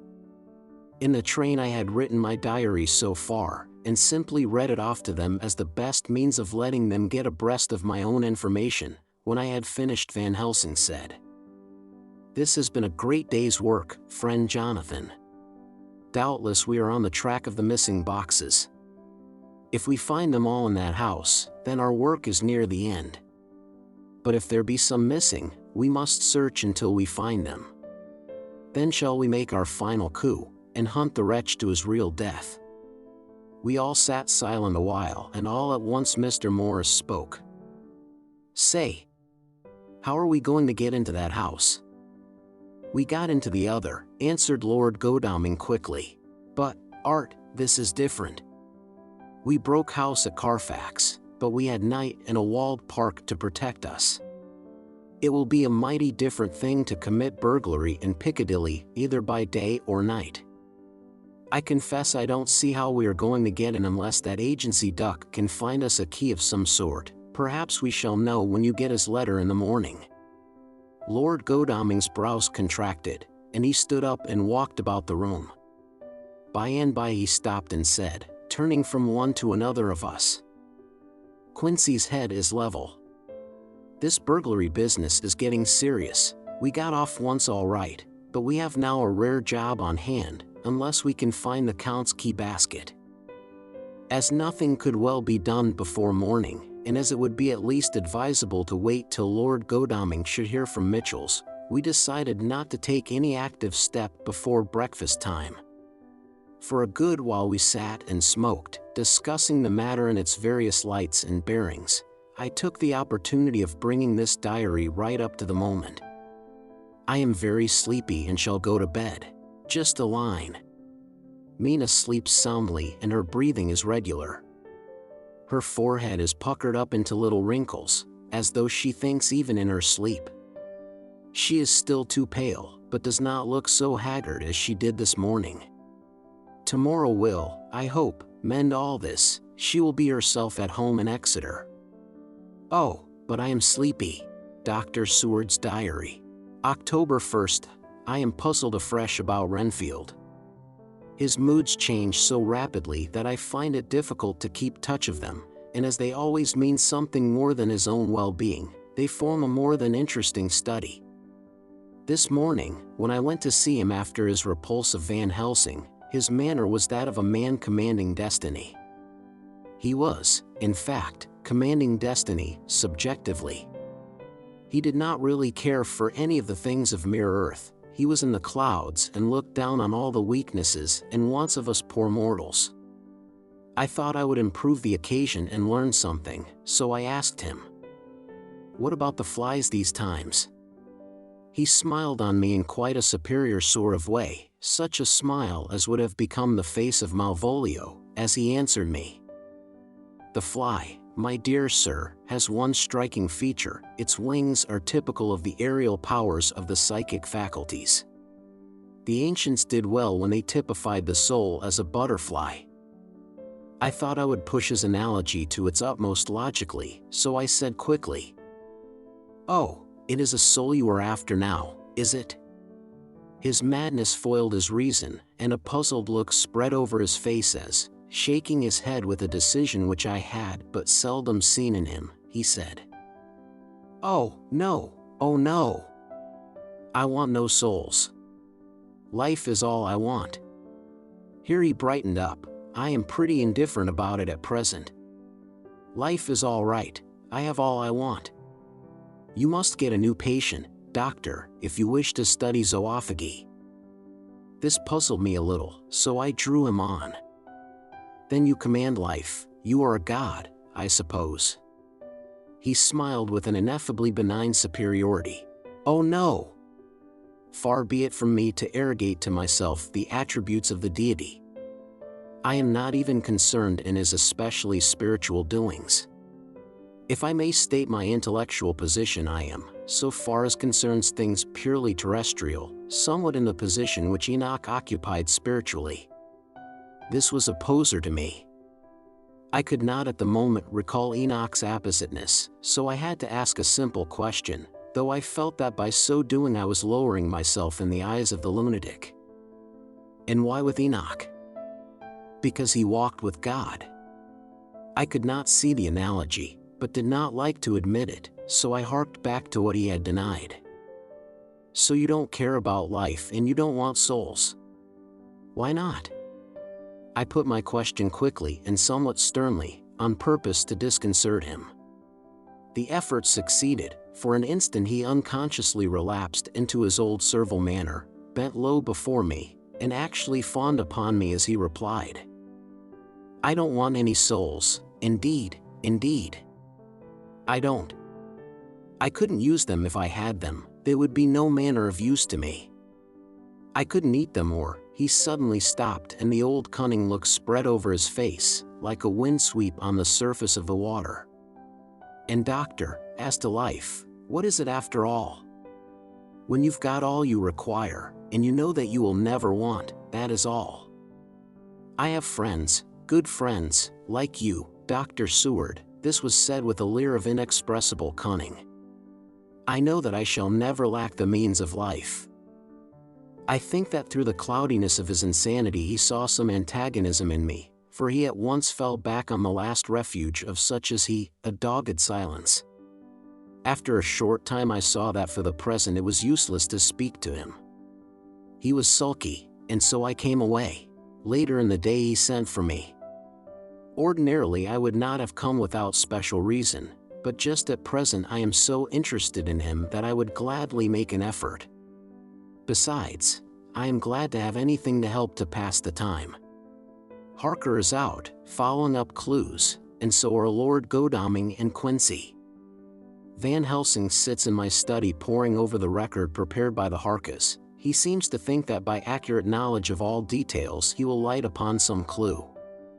He does not wish to be disturbed in the work, without cause. I would have taken him with me to see the patient, only I thought that after his last repulse he might not care to go again. There was also another reason. Renfield might not speak so freely before a third person as when he and I were alone. I found him sitting out in the middle of the floor on his stool, a pose which is generally indicative of some mental energy on his part. When I came in, he said at once, as though the question had been waiting on his lips, "What about souls?" It was evident then that my surmise had been correct. Unconscious cerebration was doing its work even with the lunatic. I determined to have the matter out. "What about them yourself?" I asked. He did not reply for a moment but looked all round him, and up and down, as though he expected to find some inspiration for an answer. "I don't want any souls," he said in a feeble, apologetic way. The matter seemed preying on his mind, and so I determined to use it, to be cruel only to be kind. So I said, "You like life, and you want life?" "Oh yes. But that is all right. You needn't worry about that." "But," I asked, "how are we to get the life without getting the soul also?" This seemed to puzzle him, so I followed it up. "A nice time you'll have some time when you're flying out there, with the souls of thousands of flies and spiders and birds and cats buzzing and twittering and meowing all round you. You've got their lives, you know, and you must put up with their souls." Something seemed to affect his imagination, for he put his fingers to his ears and shut his eyes, screwing them up tightly just as a small boy does when his face is being soaped. There was something pathetic in it that touched me. It also gave me a lesson, for it seemed that before me was a child, only a child, though the features were worn, and the stubble on the jaws was white. It was evident that he was undergoing some process of mental disturbance, and, knowing how his past moods had interpreted things seemingly foreign to himself, I thought I would enter into his mind as well as I could and go with him. The first step was to restore confidence, so I asked him, speaking pretty loud so that he would hear me through his closed ears, "Would you like some sugar to get your flies round again?" He seemed to wake up all at once, and shook his head. With a laugh he replied, "Not much. Flies are poor things, after all." After a pause he added, "But I don't want their souls buzzing round me, all the same." "Or spiders," I went on. "Blow spiders. What's the use of spiders? There isn't anything in them to eat or," he stopped suddenly, as though reminded of a forbidden topic. So. I thought to myself, this is the second time he has suddenly stopped at the word drink. What does it mean? Renfield seemed himself aware of having made a lapse, for he hurried on, as though to distract my attention from it. "I don't take any stock at all in such matters. Rats and mice and such small deer, as Shakespeare has it, chicken feet of the larder they might be called. I'm past all that sort of nonsense. You might as well ask a man to eat molecules with a pair of chopsticks, as to try to interest me about the lesser carnivora, when I know of what is before me." "I see," I said. "You want big things that you can make your teeth meet in? How would you like to breakfast on elephant?" "What ridiculous nonsense you are talking." He was getting too wide awake, so I thought I would press him hard. "I wonder," I said reflectively, "what an elephant's soul is like." The effect I desired was obtained, for he at once fell from his high horse and became a child again. "I don't want an elephant's soul, or any soul at all," he said. For a few moments he sat despondently. Suddenly he jumped to his feet, with his eyes blazing and all the signs of intense cerebral excitement. "To hell with you and your souls," he shouted. "Why do you plague me about souls? Haven't I got enough to worry, and pain, and distract me already, without thinking of souls?" He looked so hostile that I thought he was in for another homicidal fit, so I blew my whistle. The instant, however, that I did so he became calm, and said apologetically, "Forgive me, doctor, I forgot myself. You do not need any help. I am so worried in my mind that I am apt to be irritable. If you only knew the problem I have to face, and that I am working out, you would pity, and tolerate, and pardon me. Pray do not put me in a strait waistcoat. I want to think, and I cannot think freely when my body is confined. I am sure you will understand." He had evidently self-control, so when the attendants came I told them not to mind, and they withdrew. Renfield watched them go. When the door was closed he said, with considerable dignity and sweetness, "Dr. Seward, you have been very considerate towards me. Believe me that I am very, very grateful to you. I thought it well to leave him in this mood, and so I came away. There is certainly something to ponder over in this man's state. Several points seem to make what the American interviewer calls a story, if one could only get them in proper order. Here they are. Will not mention drinking. Fears the thought of being burdened with the soul of anything. Has no dread of wanting life in the future. Despises the meaner forms of life altogether, though he dreads being haunted by their souls. Logically, all these things point one way. He has assurance of some kind that he will acquire some higher life. He dreads the consequence, the burden of a soul. Then it is a human life he looks to, and the assurance? Merciful God! The Count has been to him, and there is some new scheme of terror afoot. Later, I went after my round to Van Helsing and told him my suspicion. He grew very grave, and, after thinking the matter over for a while, asked me to take him to Renfield. I did so. As we came to the door we heard the lunatic within singing gaily, as he used to do in the time which now seems so long ago. When we entered we saw with amazement that he had spread out his sugar as of old. The flies, lethargic with the autumn, were beginning to buzz into the room. We tried to make him talk of the subject of our previous conversation, but he would not attend. He went on with his singing, just as though we had not been present. He had got a scrap of paper and was folding it into a notebook. We had to come away as ignorant as we went in. His is a curious case indeed. We must watch him tonight. Letter, Mitchell, Sons and Candy to Lord Godalming. October 1st. My Lord, we are at all times only too happy to meet your wishes. We beg, with regard to the desire of your lordship, expressed by Mr. Harker on your behalf, to supply the following information concerning the sale and purchase of number 347, Piccadilly. The original vendors are the executors of the late Mr. Archibald Winter Suffield. The purchaser is a foreign nobleman, Count de Ville, who effected the purchase himself, paying the purchase money in notes over the counter, if your lordship will pardon us using so vulgar an expression. Beyond this we know nothing whatever of him. We are, my lord, your lordship's humble servants. Mitchell, Sons and Candy. Dr. Seward's Diary. October 2nd. I placed a man in the corridor last night, and told him to make an accurate note of any sound he might hear from Renfield's room, and gave him instructions that if there should be anything strange he was to call me. After dinner, when we had all gathered round the fire in the study, Mrs. Harker having gone to bed, we discussed the attempts and discoveries of the day.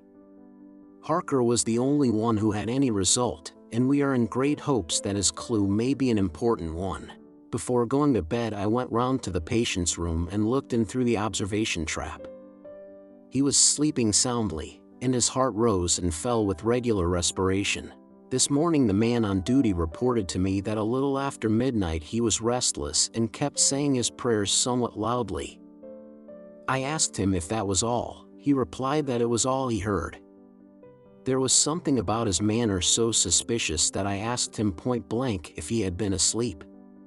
He denied sleep, but admitted to having dozed for a while.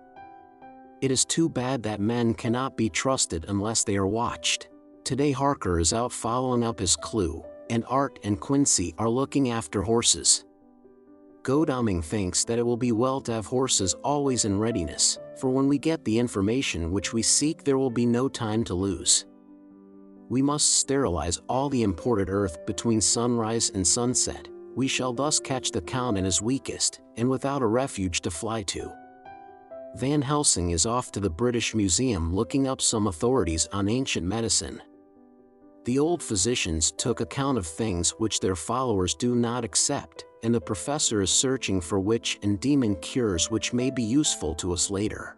I sometimes think we must be all mad and that we shall wake to sanity in strait waistcoats. Later, we have met again. We seem at last to be on the track, and our work of tomorrow may be the beginning of the end. I wonder if Renfield's quiet has anything to do with this. His moods have so followed the doings of the Count that the coming destruction of the monster may be carried to him in some subtle way. If we could only get some hint as to what passed in his mind, between the time of my argument with him today and his resumption of fly-catching, it might afford us a valuable clue. He is now seemingly quiet for a spell. Is he? That wild yell seemed to come from his room. The attendant came bursting into my room and told me that Renfield had somehow met with some accident. He had heard him yell, and when he went to him found him lying on his face on the floor, all covered with blood. I must go at once. Chapter 21. Dr. Seward's Diary. October 3rd. Let me put down with exactness all that happened, as well as I can remember it, since last I made an entry. Not a detail that I can recall must be forgotten. In all calmness I must proceed. When I came to Renfield's room I found him lying on the floor on his left side in a glittering pool of blood. When I went to move him, it became at once apparent that he had received some terrible injuries. There seemed none of that unity of purpose between the parts of the body which marks even lethargic sanity. As the face was exposed I could see that it was horribly bruised, as though it had been beaten against the floor. Indeed, it was from the face wounds that the pool of blood originated. The attendant who was kneeling beside the body said to me as we turned him over, "I think, sir, his back is broken. See, both his right arm and leg and the whole side of his face are paralyzed." How such a thing could have happened puzzled the attendant beyond measure. He seemed quite bewildered, and his brows were gathered in as he said, "I can't understand the two things. He could mark his face like that by beating his own head on the floor. I saw a young woman do it once at the Eversfield Asylum before anyone could lay hands on her. And I suppose he might have broke his neck by falling out of bed, if he got in an awkward kink. But for the life of me I can't imagine how the two things occurred. If his back was broke, he couldn't beat his head, and if his face was like that before the fall out of bed, there would be marks of it." I said to him, "Go to Dr. Van Helsing, and ask him to kindly come here at once. I want him without an instant's delay." The man ran off, and within a few minutes the professor, in his dressing gown and slippers, appeared. When he saw Renfield on the ground, he looked keenly at him a moment, and then turned to me. I think he recognized my thought in my eyes, for he said very quietly, manifestly for the ears of the attendant, "Ah, a sad accident. He will need very careful watching, and much attention.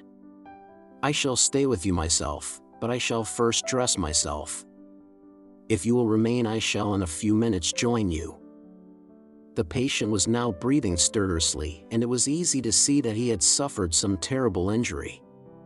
Van Helsing returned with extraordinary celerity, bearing with him a surgical case. He had evidently been thinking and had his mind made up, for, almost before he looked at the patient, he whispered to me, "Send the attendant away.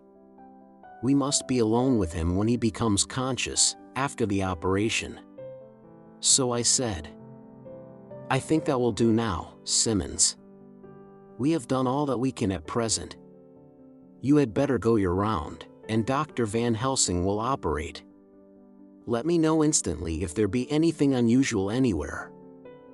The man withdrew, and we went into a strict examination of the patient. The wounds of the face was superficial. The real injury was a depressed fracture of the skull, extending right up through the motor area. The professor thought a moment and said, "We must reduce the pressure and get back to normal conditions, as far as can be. The rapidity of the suffusion shows the terrible nature of his injury. The whole motor area seems affected. The suffusion of the brain will increase quickly, so we must trephine at once or it may be too late." As he was speaking, there was a soft tapping at the door. I went over and opened it and found in the corridor without, Arthur and Quincy in pajamas and slippers. The former spoke. "I heard your man call up Dr. Van Helsing and tell him of an accident. So I woke Quincy, or rather called for him, as he was not asleep. Things are moving too quickly and too strangely for sound sleep for any of us these times. I've been thinking that tomorrow night we'll not see things as they have been. We'll have to look back and forward a little more than we have done. May we come in?" I nodded, and held the door open till they had entered, then I closed it again. When Quincy saw the attitude and state of the patient, and noted the horrible pool on the floor, he said softly, "My God! What has happened to him? Poor devil!" I told him briefly, and added that we expected he would recover consciousness after the operation, for a short time, at all events. He went at once and sat down on the edge of the bed, with Godalming beside him. We all watched in patience. "We shall wait," said Van Helsing, "just long enough to fix the best spot for trephining, so that we may most quickly and perfectly remove the blood clot, for it is evident that the hemorrhage is increasing." The minutes during which we waited passed with fearful slowness. I had a horrible sinking in my heart, and from Van Helsing's face I gathered that he felt some fear or apprehension as to what was to come. I dreaded the words that Renfield might speak. I was positively afraid to think, but the conviction of what was coming was on me, as I have read of men who have heard the death watch. The poor man's breathing came in uncertain gasps. Each instant he seemed as though he would open his eyes and speak, but then would follow a prolonged stertorous breath, and he would relapse into a more fixed insensibility. Inured as I was to sick beds and death, this suspense grew, and grew upon me. I could almost hear the beating of my own heart, and the blood surging through my temples sounded like blows from a hammer. The silence finally became agonizing. I looked at my companions, one after another, and saw from their flushed faces and damp brows that they were enduring equal torture. There was a nervous suspense over us all, as though overhead some dread bell would peal out powerfully when we should least expect it. At last there came a time when it was evident that the patient was sinking fast. He might die at any moment. I looked up at the professor and caught his eyes fixed on mine. His face was sternly set as he spoke. "There is no time to lose. His words may be worth many lives. I have been thinking so, as I stood here. It may be there is a soul at stake. We shall operate just above the ear." Without another word he made the operation. For a few moments the breathing continued to be stertorous. Then there came a breath so prolonged that it seemed as though it would tear open his chest. Suddenly his eyes opened, and became fixed in a wild, helpless stare. This was continued for a few moments, then it softened into a glad surprise, and from the lips came a sigh of relief. He moved convulsively, and as he did so, said, "I'll be quiet, doctor. Tell them to take off the straight waistcoat. I have had a terrible dream, and it has left me so weak that I cannot move. What's wrong with my face? It feels all swollen, and it smarts dreadfully." He tried to turn his head, but even with the effort his eyes seemed to grow glassy again, so I gently put it back. Then Van Helsing said in a quiet, grave tone, "Tell us your dream, Mr. Renfield."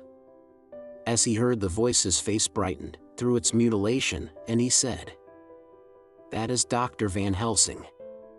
How good it is of you to be here. Give me some water, my lips are dry, and I shall try to tell you.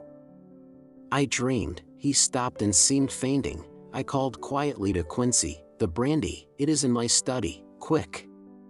He flew and returned with a glass, the decanter of brandy, and a carafe of water.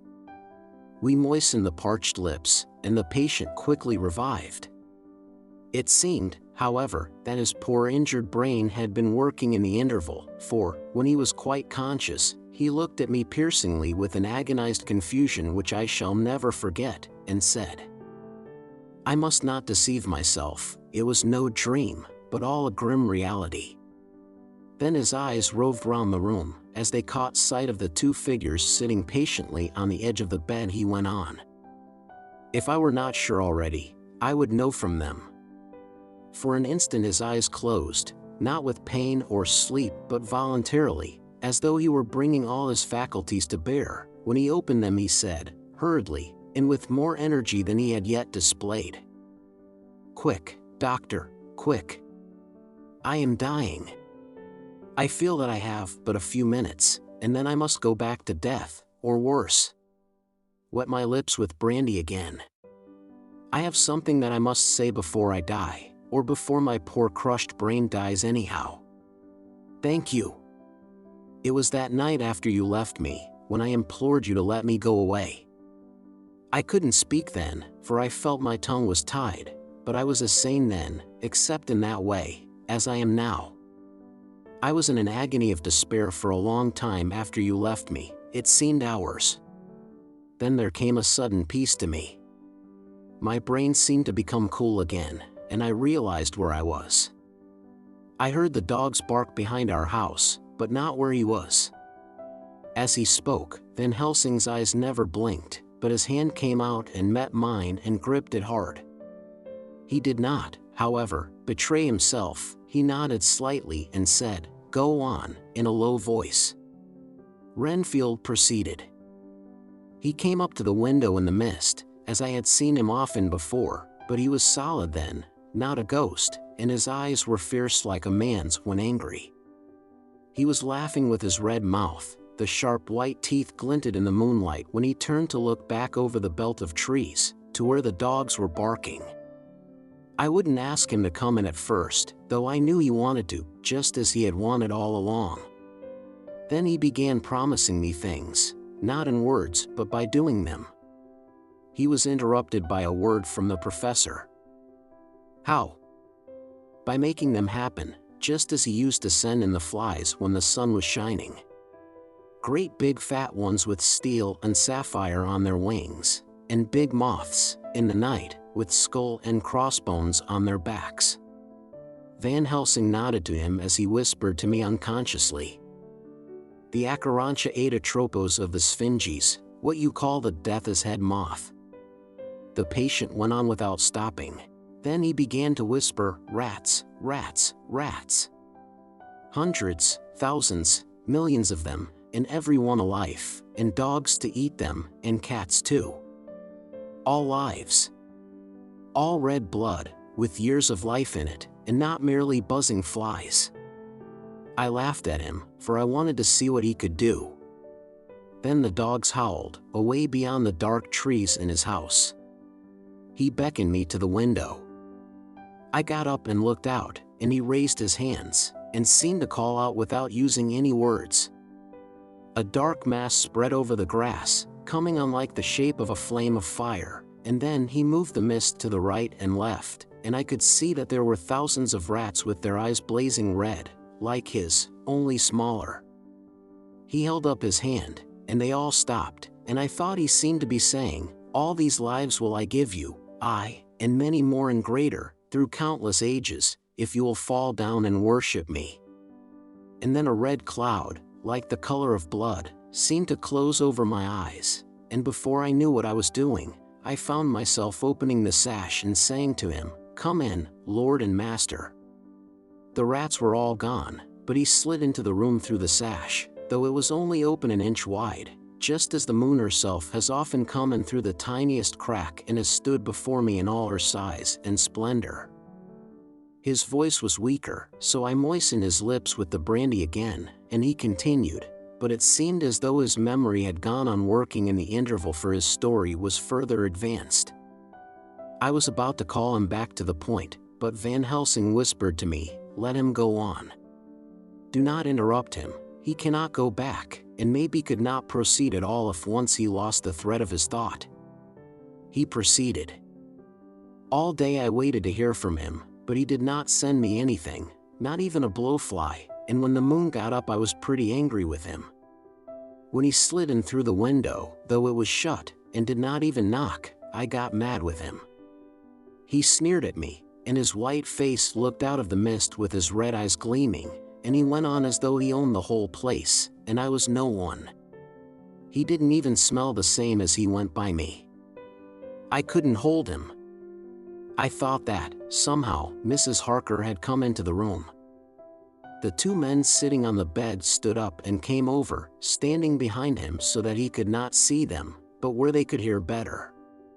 They were both silent, but the professor started and quivered. His face, however, grew grimmer and sterner still. Renfield went on without noticing. "When Mrs. Harker came in to see me this afternoon she wasn't the same. It was like tea after the teapot had been watered. Here we all moved, but no one said a word," he went on. "I didn't know that she was here till she spoke, and she didn't look the same.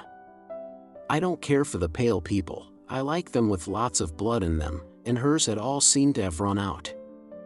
I didn't think of it at the time, but when she went away I began to think, and it made me mad to know that he had been taking the life out of her. I could feel that the rest quivered, as I did, but we remained otherwise still. So when he came tonight I was ready for him. I saw the mist stealing in, and I grabbed it tight. I had heard that madmen have unnatural strength, and as I knew I was a madman, at times anyhow, I resolved to use my power. And he felt it too, for he had to come out of the mist to struggle with me. I held tight, and I thought I was going to win, for I didn't mean him to take any more of her life, till I saw his eyes. They burned into me, and my strength became like water. He slipped through it, and when I tried to cling to him, he raised me up and flung me down. There was a red cloud before me, and a noise like thunder, and the mist seemed to steal away under the door. His voice was becoming fainter and his breath more stertorous. Van Helsing stood up instinctively. "We know the worst now," he said. "He is here, and we know his purpose. It may not be too late. Let us be armed, the same as we were the other night, but lose no time, there is not an instant to spare." There was no need to put our fear, nay our conviction, into words, we shared them in common. We all hurried and took from our rooms the same things that we had when we entered the Count's house. The professor had his ready, and as we met in the corridor he pointed to them significantly as he said, "They never leave me, and they shall not till this unhappy business is over. Be wise also, my friends. It is no common enemy that we deal with. Alas! Alas! That dear Madam Mina should suffer." He stopped, his voice was breaking, and I do not know if rage or terror predominated in my own heart. Outside the Harkas' door we paused. Art and Quincy held back, and the latter said, "Should we disturb her?" "We must," said Van Helsing grimly. "If the door be locked, I shall break it in. May it not frighten her terribly? It is unusual to break into a lady's room." Van Helsing said solemnly, "You are always right, but this is life and death. All chambers are alike to the doctor, and even were they not, they are all as one to me tonight. Friend John, when I turn the handle, if the door does not open, do you put your shoulder down and shove, and you too, my friends. Now." He turned the handle as he spoke, but the door did not yield. We threw ourselves against it. With a crash it burst open, and we almost fell headlong into the room. The professor did actually fall, and I saw across him as he gathered himself up from hands and knees. What I saw appalled me.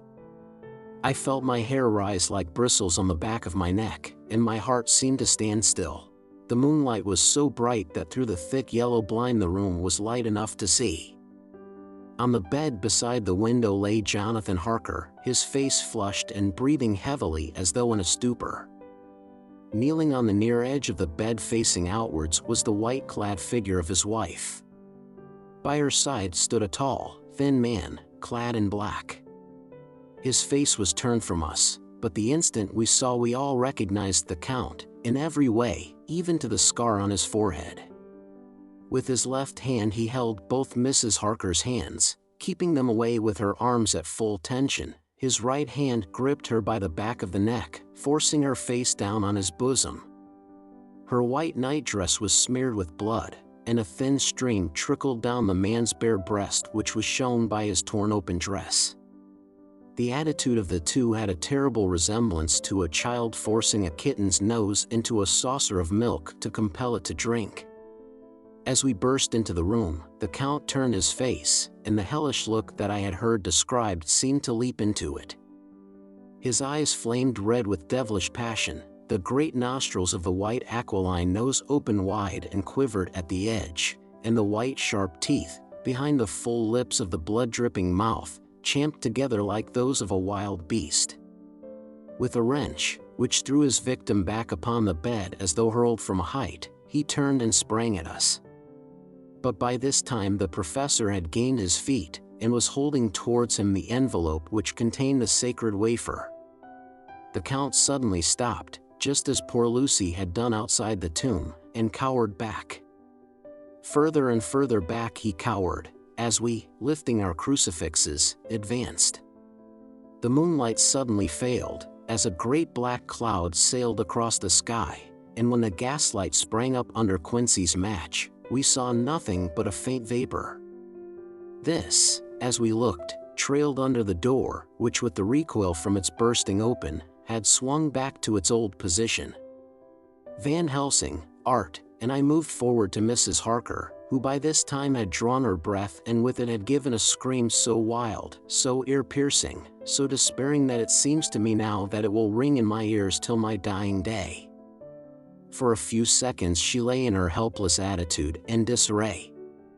Her face was ghastly, with a pallor which was accentuated by the blood which smeared her lips and cheeks and chin. From her throat trickled a thin stream of blood. Her eyes were mad with terror.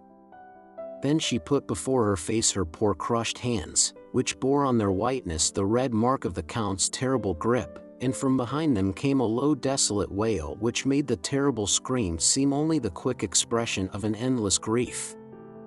Van Helsing stepped forward and drew the coverlet gently over her body, whilst Art, after looking at her face for an instant despairingly, ran out of the room. Van Helsing whispered to me, "Jonathan is in a stupor such as we know the vampire can produce. We can do nothing with poor Madam Mina for a few moments till she recovers herself. I must wake him." He dipped the end of a towel in cold water and with it began to flick him on the face, his wife all the while holding her face between her hands and sobbing in a way that was heartbreaking to hear. I raised the blind and looked out of the window. There was much moonshine, and as I looked I could see Quincy Morris run across the lawn and hide himself in the shadow of a great yew tree. It puzzled me to think why he was doing this, but at the instant I heard Harker's quick exclamation as he woke to partial consciousness and turned to the bed. On his face, as there might well be, was a look of wild amazement. He seemed dazed for a few seconds, and then full consciousness seemed to burst upon him all at once, and he started up. His wife was aroused by the quick movement, and turned to him with her arms stretched out, as though to embrace him. Instantly, however, she drew them in again, and putting her elbows together, held her hands before her face, and shuddered till the bed beneath her shook. "In God's name, what does this mean?" Harker cried out. "Dr. Seward, Dr. Van Helsing, what is it? What has happened? What is wrong? Mina, dear, what is it? What does that blood mean? My God, my God. Has it come to this?" And, raising himself to his knees, he beat his hands wildly together. "Good God, help us! Help her! Oh, help her!" With a quick movement he jumped from bed, and began to pull on his clothes, all the man in him awake at the need for instant exertion. "What has happened? Tell me all about it," he cried without pausing. "Dr. Van Helsing, you love Mina, I know. Oh, do something to save her. It cannot have gone too far yet. Guard her while I look for him." His wife, through her terror and horror and distress, saw some sure danger to him. Instantly forgetting her own grief, she seized hold of him and cried out, "No! No! Jonathan, you must not leave me. I have suffered enough tonight, God knows, without the dread of his harming you. You must stay with me. Stay with these friends who will watch over you." Her expression became frantic as she spoke, and, yielding to her, she pulled him down sitting on the bedside, and clung to him fiercely. Van Helsing and I tried to calm them both. The professor held up his little golden crucifix, and said with wonderful calmness, "Do not fear, my dear. We are here, and whilst this is close to you no foul thing can approach. You are safe for tonight, and we must be calm and take counsel together." She shuddered and was silent, holding down her head on her husband's breast. When she raised it, his white nightrobe was stained with blood where her lips had touched, and where the thin open wound in her neck had sent forth drops. The instant she saw it she drew back, with a low wail, and whispered, amidst choking sobs, "Unclean, unclean! I must touch him or kiss him no more. Oh, that it should be that it is I who am now his worst enemy, and whom he may have most cause to fear." To this he spoke out resolutely. "Nonsense, Mina. It is a shame to me to hear such a word. I would not hear it of you, and I shall not hear it from you. May God judge me by my deserts, and punish me with more bitter suffering than even this hour, if by any act or will of mine anything ever come between us." He put out his arms and folded her to his breast, and for a while she lay there sobbing. He looked at us over her bowed head, with eyes that blinked damply above his quivering nostrils. His mouth was set as steel. After a while her sobs became less frequent and more faint, and then he said to me, speaking with a studied calmness which I felt tried his nervous power to the utmost, "And now, Dr. Seward, tell me all about it. Too well I know the broad fact, tell me all that has been." I told him exactly what had happened, and he listened with seeming impassiveness, but his nostrils twitched and his eyes blazed as I told how the ruthless hands of the Count had held his wife in that terrible and horrid position, with her mouth to the open wound in his breast. It interested me, even at that moment, to see that, whilst the face of white-set passion worked convulsively over the bowed head, the hands tenderly and lovingly stroked the ruffled hair. Just as I had finished, Quincy and Godalming knocked at the door. They entered in obedience to our summons. Van Helsing looked at me questioningly. I understood him to mean if we were to take advantage of their coming to divert if possible the thoughts of the unhappy husband and wife from each other and from themselves, so on nodding acquiescence to him he asked them what they had seen or done. To which Lord Godalming answered, "I could not see him anywhere in the passage, or in any of our rooms." I looked in the study, but, though he had been there, he had gone. He had, however, he stopped suddenly, looking at the poor drooping figure on the bed. Van Helsing said gravely, "Go on, friend Arthur. We want here no more concealments. Our hope now is in knowing all. Tell freely." So Art went on. He had been there, and though it could only have been for a few seconds, he made rare hay of the place. All the manuscript had been burned, and the blue flames were flickering amongst the white ashes. The cylinders of your phonograph too were thrown on the fire, and the wax had helped the flames. Here I interrupted. "Thank God there is the other copy in the safe." His face lit for a moment, but fell again as he went on. I ran downstairs then, but could see no sign of him. I looked into Renfield's room, but there was no trace there except. Again he paused. "Go on," said Harker hoarsely, so he bowed his head and moistening his lips with his tongue, added, "Except that the poor fellow is dead." Mrs. Harker raised her head, looking from one to the other of us. She said solemnly, "God's will be done." I could not but feel that Art was keeping back something, but, as I took it that it was with a purpose, I said nothing. Van Helsing turned to Morris and asked, "And you, friend Quincy, have you any to tell?" "A little," he answered. "It may be much eventually, but at present I can't say. I thought it well to know if possible where the Count would go when he left the house. I did not see him, but I saw a bat rise from Renfield's window and flap westward. I expected to see him in some shape go back to Carfax, but he evidently sought some other lair. He will not be back tonight, for the sky is reddening in the east, and the dawn is close. We must work tomorrow." He said the latter words through his shut teeth. For a space of perhaps a couple of minutes there was silence, and I could fancy that I could hear the sound of our hearts beating. Then Van Helsing said, placing his hand very tenderly on Mrs. Harker's head, "And now, Madam Mina, poor, dear Madam Mina, tell us exactly what happened. God knows that I do not want that you be pained, but it is need that we know all. For now more than ever has all work to be done quick and sharp, and in deadly earnest. The day is close to us that must end all, if it may be so, and now is the chance that we may live and learn." The poor, dear lady shivered, and I could see the tension of her nerves as she clasped her husband closer to her and bent her head lower and lower still on his breast. Then she raised her head proudly, and held out one hand to Van Helsing, who took it in his, and, after stooping and kissing it reverently, held it fast.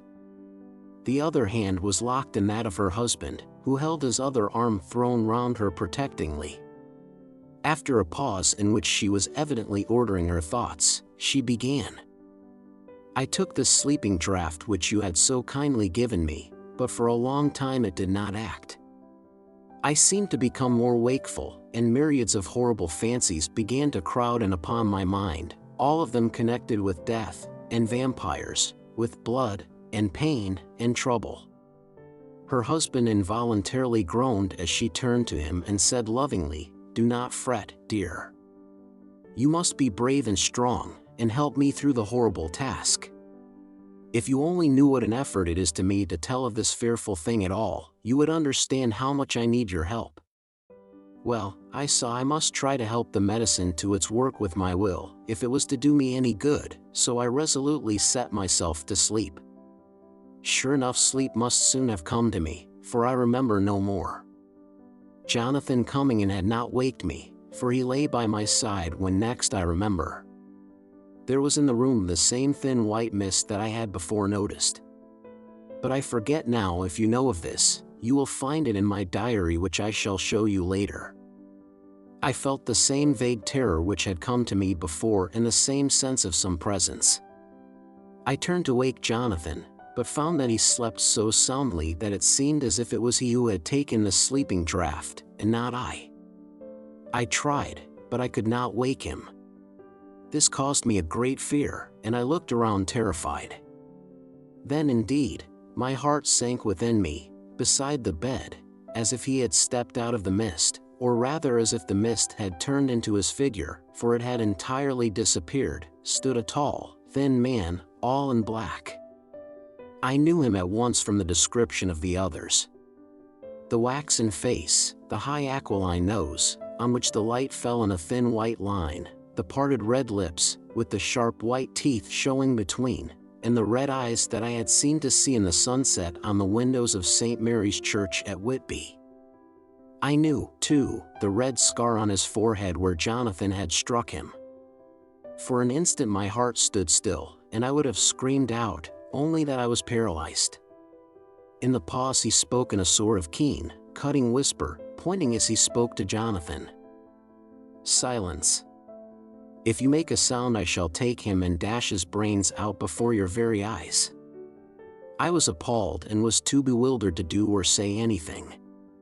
With a mocking smile, he placed one hand upon my shoulder and, holding me tight, bared my throat with the other, saying as he did so, "First, a little refreshment to reward my exertions. You may as well be quiet. It is not the first time, or the second, that your veins have appeased my thirst." I was bewildered, and, strangely enough, I did not want to hinder him. I suppose it is a part of the horrible curse that such is, when his touch is on his victim. And oh, my God, pity me. He placed his reeking lips upon my throat. Her husband groaned again. She clasped his hand harder, and looked at him pityingly, as if he were the injured one, and went on. I felt my strength fading away, and I was in a half-swoon. How long this horrible thing lasted I know not, but it seemed that a long time must have passed before he took his foul, awful, sneering mouth away. I saw it drip with the fresh blood. The remembrance seemed for a while to overpower her, and she drooped and would have sunk down but for her husband's sustaining arm. With a great effort she recovered herself and went on. Then he spoke to me mockingly, "And so you, like the others, would play your brains against mine. You would help these men to hunt me and frustrate me in my designs. You know now, and they know in part already, and will know in full before long, what it is to cross my path. They should have kept their energies for use closer to home. Whilst they played wits against me who commanded nations, and intrigued for them, and fought for them, hundreds of years before they were born, I was countermining them. And you, their best beloved one, are now to me, flesh of my flesh, blood of my blood, kin of my kin, my bountiful winepress for a while, and shall be later on my companion and my helper. You shall be avenged in turn, for not one of them but shall minister to your needs. But as yet you are to be punished for what you have done. You have aided in thwarting me, now you shall come to my call. When my brain says come, to you, you shall cross land or sea to do my bidding, and to that end this." With that he pulled open his shirt, and with his long sharp nails opened a vein in his breast. When the blood began to spurt out, he took my hands in one of his, holding them tight, and with the other seized my neck and pressed my mouth to the wound, so that I must either suffocate or swallow some of the, oh my God! My God! What have I done? What have I done to deserve such a fate, I who have tried to walk in meekness and righteousness all my days? God pity me! Look down on a poor soul in worse than mortal peril, and in mercy pity those to whom she is dear. Then she began to rub her lips as though to cleanse them from pollution. As she was telling her terrible story, the eastern sky began to quicken, and everything became more and more clear. Harker was still and quiet, but over his face, as the awful narrative went on, came a gray look which deepened and deepened in the morning light, till when the first red streak of the coming dawn shot up, the flesh stood darkly out against the whitening hair. We have arranged that one of us is to stay within call of the unhappy pair till we can meet together and arrange about taking action. Of this I am sure, the sun rises today on no more miserable house in all the great round of its daily course. Chapter 22. Jonathan Harker's Journal. October 3rd. As I must do something or go mad, I write this diary. It is now 6 o'clock, and we are to meet in the study in half an hour and take something to eat, for Dr. Van Helsing and Dr. Seward are agreed that if we do not eat we cannot work our best. Our best will be, God knows, required today. I must keep writing at every chance, for I dare not stop to think. All, big and little, must go down. Perhaps at the end the little things may teach us most. The teaching, big or little, could not have landed Mina or me anywhere worse than we are today. However, we must trust and hope. Poor Mina told me just now, with the tears running down her dear cheeks, that it is in trouble and trial that our faith is tested, that we must keep on trusting, and that God will aid us up to the end. The end. Oh my God! What end? To work. To work. When Dr. Van Helsing and Dr. Seward had come back from seeing poor Renfield, we went gravely into what was to be done. First, Dr. Seward told us that when he and Dr. Van Helsing had gone down to the room below they had found Renfield lying on the floor, all in a heap. His face was all bruised and crushed in, and the bones of the neck were broken. Dr. Seward asked the attendant who was on duty in the passage if he had heard anything. He said that he had been sitting down. He confessed to half dozing, when he heard loud voices in the room, and then Renfield had called out loudly several times, God! God! God! After that there was a sound of falling, and when he entered the room he found him lying on the floor, face down, just as the doctors had seen him. Van Helsing asked if he had heard voices or a voice, and he said he could not say, that at first it had seemed to him as if there were two, but as there was no one in the room it could have been only one. He could swear to it, if required, that the word God was spoken by the patient. Dr. Seward said to us, when we were alone, that he did not wish to go into the matter. The question of an inquest had to be considered, and it would never do to put forward the truth, as no one would believe it. As it was, he thought that on the attendant's evidence he could give a certificate of death by misadventure in falling from bed. In case the coroner should demand it, there would be a formal inquest, necessarily to the same result. When the question began to be discussed as to what should be our next step, the very first thing we decided was that Mina should be in full confidence, that nothing of any sort, no matter how painful, should be kept from her. She herself agreed as to its wisdom, and it was pitiful to see her so brave and yet so sorrowful, and in such a depth of despair. There must be no concealment, she said, alas. We have had too much already. And besides there is nothing in all the world that can give me more pain than I have already endured, than I suffer now. Whatever may happen, it must be of new hope or of new courage to me. Van Helsing was looking at her fixedly as she spoke, and said, suddenly but quietly, "But dear Madam Mina, are you not afraid, not for yourself, but for others from yourself, after what has happened?"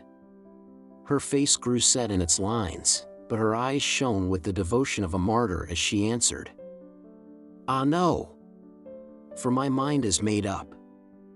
"To what?" he asked gently, whilst we were all very still, for each in our own way we had a sort of vague idea of what she meant. Her answer came with direct simplicity, as though she were simply stating a fact. "Because if I find in myself, and I shall watch keenly for it, a sign of harm to any that I love, I shall die." "You would not kill yourself?" he asked, hoarsely. "I would, if there were no friend who loved me, who would save me such a pain, and so desperate an effort." She looked at him meaningly as she spoke. He was sitting down, but now he rose and came close to her and put his hand on her head as he said solemnly, "My child, there is such an one if it were for your good." For myself, I could hold it in my account with God to find such an euthanasia for you, even at this moment, if it were best. Nay, were it safe. But my child," for a moment he seemed choked, and a great sob rose in his throat. He gulped it down and went on. "There are here some who would stand between you and death. You must not die. You must not die by any hand, but least of all by your own. Until the other, who has fouled your sweet life, is true dead, you must not die, for if he is still with the quick undead, your death would make you even as he is. No, you must live. You must struggle and strive to live, though death would seem a boon unspeakable. You must fight death himself, though he come to you in pain or in joy, by the day or the night, in safety or in peril. On your living soul I charge you that you do not die, nay, nor think of death, till this great evil be past." The poor dear grew white as death, and shook and shivered, as I have seen a quicksand shake and shiver at the incoming of the tide. We were all silent, we could do nothing. At length she grew more calm, and turning to him said, sweetly, but oh, so sorrowfully, as she held out her hand, "I promise you, my dear friend, that if God will let me live, I shall strive to do so, till, if it may be in his good time, this horror may have passed away from me." She was so good and brave that we all felt that our hearts were strengthened to work and endure for her, and we began to discuss what we were to do.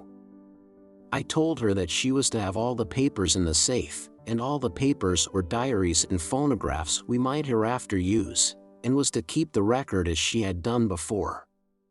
She was pleased with the prospect of anything to do, if pleased could be used in connection with so grim an interest. As usual, Van Helsing had thought ahead of everyone else, and was prepared with an exact ordering of our work. "It is perhaps well," he said, "that at our meeting after our visit to Carfax we decided not to do anything with the earth boxes that lay there.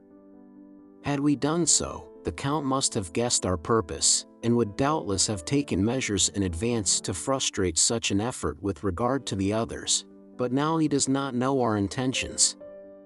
Nay, more, in all probability, he does not know that such a power exists to us as can sterilize his lairs, so that he cannot use them as of old.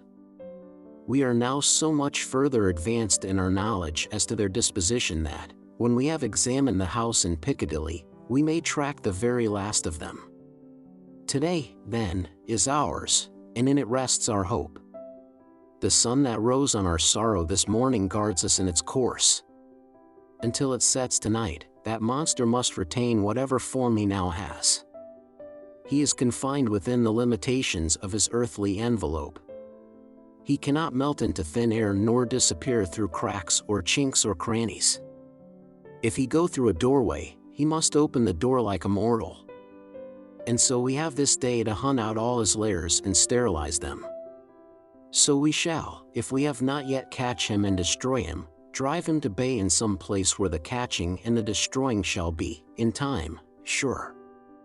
Here I started up, for I could not contain myself at the thought that the minutes and seconds so preciously laden with Mina's life and happiness were flying from us, since whilst we talked action was impossible.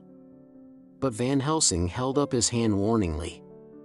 "Nay, friend Jonathan," he said, "in this, the quickest way home is the longest way, so your proverbs say. We shall all act and act with desperate quick, when the time has come. But think, in all probable the key of the situation is in that house in Piccadilly. The Count may have many houses which he has bought.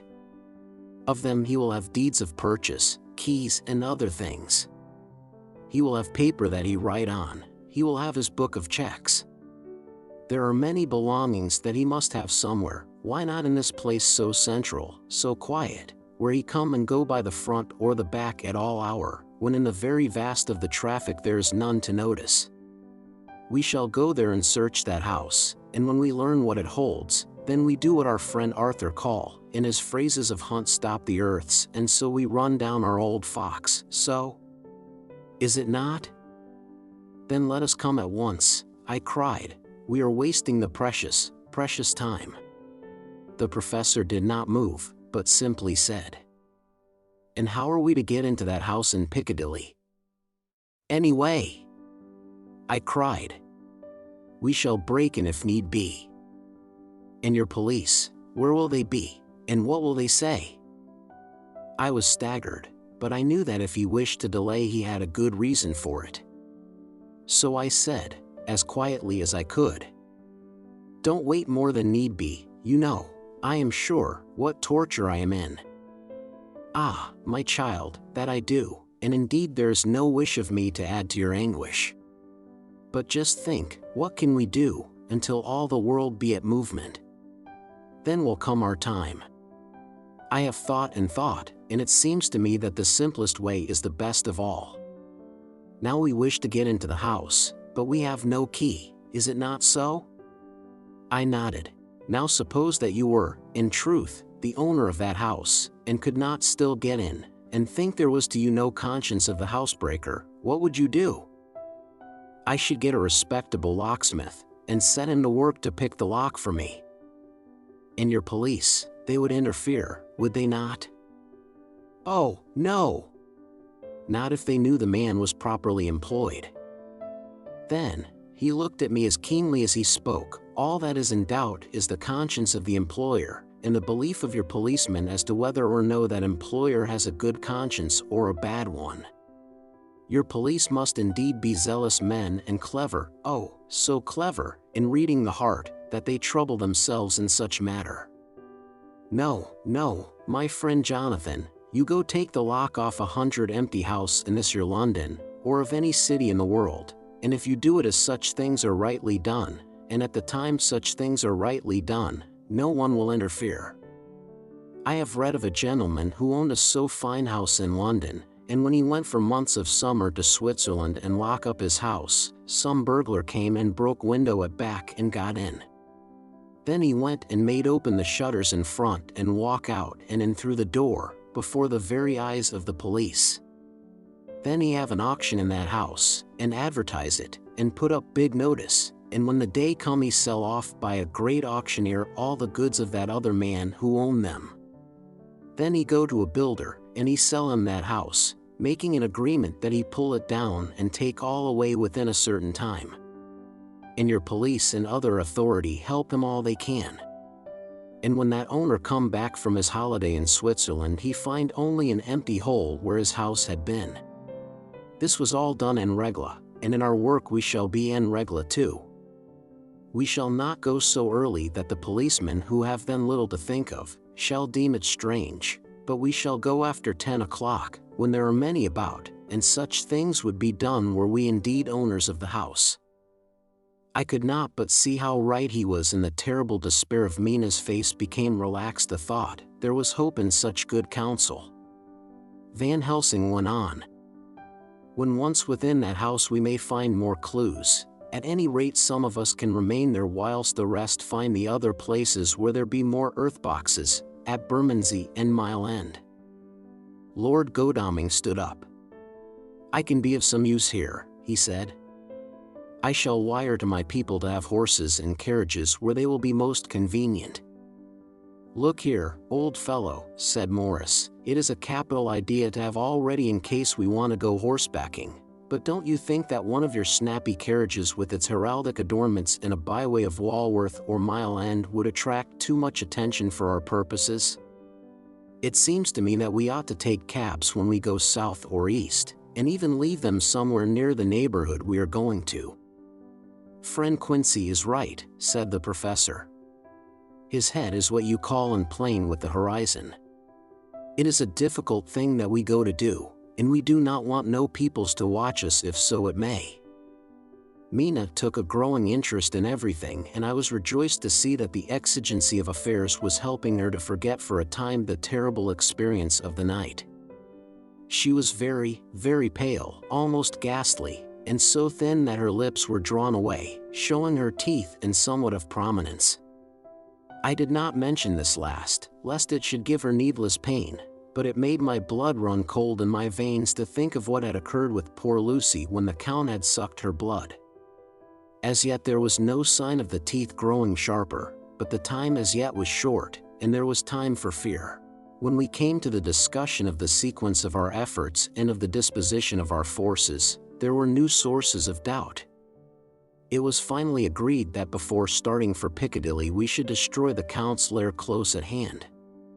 In case he should find it out too soon, we should thus be still ahead of him in our work of destruction, and his presence in his purely material shape, and at his weakest, might give us some new clue. As to the disposal of forces, it was suggested by the professor that, after our visit to Carfax, we should all enter the house in Piccadilly, that the 2 doctors and I should remain there, whilst Lord Godalming and Quincy found the lairs at Walworth and Mile End and destroyed them. It was possible, if not likely, the professor urged, that the Count might appear in Piccadilly during the day, and that if so we might be able to cope with him then and there. At any rate, we might be able to follow him in force. To this plan I strenuously objected, and so far as my going was concerned, for I said that I intended to stay and protect Mina, I thought that my mind was made up on the subject, but Mina would not listen to my objection. She said that there might be some law matter in which I could be useful, that amongst the Count's papers might be some clue which I could understand out of my experience in Transylvania, and that, as it was, all the strength we could muster was required to cope with the Count's extraordinary power. I had to give in, for Mina's resolution was fixed. She said that it was the last hope for her that we should all work together. As for me, she said, I have no fear. Things have been as bad as they can be, and whatever may happen must have in it some element of hope or comfort. Go, my husband. God can, if he wishes it, guard me as well alone as with anyone present. So I started up crying out, then in God's name let us come at once, for we are losing time. The Count may come to Piccadilly earlier than we think. Not so, said Van Helsing, holding up his hand. But why? I asked. Do you forget, he said, with actually a smile, that last night he banqueted heavily, and will sleep late? Did I forget? Shall I ever, can I ever? Can any of us ever forget that terrible scene? Mina struggled hard to keep her brave countenance, but the pain overmastered her and she put her hands before her face, and shuddered whilst she moaned. Van Helsing had not intended to recall her frightful experience. He had simply lost sight of her and her part in the affair in his intellectual effort. When it struck him what he said, he was horrified at his thoughtlessness and tried to comfort her.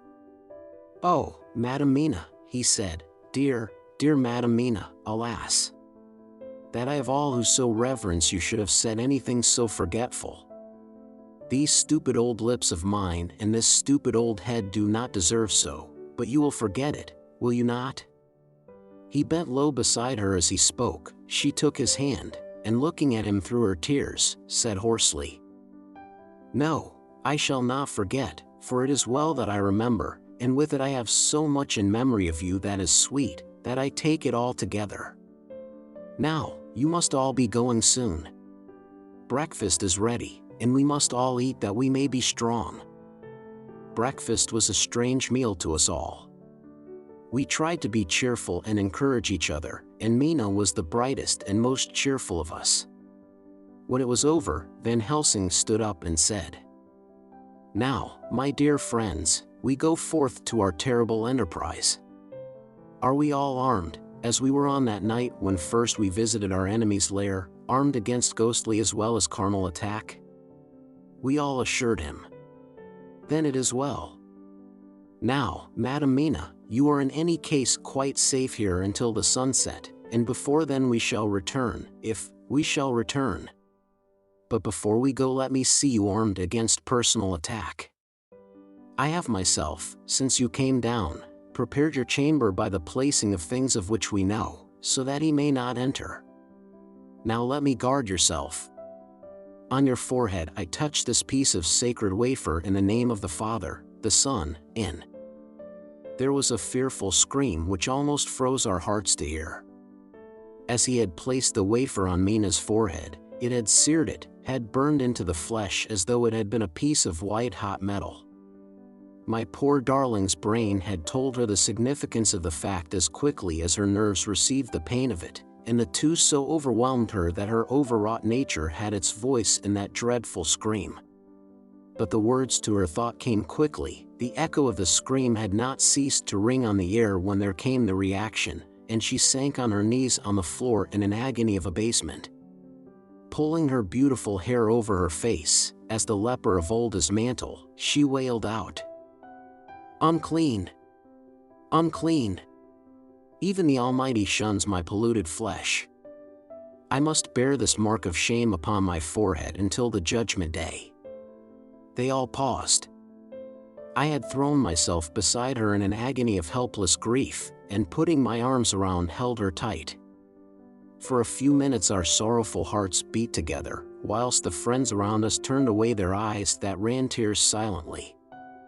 Then Van Helsing turned and said gravely, so gravely that I could not help feeling that he was in some way inspired, and was stating things outside himself. "It may be that you may have to bear that mark till God himself see fit, as he most surely shall, on the judgment day, to redress all wrongs of the earth and of his children that he has placed thereon. And oh, Madam Mina, my dear, may we who love you be there to see, when that red scar, the sign of God's knowledge of what has been, shall pass away, and leave your forehead as pure as the heart we know. For so surely as we live, that scar shall pass away when God sees right to lift the burden that is hard upon us. Till then we bear our cross, as his Son did in obedience to his will. It may be that we are chosen instruments of his good pleasure, and that we ascend to his bidding as that other through stripes and shame, through tears and blood, through doubts and fears, and all that makes the difference between God and man." There was hope in his words, and comfort, and they made for resignation. Mina and I both felt so, and simultaneously we each took one of the old man's hands and bent over and kissed it. Then without a word we all knelt down together, and, all holding hands, swore to be true to each other. We men pledged ourselves to raise the veil of sorrow from the head of her whom, each in his own way, we loved, and we prayed for help and guidance in the terrible task which lay before us. It was then time to start. So I said farewell to Mina, a parting which neither of us shall forget to our dying day, and we set out. To one thing I have made up my mind: if we find out that Mina must be a vampire in the end, then she shall not go into that unknown and terrible land alone. I suppose it is thus that in old times one vampire meant many. Just as their hideous bodies could only rest in sacred earth, so the holiest love was the recruiting sergeant for their ghastly ranks. We entered Carfax without trouble and found all things the same as on the first occasion. It was hard to believe that amongst so prosaic surroundings of neglect and dust and decay there was any ground for such fear as already we knew. Had not our minds been made up, and had there not been terrible memories to spur us on, we could hardly have proceeded with our task. We found no papers, or any sign of use in the house, and in the old chapel the great boxes looked just as we had seen them last. Dr. Van Helsing said to us solemnly as we stood before them, "And now, my friends, we have a duty here to do. We must sterilize this earth, so sacred of holy memories, that he has brought from a far distant land for such fell use. He has chosen this earth because it has been holy. Thus we defeat him with his own weapon, for we make it more holy still. It was sanctified to such use of man, now we sanctify it to God." As he spoke he took from his bag a screwdriver and a wrench, and very soon the top of one of the cases was thrown open. The earth smelled musty and close, but we did not somehow seem to mind, for our attention was concentrated on the professor. Taking from his box a piece of the sacred wafer he laid it reverently on the earth, and then shutting down the lid began to screw it home, we aiding him as he worked. One by one we treated in the same way each of the great boxes, and left them as we had found them to all appearance, but in each was a portion of the host. When we closed the door behind us, the professor said solemnly, "So much is already done. If it may be that with all the others we can be so successful, then the sunset of this evening may shine on Madame Mina's forehead all white as ivory and with no stain. As we passed across the lawn on our way to the station to catch our train, we could see the front of the asylum. I looked eagerly, and in the window of my own room saw Mina. I waved my hand to her, and nodded to tell that our work there was successfully accomplished. She nodded in reply to show that she understood. The last I saw, she was waving her hand in farewell. It was with a heavy heart that we sought the station and just caught the train, which was steaming in as we reached the platform. I have written this in the train. Piccadilly, 12:30 o'clock. Just before we reached Fenchurch Street, Lord Godalming said to me, "Quincy and I will find a locksmith. You had better not come with us in case there should be any difficulty, for under the circumstances it wouldn't seem so bad for us to break into an empty house. But you are a solicitor and the Incorporated Law Society might tell you that you should have known better." I demurred as to my not sharing any danger even of odium, but he went on, "Besides, it will attract less attention if there are not too many of us. My title will make it all right with the locksmith, and with any policeman that may come along. You had better go with Jack and the professor and stay in the Green Park, somewhere in sight of the house, and when you see the door opened and the smith has gone away, do you all come across. We shall be on the lookout for you, and shall let you in." "The advice is good," said Van Helsing, so we said no more. Godalming and Morris hurried off in a cab, we following in another. At the corner of Arlington Street our contingent got out and strolled into the Green Park. My heart beat as I saw the house on which so much of our hope was centered, looming up grim and silent in its deserted condition amongst its more lively and spruce-looking neighbors. We sat down on a bench within good view, and began to smoke cigars so as to attract as little attention as possible. The minutes seemed to pass with leaden feet as we waited for the coming of the others. At length we saw a four-wheeler drive up. Out of it, in leisurely fashion, got Lord Godalming and Morris, and down from the box descended a thick-set working man with his rush-woven basket of tools. Morris paid the cabman, who touched his hat and drove away. Together the two ascended the steps, and Lord Godalming pointed out what he wanted done. The workman took off his coat leisurely and hung it on one of the spikes of the rail, saying something to a policeman who just then sauntered along. The policeman nodded acquiescence, and the man kneeling down placed his bag beside him. After searching through it, he took out a selection of tools which he produced to lay beside him in orderly fashion. Then he stood up, looked into the keyhole, blew into it, and turning to his employers, made some remark. Lord Godalming smiled, and the man lifted a good-sized bunch of keys. Selecting one of them, he began to probe the lock, as if feeling his way with it. After fumbling about for a bit he tried a second, and then a third. All at once the door opened under a slight push from him, and he and the two others entered the hall. We sat still, my own cigar burnt furiously, but Van Helsing's went cold altogether. We waited patiently as we saw the workman come out and bring in his bag. Then he held the door partly open, steadying it with his knees, whilst he fitted a key to the lock. This he finally handed to Lord Godalming, who took out his purse and gave him something. The man touched his hat, took his bag, put on his coat and departed. Not a soul took the slightest notice of the whole transaction. When the man had fairly gone, we three crossed the street and knocked at the door. It was immediately opened by Quincy Morris, beside whom stood Lord Godalming lighting a cigar. "The place smells so vilely," said the latter as we came in. It did indeed smell vilely, like the old chapel at Carfax, and with our previous experience it was plain to us that the Count had been using the place pretty freely. We moved to explore the house, all keeping together in case of attack, for we knew we had a strong and wily enemy to deal with, and as yet we did not know whether the Count might not be in the house. In the dining room, which lay at the back of the hall, we found 8 boxes of earth. 8 boxes only out of the 9, which we sought. Our work was not over, and would never be until we should have found the missing box. First we opened the shutters of the window, which looked out across a narrow stone-flagged yard at the blank face of a stable, pointed to look like the front of a miniature house. There were no windows in it, so we were not afraid of being overlooked. We did not lose any time in examining the chests. With the tools which we had brought with us, we opened them, one by one, and treated them as we had treated those others in the old chapel.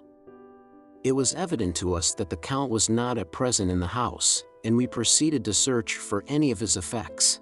After a cursory glance at the rest of the rooms, from basement to attic, we came to the conclusion that the dining room contained any effects which might belong to the Count, and so we proceeded to minutely examine them. They lay in a sort of orderly disorder on the great dining room table. There were title deeds of the Piccadilly house in a great bundle, deeds of the purchase of the houses at Mile End and Bermondsey, note paper, envelopes, and pens and ink. All were covered up in thin wrapping paper to keep them from the dust. There were also a clothes brush, a brush and comb, and a jug and basin, the latter containing dirty water which was reddened as if with blood. Last of all was a little heap of keys of all sorts and sizes, probably those belonging to the other houses. When we had examined this last find, Lord Godalming and Quincy Morris, taking accurate notes of the various addresses of the houses in the east and the south, took with them the keys in a great bunch, and set out to destroy the boxes in these places. The rest of us are, with what patience we can, waiting their return, or the coming of the Count. Chapter 23. Dr. Seward's Diary. October 3rd. The time seemed terribly long whilst we were waiting for the coming of Godalming and Quincy Morris. The professor tried to keep our minds active by using them all the time. I could see his beneficent purpose, by the side glances which he threw from time to time at Harker. The poor fellow is overwhelmed in a misery that is appalling to see. Last night he was a frank, happy-looking man, with strong, youthful face, full of energy, and with dark brown hair. Today he is a drawn, haggard old man, whose white hair matches well with the hollow burning eyes and grief-written lines of his face. His energy is still intact, in fact, he is like a living flame. This may yet be his salvation, for, if all go well, it will tide him over the despairing period. He will then, in a kind of way, wake again to the realities of life. Poor fellow, I thought my own trouble was bad enough, but his. The professor knows this well enough, and is doing his best to keep his mind active. What he has been saying was, under the circumstances, of absorbing interest. So well as I can remember, here it is. I have studied, over and over again since they came into my hands, all the papers relating to this monster, and the more I have studied, the greater seems the necessity to utterly stamp him out. All through there are signs of his advance, not only of his power, but of his knowledge of it. As I learned from the researches of my friend Arminius of Budapest, he was in life a most wonderful man. Soldier, statesman, and alchemist, which latter was the highest development of the science knowledge of his time. He had a mighty brain, a learning beyond compare, and a heart that knew no fear and no remorse. He dared even to attend the scholomance, and there was no branch of knowledge of his time that he did not essay. Well, in him the brain powers survived the physical death, though it would seem that memory was not all complete. In some faculties of mind he has been, and is, only a child, but he is growing, and some things that were childish at the first are now of man's stature. He is experimenting, and doing it well, and if it had not been that we have crossed his path he may be yet if we fail, the father or furtherer of a new order of beings, whose road must lead through death, not life. Harker groaned and said, and this is all arrayed against my darling. But how is he experimenting? The knowledge may help us to defeat him. He has all along, since his coming, been trying his power, slowly but surely, that big child brain of his is working. Well for us, it is, as yet, a child brain, for had he dared, at the first, to attempt certain things he would long ago have been beyond our power. However, he means to succeed, and a man who has centuries before him can afford to wait and to go slow. Festina lente may well be his motto. I fail to understand, said Harker wearily. Oh, do be more plain to me. Perhaps grief and trouble are dulling my brain. The professor laid his hand tenderly on his shoulder as he spoke.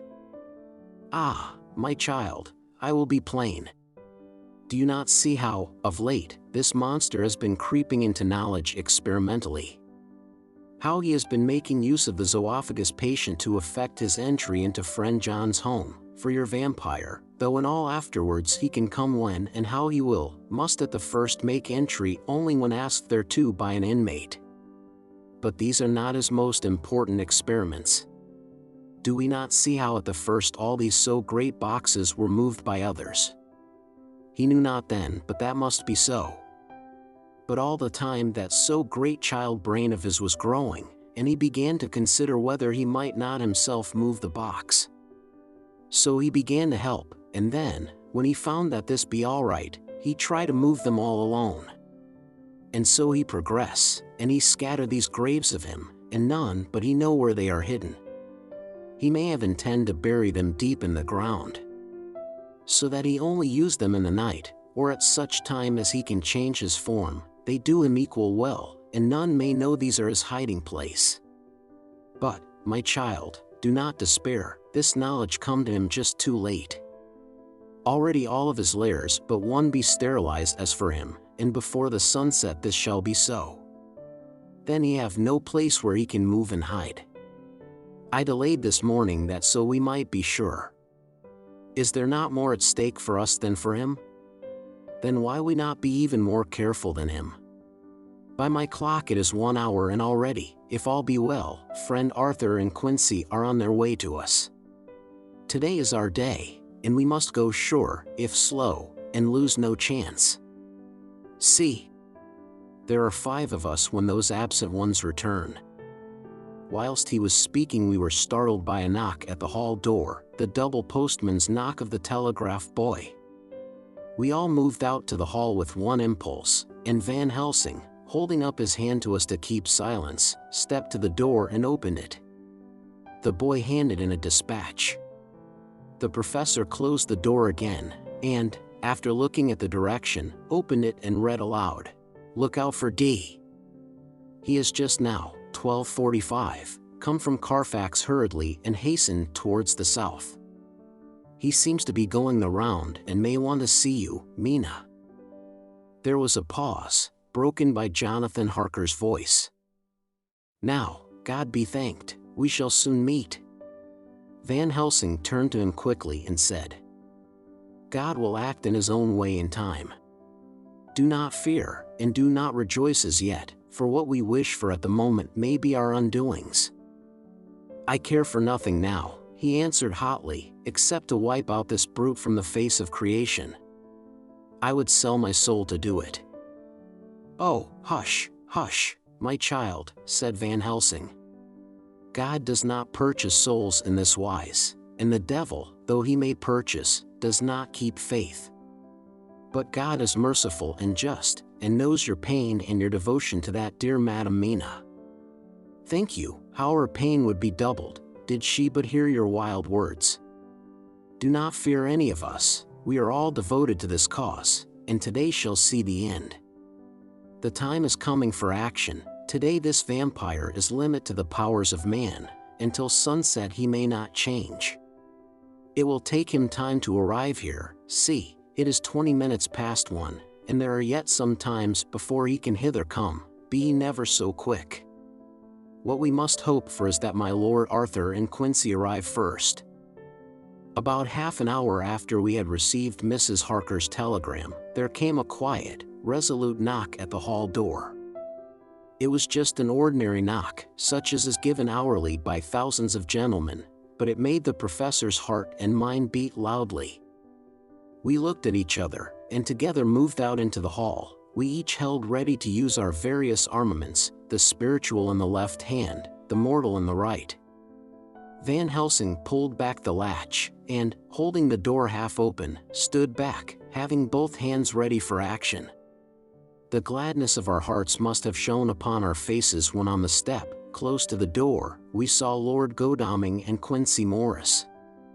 They came quickly in and closed the door behind them, the former saying, as they moved along the hall, "It is all right." We found both places, 6 boxes in each, and we destroyed them all. "Destroyed?" asked the professor.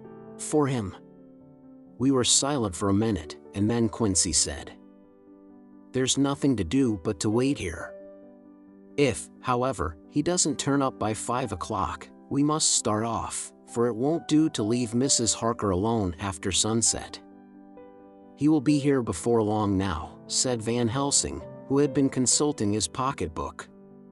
"Nota bene, in Madam's telegram he went south from Carfax. That means he went across the river, and he could only do so at slack of tide, which should be something before 1 o'clock. That he went south has a meaning for us. He is as yet only suspicious, and he went from Carfax first to the place where he would suspect interference least. You must have been at Bermondsey only a short time before him. That he is not here already shows that he went to Mile End next. This took him some time, for he would then have to be carried over the river in some way. Believe me, my friends, we shall not have long to wait now. We should have ready some plan of attack, so that we may throw away no chance.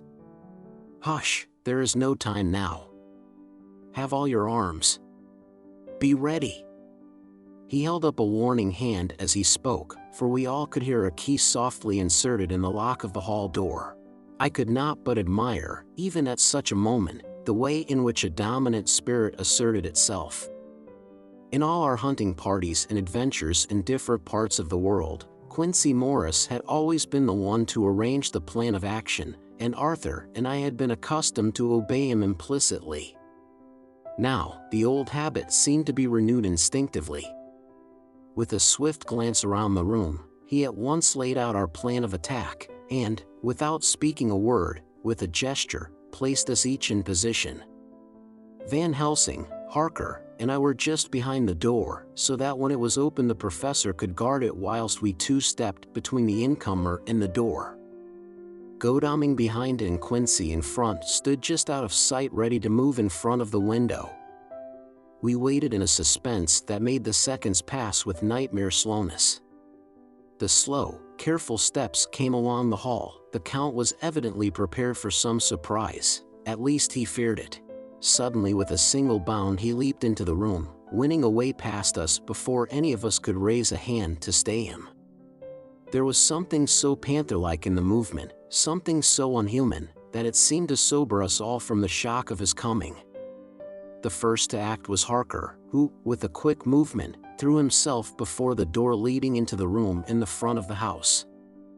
As the Count saw us, a horrible sort of snarl passed over his face, showing the eye-teeth long and pointed, but the evil smile as quickly passed into a cold stare of lion-like disdain. His expression again changed as, with a single impulse, we all advanced upon him. It was a pity that we had not some better organized plan of attack, for even at the moment I wondered what we were to do. I did not myself know whether our lethal weapons would avail us anything. Harker evidently meant to try the matter, for he had ready his great cookery knife and made a fierce and sudden cut at him. The blow was a powerful one, only the diabolical quickness of the Count's leap back saved him. A second less and the trenchant blade had shorn through his heart. As it was, the point just cut the cloth of his coat, making a wide gap whence a bundle of banknotes and a stream of gold fell out. The expression of the Count's face was so hellish, that for a moment I feared for Harker, though I saw him throw the terrible knife aloft again for another stroke. Instinctively I moved forward with a protective impulse, holding the crucifix and wafer in my left hand. I felt a mighty power fly along my arm, and it was without surprise that I saw the monster cower back before a similar movement made spontaneously by each one of us. It would be impossible to describe the expression of hate and baffled malignity, of anger and hellish rage, which came over the Count's face. His waxen hue became greenish-yellow by the contrast of his burning eyes, and the red scar on the forehead showed on the pallid skin like a palpitating wound. The next instant, with a sinuous dive he swept under Harker's arm, ere his blow could fall, and, grasping a handful of the money from the floor, dashed across the room, threw himself at the window. Amid the crash and glitter of the falling glass, he tumbled into the flagged area below. Through the sound of the shivering glass I could hear the ting of the gold, as some of the sovereigns fell on the flagging. We ran over and saw him spring unhurt from the ground. He, rushing up the steps, crossed the flagged yard, and pushed open the stable door. There he turned and spoke to us. "You think to baffle me, you, with your pale faces all in a row, like sheep in a butcher's. You shall be sorry yet, each one of you. You think you have left me without a place to rest, but I have more. My revenge is just begun. I spread it over centuries, and time is on my side. Your girls that you all love are mine already, and through them you and others shall yet be mine, my creatures, to do my bidding and to be my jackals when I want to feed." Bah! With a contemptuous sneer, he passed quickly through the door, and we heard the rusty bolt creak as he fastened it behind him. A door beyond opened and shut. The first of us to speak was the professor, as, realizing the difficulty of following him through the stable, we moved toward the hall. "We have learnt something, much. Notwithstanding his brave words, he fears us, he fear time, he fear want. For if not, why he hurries so? His very tone betray him, or my ears deceive. Why take that money? You follow quick. You are hunters of wild beast, and understand it so. For me, I make sure that nothing here may be of use to him, if so that he return." As he spoke he put the money remaining into his pocket, took the title deeds in the bundle as Harker had left them, and swept the remaining things into the open fireplace, where he set fire to them with a match. Godalming and Morris had rushed out into the yard, and Harker had lowered himself from the window to follow the Count. He had, however, bolted the stable door, and by the time they had forced it open there was no sign of him. Van Helsing and I tried to make inquiry at the back of the house, but the mews was deserted and no one had seen him depart. It was now late in the afternoon, and sunset was not far off. We had to recognize that our game was up. With heavy hearts we agreed with the professor when he said, "Let us go back to Madam Mina, poor dear Madam Mina. All we can do just now is done, and we can there, at least, protect her. But we need not despair. There is but one more earth box, and we must try to find it. When that is done all may yet be well." I could see that he spoke as bravely as he could to comfort Harker. The poor fellow was quite broken down. Now and again he gave a low groan which he could not suppress. He was thinking of his wife. With sad hearts we came back to my house, where we found Mrs. Harker waiting us, with an appearance of cheerfulness which did honor to her bravery and unselfishness. When she saw our faces, her own became as pale as death. For a second or two her eyes were closed as if she were in secret prayer, and then she said cheerfully, "I can never thank you all enough. Oh, my poor darling." As she spoke, she took her husband's gray head in her hands and kissed it. "Lay your poor head here and rest it. All will yet be well, dear. God will protect us if he so will it in his good intent." The poor fellow groaned. There was no place for words in his sublime misery. We had a sort of perfunctory supper together, and I think it cheered us all up somewhat. It was, perhaps, the mere animal heat of food to hungry people, for none of us had eaten anything since breakfast, or the sense of companionship may have helped us, but anyhow we were all less miserable, and saw the morrow as not altogether without hope. True to our promise, we told Mrs. Harker everything which had passed, and although she grew snowy white at times when danger had seemed to threaten her husband, and read at others when his devotion to her was manifested, she listened bravely and with calmness. When we came to the part where Harker had rushed at the Count so recklessly, she clung to her husband's arm, and held it tight as though her clinging could protect him from any harm that might come. She said nothing, however, till the narration was all done, and matters had been brought right up to the present time. Then, without letting go her husband's hand, she stood up amongst us and spoke. "Oh, that I could give any idea of the scene, of that sweet, good woman in all the radiant beauty of her youth and animation, with the red scar on her forehead, of which she was conscious, and which we saw with grinding of our teeth, remembering whence and how it came, her loving kindness against our grim hate, her tender faith against all our fears and doubting, and we, knowing that so far as symbols went, she with all her goodness and purity and faith, was outcast from God. Jonathan," she said, and the words sounded like music on her lips, it was so full of love and tenderness. "Jonathan dear, and you all my true friends, I want you to bear something in mind through all this dreadful time. I know that you must fight, that you must destroy even as you destroyed the false Lucy so that the true Lucy might live hereafter, but it is not a work of hate. That poor soul who has wrought all this misery is the saddest case of all. Just think what will be his joy when he, too, is destroyed and his worser part than his better part may have spiritual immortality. You must be pitiful to him, too, though it may not hold your hands from his destruction." As she spoke, I could see her husband's face darken and draw together, as though the passion in him were shriveling his being to its core. Instinctively the clasp on his wife's hand grew closer, till his knuckles looked white. She did not flinch from the pain which I knew she must have suffered, but looked at him with eyes that were more appealing than ever. As she stopped speaking, he leaped to his feet, almost tearing his hand from hers as he spoke. "May God give him into my hand just for long enough to destroy that earthly life of him which we are aiming at.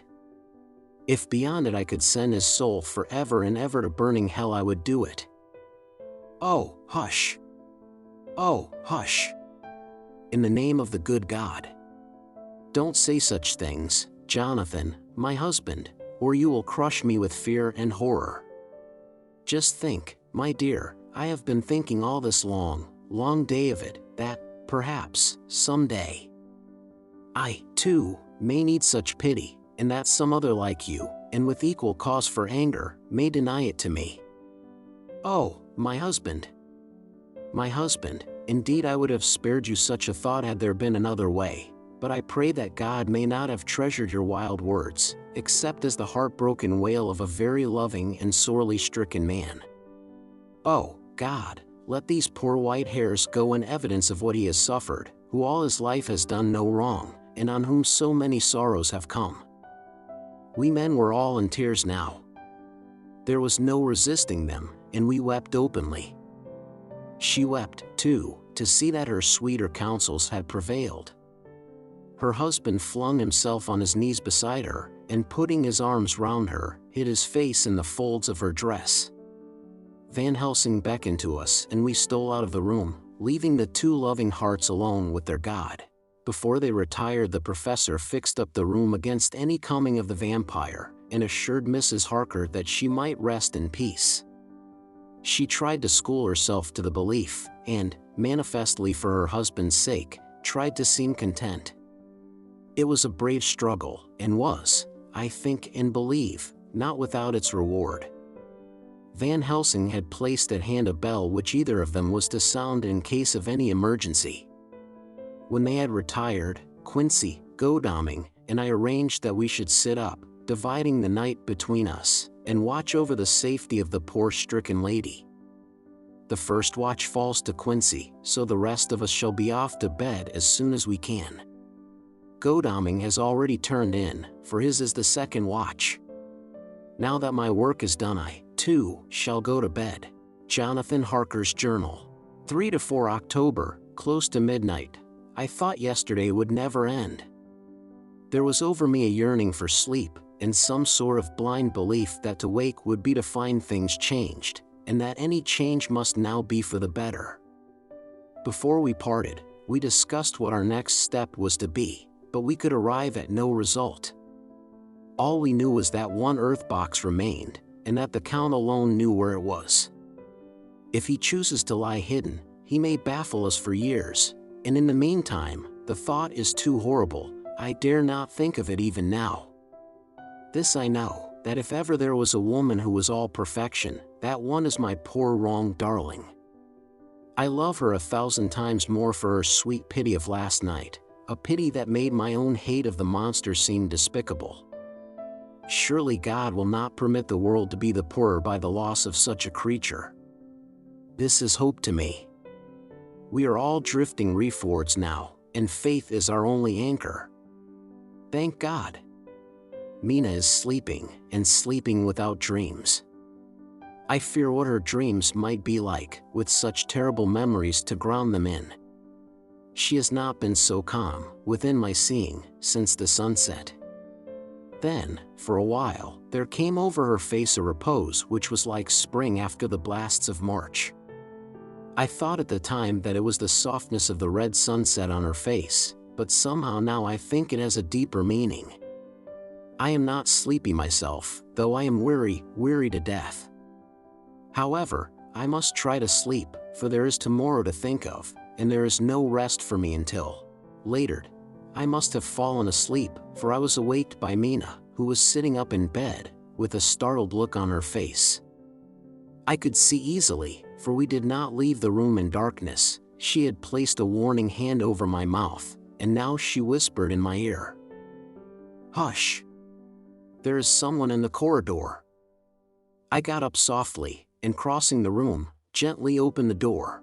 Just outside, stretched on a mattress, lay Mr. Morris, wide awake.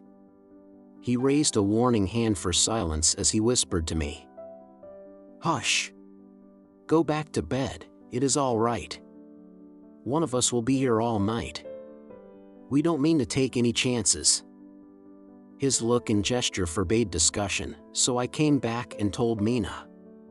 She sighed, and positively a shadow of a smile stole over her poor, pale face as she put her arms round me and said softly, "Oh, thank God for good brave men." With a sigh she sank back again to sleep. I write this now as I am not sleepy, though I must try again.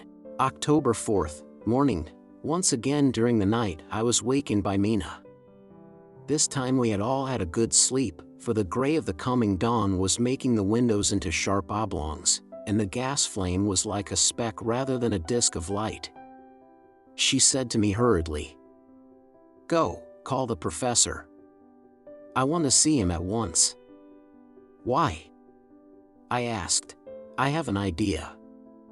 I suppose it must have come in the night, and matured without my knowing it. He must hypnotize me before the dawn, and then I shall be able to speak. Go quick, dearest, the time is getting close." I went to the door. Dr. Seward was resting on the mattress, and, seeing me, he sprang to his feet. "Is anything wrong?" he asked, in alarm. "No," I replied, "but Mina wants to see Dr. Van Helsing at once."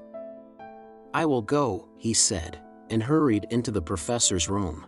In 2 or 3 minutes later Van Helsing was in the room in his dressing gown, and Mr. Morris and Lord Godalming were with Dr. Seward at the door asking questions.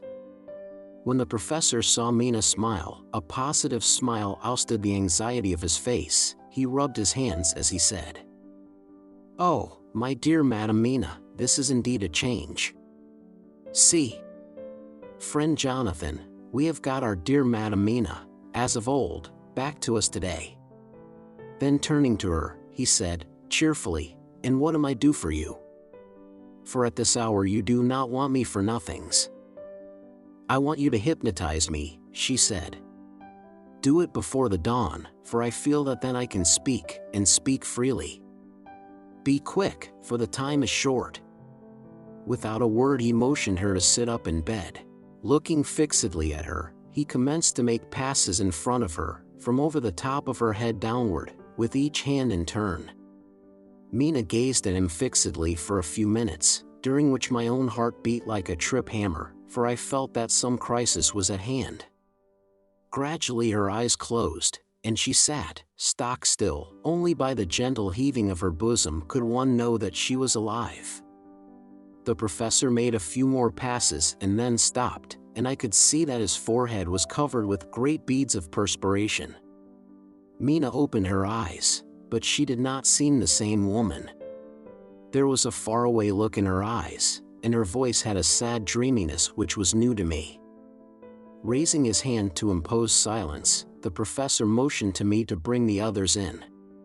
They came on tiptoe, closing the door behind them, and stood at the foot of the bed, looking on. Mina appeared not to see them. The stillness was broken by Van Helsing's voice speaking in a low-level tone which would not break the current of her thoughts. "Where are you?" The answer came in a neutral way. "I do not know. Sleep has no place it can call its own." For several minutes there was silence. Mina sat rigid, and the professor stood staring at her fixedly. The rest of us hardly dared to breathe. The room was growing lighter. Without taking his eyes from Mina's face, Dr. Van Helsing motioned me to pull up the blind. I did so, and the day seemed just upon us. A red streak shot up, and a rosy light seemed to diffuse itself through the room. On the instant the professor spoke again. "Where are you now?" The answer came dreamily, but with intention. It were as though she were interpreting something. I have heard her use the same tone when reading her shorthand notes. "I do not know. It is all strange to me." "What do you see?" "I can see nothing. It is all dark." "What do you hear?" I could detect the strain in the professor's patient voice, the lapping of water. "It is gurgling by, and little waves leap. I can hear them on the outside." "Then you are on a ship?" We all looked at each other, trying to glean something each from the other. We were afraid to think. The answer came quick. "Oh, yes." "What else do you hear?" "The sound of men stamping overhead as they run about. There is the creaking of a chain, and the loud tinkle as the check of the capstan falls into the rachet." "What are you doing?" "I am still, oh, so still. It is like death." The voice faded away into a deep breath as of one sleeping, and the open eyes closed again. By this time the sun had risen, and we were all in the full light of day. Dr. Van Helsing placed his hands on Mina's shoulders, and laid her head down softly on her pillow. She lay like a sleeping child for a few moments, and then, with a long sigh, awoke and stared in wonder to see us all around her. "Have I been talking in my sleep?" was all she said. She seemed, however, to know the situation without telling, though she was eager to know what she had told. The professor repeated the conversation, and she said, "Then there is not a moment to lose. It may not be yet too late." Mr. Morris and Lord Godalming started for the door, but the professor's calm voice called them back. "Stay, my friends." That ship, wherever it was weighing anchor whilst she spoke. There are many ships weighing anchor at the moment in your so great port of London. Which of them is it that you seek? God be thanked that we have once again a clue, though whither it may lead us we know not. We have been blind somewhat, blind after the manner of men, since when we can look back we see what we might have seen looking forward if we had been able to see what we might have seen. Alas, but that sentence is a puddle, is it not? We can know now what was in the Count's mind, when he seized that money, though Jonathan's so fierce knife put him in the danger that even he dread. He meant escape. Hear me, escape. He saw that with but one earth box left, and a pack of men following like dogs after a fox, this London was no place for him. He have take his last earth box on board a ship, and he leave the land. He think to escape, but no. We follow him. Tally-ho! As friend Arthur would say when he put on his red frock. Our old fox is wily, oh! So wily, and we must follow with wile. I, too, am wily and I think his mind in a little while. In meantime we may rest and in peace, for there are waters between us which he do not want to pass, and which he could not if he would, unless the ship were to touch the land, and then only at full or slack tide. See, and the sun is just rose, and all day to sunset is to us. Let us take bath, and dress, and have breakfast which we all need, and which we can eat comfortably since he be not in the same land with us. Mina looked at him appealingly as she asked, "But why need we seek him further, when he has gone away from us?" He took her hand and patted it as he replied, "Ask me nothings as yet. When we have breakfast, then I answer all questions." He would say no more, and we separated to dress. After breakfast Mina repeated her question. He looked at her gravely for a minute and then said sorrowfully, "Because my dear, dear Madam Mina, now more than ever must we find him even if we have to follow him to the jaws of hell." She grew paler as she asked faintly, "Why?" "Because," he answered solemnly, "he can live for centuries, and you are but mortal woman. Time is now to be dreaded, since once he put that mark upon your throat." I was just in time to catch her as she fell forward in a faint. Chapter 24. Dr. Seward's Phonograph Diary, spoken by Van Helsing. This to Jonathan Harker. You are to stay with your dear Madam Mina. We shall go to make our search, if I can call it so, for it is not search but knowing, and we seek confirmation only. But do you stay and take care of her today. This is your best and most holiest office. This day nothing can find him here. Let me tell you that so you will know what we foreknow already, for I have tell them. He, our enemy, have gone away, he have gone back to his castle in Transylvania. I know it so well, as if a great hand of fire wrote it on the wall. He have prepared for this in some way, and that last earth box was ready to ship somewheres. For this he took the money, for this he hurry at the last, lest we catch him before the sun go down. It was his last hope, save that he might hide in the tomb that he think poor Miss Lucy, being as he thought like him, keep open to him. But there was not of time. When that fail he make straight for his last resource, his last earthwork I might say did I wish double entente. He is clever, oh, so clever. He know that his game here was finish, and so he decide he go back home. He find ship going by the route he came, and he go in it. We go off now to find what ship, and whither bound. When we have discovered that, we come back and tell you all. Then we will comfort you and poor dear Madam Mina with new hope. For it will be hope when you think it over, that all is not lost. This very creature that we pursue, he take hundreds of years to get so far as London, and yet in one day, when we know of the disposal of him we drive him out. He is finite, though he is powerful to do much harm and suffers not as we do. But we are strong, each in our purpose, and we are all more strong together. Take heart afresh, dear husband of Madam Mina. This battle is but begun, and in the end we shall win, so sure as that God sits on high to watch over his children. Therefore be of much comfort till we return. Van Helsing, Jonathan Harker's Journal. October 4th. When I read to Mina Van Helsing's message in the phonograph, the poor girl brightened up considerably. Already the certainty that the Count is out of the country has given her comfort, and comfort is strength to her. For my own part, now that his horrible danger is not face to face with us, it seems almost impossible to believe in it. Even my own terrible experiences in Castle Dracula seem like a long-forgotten dream. Here in the crisp autumn air and the bright sunlight. Alas! How can I disbelieve? In the midst of my thought my eye fell on the red scar on my poor darling's white forehead. Whilst that lasts, there can be no disbelief. And afterwards the very memory of it will keep faith crystal clear. Mina and I fear to be idle, so we have been over all the diaries again and again. Somehow, although the reality seems greater each time, the pain and the fear seem less. There is something of a guiding purpose manifest throughout, which is comforting. Mina says that perhaps we are the instruments of ultimate good. It may be. I shall try to think as she does. We have never spoken to each other yet of the future. It is better to wait till we see the professor and the others after their investigations.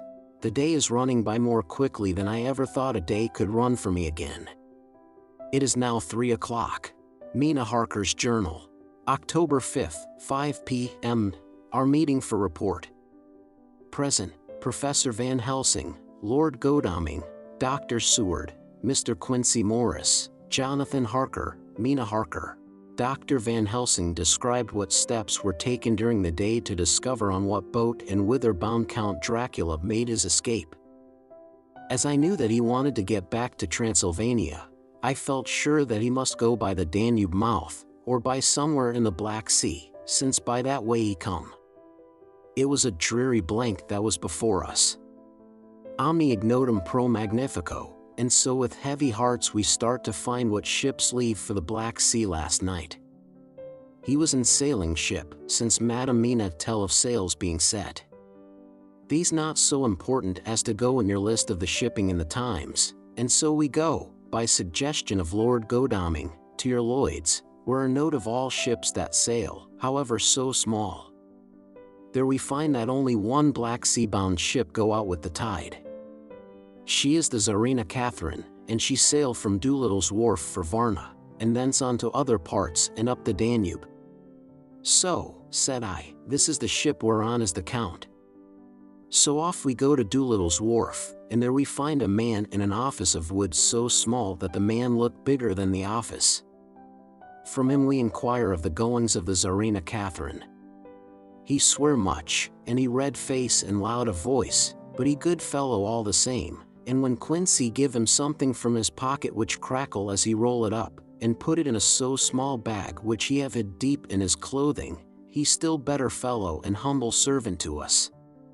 He come with us, and ask many men who are rough and hot, these be better fellows too when they have been no more thirsty.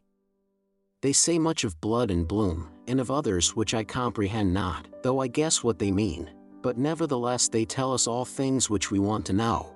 They make known to us among them, how last afternoon at about 5 o'clock comes a man so hurry.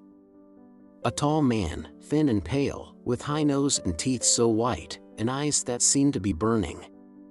That he be all in black, except that he have a hat of straw which suit not him or the time. That he scatter his money in making quick inquiry as to what ship sails for the Black Sea and for where. Some took him to the office and then to the ship, where he will not go aboard but halt at shore end of gangplank, and ask that the captain come to him. The captain come, when told that he will be pay well, and though he swear much at the first he agree to term. Then the thin man go and some one tell him where horse and cart can be hired. He go there and soon he come again, himself driving cart on which a great box, this he himself lift down, though it takes several to put it on truck for the ship. He give much talk to captain as to how and where his box is to be placed, but the captain like it not and swear at him in many tongues, and tell him that if he like he can come and see where it shall be. But he say no, that he come not yet, for that he have much to do. Whereupon the captain tell him that he had better be quick, with blood, for that his ship will leave the place of blood, before the turn of the tide, with blood. Then the thin man smile and say that of course he must go when he think fit, but he will be surprised if he go quite so soon. The captain swear again, polyglot, and the thin man make him bow, and thank him, and say that he will so far intrude on his kindness as to come aboard before the sailing. Final the captain, more red than ever, and in more tongues tell him that he doesn't want no Frenchmen, with bloom upon them and also with blood, in his ship, with blood on her also. And so, after asking where there might be close at hand a ship where he might purchase ship forms, he departed. No one knew where he went or Bloomin' well cared, as they said, for they had something else to think of, well with blood again, for it soon became apparent to all that the Tsarina Catherine would not sail as was expected. A thin mist began to creep up from the river, and it grew, and grew, till soon a dense fog enveloped the ship and all around her. The captain swore polyglot, very polyglot, polyglot with bloom and blood, but he could do nothing. The water rose and rose, and he began to fear that he would lose the tide altogether. He was in no friendly mood, when just at full tide, the thin man came up the gangplank again and asked to see where his box had been stowed. Then the captain replied that he wished that he and his box, old and with much bloom and blood, were in hell. But the thin man did not be offended, and went down with the mate and saw where it was placed, and came up and stood a while on deck in fog. He must have come off by himself, for none noticed him. Indeed they thought not of him, for soon the fog began to melt away, and all was clear again. My friends of the thirst and the language that was of bloom and blood laughed, as they told how the captain's swears exceeded even his usual polyglot, and was more than ever full of picturesque, when on questioning other mariners who were on movement up and down on the river that hour, he found that few of them had seen any of fog at all, except where it lay round the wharf. However, the ship went out on the ebb tide, and was doubtless by morning far down the river mouth. She was by then, when they told us, well out to sea. And so, my dear Madam Mina, it is that we have to rest for a time, for our enemy is on the sea, with the fog at his command, on his way to the Danube mouth. To sail a ship takes time, goes she never so quick, and when we start we go on land more quick, and we meet him there. Our best hope is to come on him when in the box between sunrise and sunset, for then he can make no struggle, and we may deal with him as we should. There are days for us, in which we can make ready our plan. We know all about where he go, for we have seen the owner of the ship, who have shown us invoices and all papers that can be. The box we seek is to be landed in Varna, and to be given to an agent, one Ristix, who will there present his credentials, and so our merchant friend will have done his part. When he asks if there be any wrong, for that so, he can telegraph and have inquiry made at Varna, we say no, for what is to be done is not for police or of the customs. It must be done by us alone and in our own way. When Dr. Van Helsing had done speaking, I asked him if he were certain that the Count had remained on board the ship. He replied, "We have the best proof of that, your own evidence, when in a hypnotic trance this morning." I asked him again if it were really necessary that they should pursue the Count, for I dread Jonathan leaving me, and I know that he would surely go if the others went. He answered in growing passion, at first quietly. As he went on, however, he grew more angry and more forceful, till in the end we could not but see wherein was at least some of that personal dominance which made him so long a master amongst men. Yes, it is necessary, necessary, necessary. For your sake in the first, and then for the sake of humanity. This monster has done much harm already, in the narrow scope where he find himself, and in the short time when as yet he was only as a body groping his so small measure in darkness and not knowing. All this have I told these others. You, my dear Madam Mina, will learn it in the phonograph of my friend John, or in that of your husband. I have told them how the measure of leaving his own barren land, barren of peoples, and coming to a new land where life of man teems till they are like the multitude of standing corn, was the work of centuries. Were another of the undead, like him, to try to do what he has done, perhaps not all the centuries of the world that have been, or that will be, could aid him. With this one, all the forces of nature that are occult and deep and strong must have worked together in some wondrous way. The very place, where he have been alive, undead for all these centuries, is full of strangeness of the geologic and chemical world. There are deep caverns and fissures that reach none know whither. There have been volcanoes, some of whose openings still send out waters of strange properties, and gases that kill or make to vivify. Doubtless, there is something magnetic or electric in some of these combinations of occult forces which work for physical life in strange way, and in himself were from the first some great qualities. In a hard and warlike time he was celebrate that he have more iron nerve, more subtle brain, more braver heart, than any man.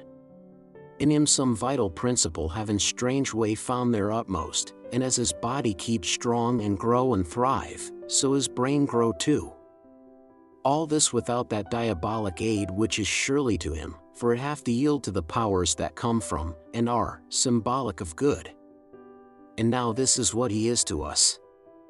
He have infect you, oh, forgive me, my dear, that I must say such, but it is for good of you that I speak. He infect you in such wise, that even if he do no more, you have only to live in your own old, sweet way, and so in time, death, which is of man's common lot and with God's sanction, shall make you like to him. This must not be. We have sworn together that it must not.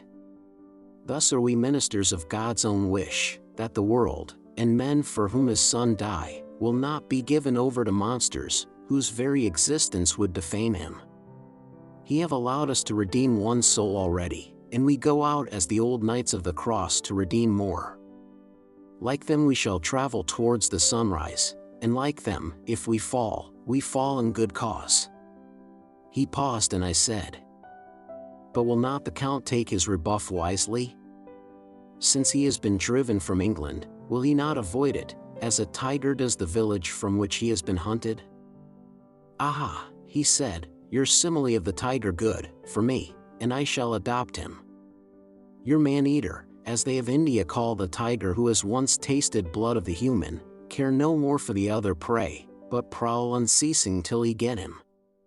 This that we hunt from our village is a tiger, too, a man-eater, and he never ceased to prowl. Nay, in himself he is not one to retire and stay afar. In his life, his living life, he go over the Turkey frontier and attack his enemy on his own ground. He be beaten back, but did he stay? No. He come again, and again, and again. Look at his persistence and endurance. With the child brain that was to him he have long since conceived the idea of coming to a great city. What does he do? He find out the place of all the world most of promise for him. Then he deliberately set himself down to prepare for the task. He find in patience just how is his strength, and what are his powers. He study new tongues. He learn new social life, new environment of old ways, the politic, the law, the finance, the science, the habit of a new land and a new people who have come to be since he was. His glimpse that he have had, what his appetite only and in keen his desire. Nay, it helped him to grow as to his brain, for it all proved to him how right he was at the first in his surmises. He have done this alone, all alone. From a ruined tomb in a forgotten land. What more may he not do when the greater world of thought is open to him? He that can smile at death, as we know him, who can flourish in the midst of diseases that kill off whole peoples. Oh, if such an one was to come from God, and not the devil, what a force for good might he not be in this old world of ours. But we are pledged to set the world free. Our toil must be in silence, and our efforts all in secret, for in this enlightened age, when men believe not even what they see, the doubting of wise men would be his greatest strength. It would be at once his sheath and his armor, and his weapons to destroy us, his enemies, who are willing to peril even our own souls for the safety of one we love, for the good of mankind, and for the honor and glory of God. After a general discussion it was determined that for tonight nothing be definitely settled, that we should all sleep on the facts, and try to think out the proper conclusions. Tomorrow, at breakfast, we are to meet again, and, after making our conclusions known to one another, we shall decide on some definite cause of action. I feel a wonderful peace and rest tonight. It is as if some haunting presence were removed from me. Perhaps, my surmise was not finished, could not be, for I caught sight in the mirror of the red mark upon my forehead, and I knew that I was still unclean. Dr. Seward's Diary. October 5th. We all rose early, and I think that sleep did much for each and all of us. When we met at early breakfast there was more general cheerfulness than any of us had ever expected to experience again. It is really wonderful how much resilience there is in human nature. Let any obstructing cause, no matter what, be removed in any way, even by death, and we fly back to first principles of hope and enjoyment. More than once as we sat around the table, my eyes opened in wonder whether the whole of the past days had not been a dream. It was only when I caught sight of the red blotch on Mrs. Harker's forehead that I was brought back to reality. Even now, when I am gravely revolving the matter, it is almost impossible to realize that the cause of all our trouble is still existent. Even Mrs. Harker seems to lose sight of her trouble for whole spells. It is only now and again, when something recalls it to her mind, that she thinks of her terrible scar. We are to meet here in my study in half an hour and decide on our course of action. I see only one immediate difficulty. I know it by instinct rather than reason. We shall all have to speak frankly, and yet I fear that in some mysterious way poor Mrs. Harker's tongue is tied. I know that she forms conclusions of her own, and from all that has been I can guess how brilliant and how true they must be, but she will not, or cannot, give them utterance. I have mentioned this to Van Helsing, and he and I are to talk it over when we are alone. I suppose it is some of that horrid poison which has got into her veins beginning to work. The Count had his own purposes when he gave her what Van Helsing called the vampire's baptism of blood. Well, there may be a poison that distills itself out of good things. In an age when the existence of ptomaines is a mystery, we should not wonder at anything. One thing I know, that if my instinct be true regarding poor Mrs. Harker's silences, then there is a terrible difficulty, an unknown danger, in the work before us. The same power that compels her silence may compel her speech. I dare not think further, for so I should in my thoughts dishonor a noble woman. Van Helsing is coming to my study a little before the others. I shall try to open the subject with him. Later, when the professor came in, we talked over the state of things. I could see that he had something on his mind which he wanted to say, but felt some hesitancy about broaching the subject. After beating about the bush a little, he said suddenly, "Friend John, there is something that you and I must talk of alone, just at the first at any rate. Later, we may have to take the others into our confidence." Then he stopped, so I waited. He went on. "Madam Mina, our poor, dear Madam Mina is changing." A cold shiver ran through me to find my worst fears thus endorsed. Van Helsing continued, "With the sad experience of Miss Lucy, we must this time be warned before things go too far. Our task is now in reality more difficult than ever, and this new trouble makes every hour of the direst importance. I can see the characteristics of the vampire coming in her face. It is now but very, very slight, but it is to be seen if we have eyes to notice without to prejudge. Her teeth are some sharper, and at times her eyes are more hard. But these are not all. There is to her the silence now often, as so it was with Miss Lucy. She did not speak, even when she wrote that which she wished to be known later. Now my fear is this. If it be that she can, by our hypnotic trance, tell what the Count see and hear, is it not more true that he who have hypnotized her first, and who have drink of her very blood and make her drink of his, should, if he will, compel her mind to disclose to him that which she know?" I nodded acquiescence. He went on. "Then, what we must do is to prevent this. We must keep her ignorant of our intent, and so she cannot tell what she know not. This is a painful task. Oh, so painful that it heartbreak me to think of, but it must be. When today we meet, I must tell her that for a reason which we will not to speak she must not more be of our counsel, but be simply guarded by us." He wiped his forehead, which had broken out in profuse perspiration at the thought of the pain which he might have to inflict upon the poor soul already so tortured. I knew that it would be some sort of comfort to him if I told him that I also had come to the same conclusion, for at any rate it would take away the pain of doubt. I told him, and the effect was as I expected. It is now close to the time of our general gathering. Van Helsing has gone away to prepare for the meeting, and is painful part of it. I really believe his purpose is to be able to pray alone. Later, at the very outset of our meeting, a great personal relief was experienced by both Van Helsing and myself. Mrs. Harker had sent a message by her husband to say that she would not join us at present, as she thought it better that we should be free to discuss our movements without her presence to embarrass us. The professor and I looked at each other for an instant, and somehow we both seemed relieved. For my own part, I thought that if Mrs. Harker realized the danger herself, it was much pain as well as much danger averted.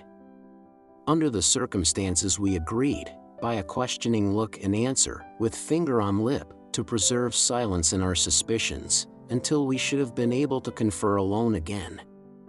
We went at once into our plan of campaign. Van Helsing roughly put the facts before us first. The Tsarina Catherine left the Thames yesterday morning. It will take her at the quickest speed she has ever made at least 3 weeks to reach Varna, but we can travel overland to the same place in 3 days. Now, if we allow for 2 days less for the ship's voyage, owing to such weather influences as we know that the Count can bring to bear, and if we allow a whole day and night for any delays which may occur to us, then we have a margin of nearly 2 weeks. Thus, in order to be quite safe, we must leave here on 17th at latest. Then we shall at any rate be in Varna a day before the ship arrives, and able to make such preparations as may be necessary. Of course we shall all go armed against evil things, spiritual as well as physical." Here Quincey Morris added, "I understand that the Count comes from a wolf country, and it may be that he shall get there before us. I propose that we add Winchesters to our armament. I have a kind of belief in a Winchester when there's any trouble of that sort around. Do you remember, Art, when we had the pack after us at Tobolsk? What wouldn't we have given then for a repeater apiece?" "Good," said Van Helsing, "Winchesters it shall be." Quincy's head is level at all times, but most so when there is to hunt. Metaphor be more dishonor to science than wolves be of danger to man. In the meantime we can do nothing here, and as I think that Varna is not familiar to any of us, why not go there more soon? It is as long to wait here as there. Tonight and tomorrow we can get ready, and then, if all be well, we four can set out on our journey." "We four?" said Harker interrogatively, looking from one to another of us. "Of course," answered the professor quickly, "you must remain to take care of your so sweet wife." Harker was silent for a while and then said in a hollow voice, "Let us talk of that part of it in the morning. I want to consult with Mina." I thought that now was the time for Van Helsing to warn him not to disclose our plans to her, but he took no notice. I looked at him significantly and coughed. For answer he put his finger on his lips and turned away. Jonathan Harker's Journal.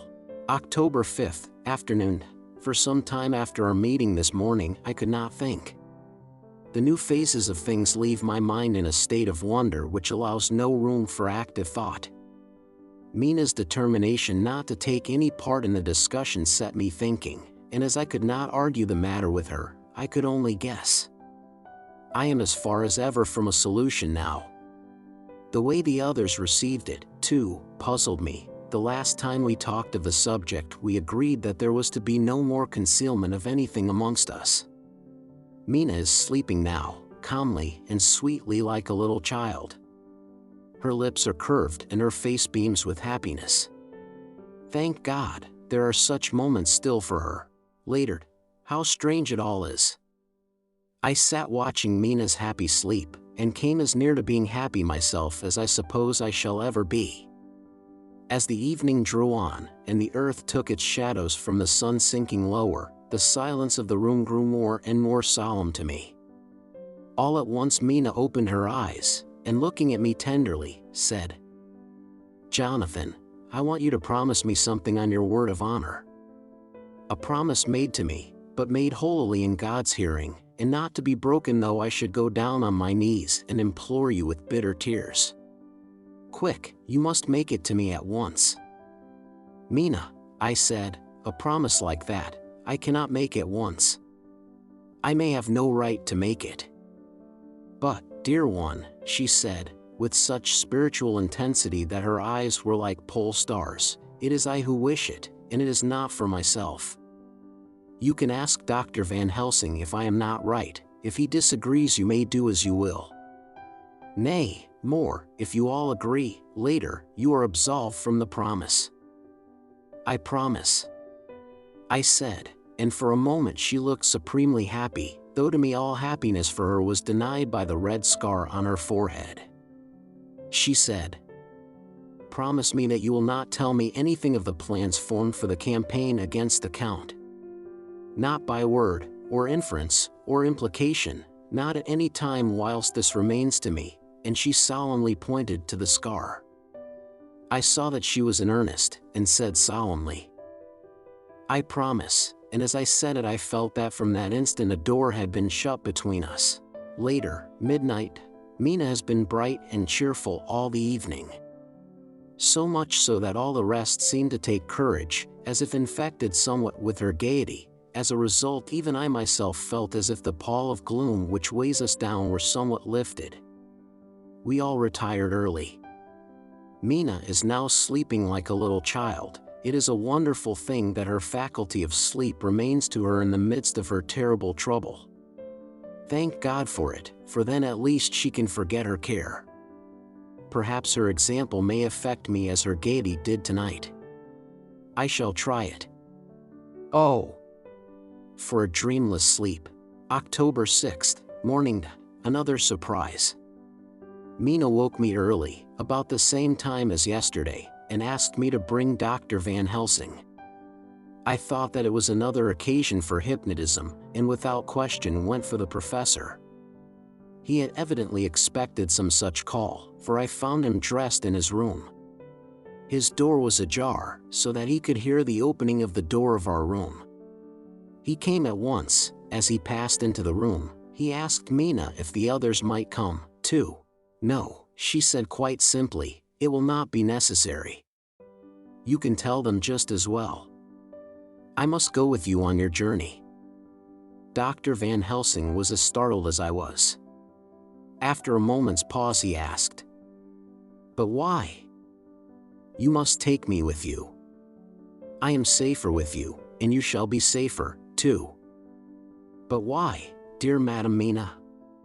You know that your safety is our solemnest duty.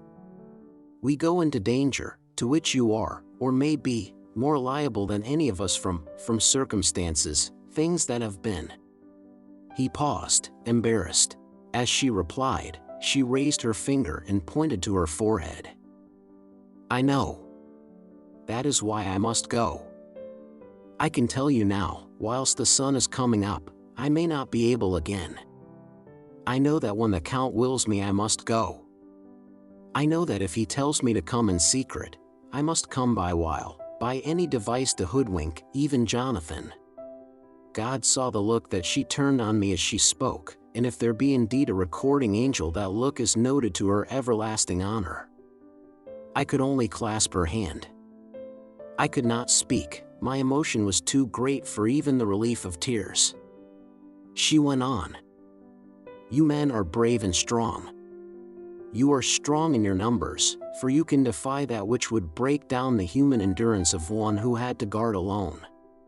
Besides, I may be of service, since you can hypnotize me and so learn that which even I myself do not know. Dr. Van Helsing said very gravely, Madam Mina, you are, as always, most wise. You shall with us come, and together we shall do that which we go forth to achieve. When he had spoken, Mina's long spell of silence made me look at her. She had fallen back on her pillow asleep. She did not even wake when I had pulled up the blind and let in the sunlight which flooded the room. Van Helsing motioned to me to come with him quietly. We went to his room, and within a minute Lord Godalming, Dr. Seward, and Mr. Morris were with us also. He told them what Mina had said, and went on. In the morning we shall leave for Varna. We have now to deal with a new factor, Madam Mina. Oh, but her soul is true. It is to her an agony to tell us so much as she has done, but it is most right, and we are warned in time. There must be no chance lost, and in Varna we must be ready to act the instant when that ship arrives." "What shall we do exactly?" asked Mr. Morris laconically. The professor paused before replying. "We shall at the first board that ship, then, when we have identified the box, we shall place a branch of the wild rose on it. This we shall fasten, for when it is there none can emerge, so at least says the superstition. And to superstition must we trust at the first, it was man's faith in the early, and it have its root in faith still. Then, when we get the opportunity that we seek, when none are near to see, we shall open the box, and all will be well." "I shall not wait for any opportunity," said Morris. "When I see the box I shall open it and destroy the monster, though there were 1,000 men looking on, and if I am to be wiped out for it the next moment." I grasped his hand instinctively and found it as firm as a piece of steel. I think he understood my look. I hope he did. "Good boy," said Dr. Van Helsing. "Brave boy. Quincy is all man. God bless him for it. My child, believe me, none of us shall lag behind or pause from any fear. I do but say what we may do, what we must do. But, indeed we cannot say what we shall do. There are so many things which may happen, and their ways and their ends are so various that until the moment we may not say. We shall all be armed, in all ways, and when the time for the end has come, our effort shall not be lack. Now let us today put all our affairs in order. Let all things which touch on others dear to us, and who on us depend, be complete, for none of us can tell what, or when, or how, the end may be. As for me, my own affairs are regulate, and as I have nothing else to do, I shall go make arrangements for the travel.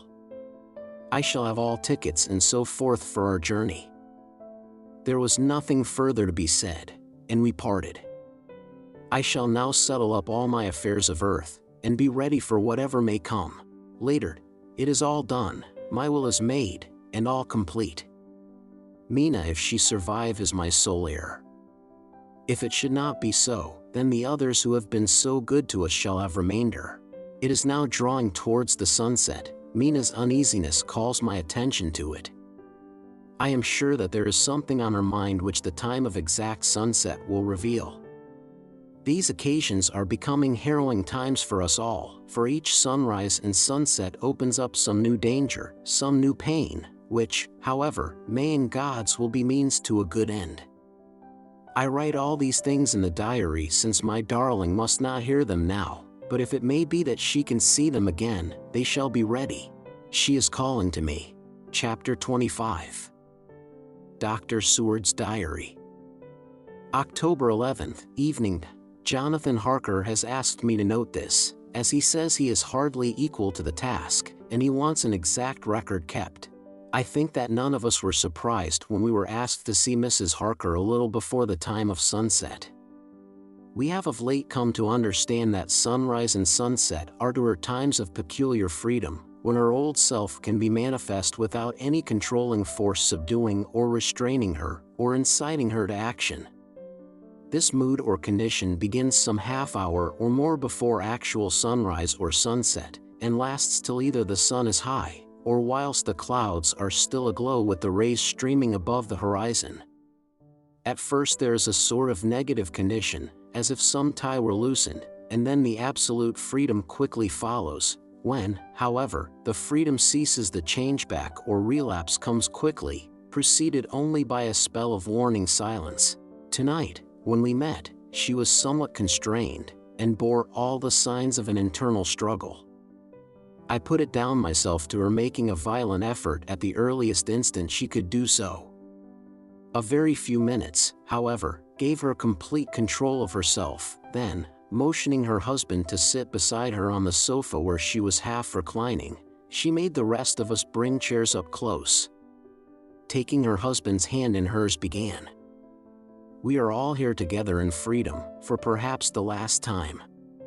I know, dear, I know that you will always be with me to the end." This was to her husband, whose hand had, as we could see, tightened upon hers. In the morning we go out upon our task, and God alone knows what may be in store for any of us. You are going to be so good to me as to take me with you. I know that all that brave earnest men can do for a poor weak woman, whose soul perhaps is lost, no, not yet, but is at any rate at stake, you will do.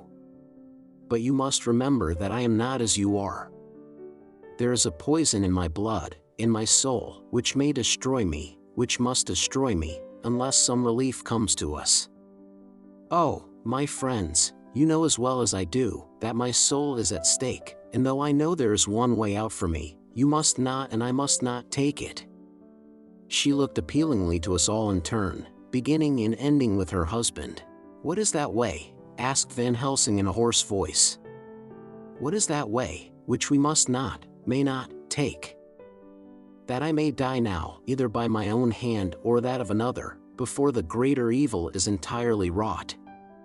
I know, and you know, that were I once dead you could and would set free my immortal spirit, even as you did my poor Lucy's.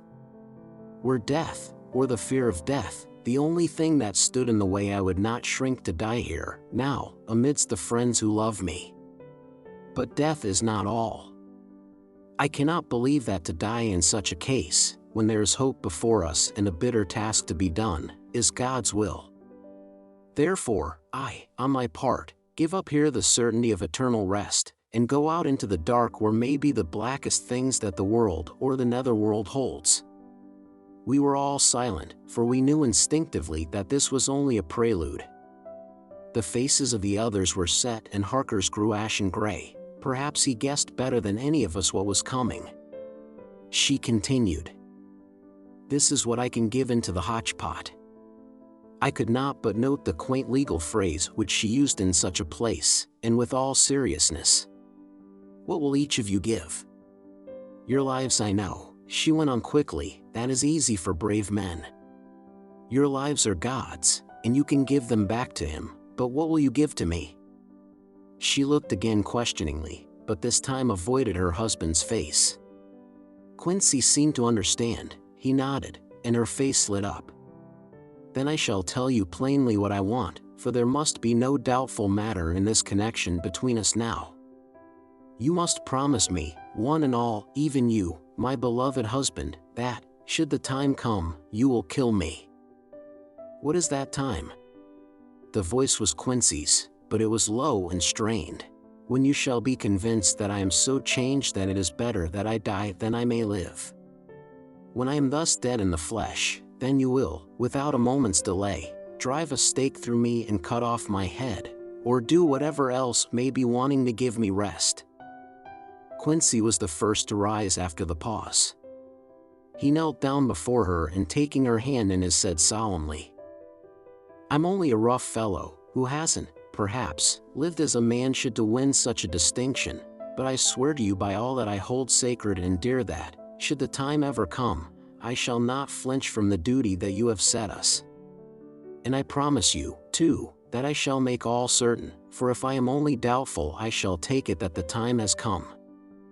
"My true friend," was all she could say amid her fast-falling tears, as, bending over, she kissed his hand. "I swear the same, my dear Madam Mina," said Van Helsing. "And I," said Lord Godalming, each of them in turn kneeling to her to take the oath. I followed, myself. Then her husband turned to her wan-eyed and with a greenish pallor which subdued the snowy whiteness of his hair, and asked, "And must I, too, make such a promise, oh, my wife?" "You too, my dearest," she said, with infinite yearning of pity in her voice and eyes. "You must not shrink.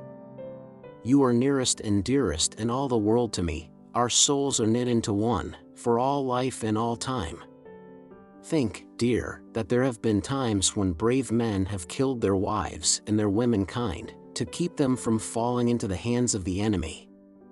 Their hands did not falter any the more because those that they loved implored them to slay them. It is men's duty towards those whom they love, in such times of sore trial. And oh, my dear, if it is to be that I must meet death at any hand, let it be at the hand of him that loves me best. Dr. Van Helsing, I have not forgotten your mercy in poor Lucy's case to him who loved. She stopped with a flying blush, and changed her phrase, to him who had best right to give her peace. If that time shall come again, I look to you to make it a happy memory of my husband's life that it was his loving hand which set me free from the awful thrall upon me. Again I swear, came the professor's resonant voice. Mrs. Harker smiled, positively smiled, as with a sigh of relief she leaned back and said, "And now one word of warning, a warning which you must never forget. This time, if it ever come, may come quickly and unexpectedly, and in such case you must lose no time in using your opportunity. At such a time I myself might be, nay, if the time ever comes, shall be, leagued with your enemy against you. One more request." She became very solemn as she said this. "It is not vital and necessary like the other, but I want you to do one thing for me, if you will." We all acquiesced, but no one spoke. There was no need to speak. "I want you to read the burial service." She was interrupted by a deep groan from her husband. Taking his hand in hers, she held it over her heart, and continued, "You must read it over me some day. Whatever may be the issue of all this fearful state of things, it will be a sweet thought to all or some of us.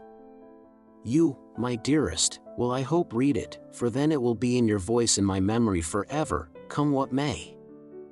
But oh, my dear one," he pleaded, "death is afar off from you." "Nay," she said, holding up a warning hand. "I am deeper in death at this moment than if the weight of an earthly grave lay heavy upon me." "Oh, my wife, must I read it?" he said, before he began. "It would comfort me, my husband," was all she said, and he began to read when she had got the book ready. How could anyone tell of that strange scene, its solemnity, its gloom, its sadness, its horror, and, withal, its sweetness? Even a skeptic, who can see nothing but a travesty of bitter truth in anything holy or emotional, would have been melted to the heart had he seen that little group of loving and devoted friends kneeling round that stricken and sorrowing lady, or heard the tender passion of her husband's voice, as in tones so broken with emotion that often he had to pause, he read the simple and beautiful service from the burial of the dead. I cannot go on, words, and voice fail me." She was right in her instinct. Strange as it all was, bizarre as it may hereafter seem even to us who felt its potent influence at the time, it comforted us much, and the silence, which showed Mrs. Harker's coming relapse from her freedom of soul, did not seem so full of despair to any of us as we had dreaded. Jonathan Harker's Journal. October 15th, Varnet. We left Charing Cross on the morning of the 12th, got to Paris the same night, and took the places secured for us in the Orient Express. We traveled night and day, arriving here at about 5 o'clock. Lord Godalming went to the consulate to see if any telegram had arrived for him, whilst the rest of us came on to this hotel, the Odysseus. The journey may have had incidents. I was, however, too eager to get on, to care for them. Until the Tsarina Catherine comes into port, there will be no interest for me in anything in the wide world. Thank God. Mina is well, and looks to be getting stronger. Her color is coming back. She sleeps a great deal. Throughout the journey she slept nearly all the time. Before sunrise and sunset, however, she is very wakeful and alert, and it has become a habit for Van Helsing to hypnotize her at such times.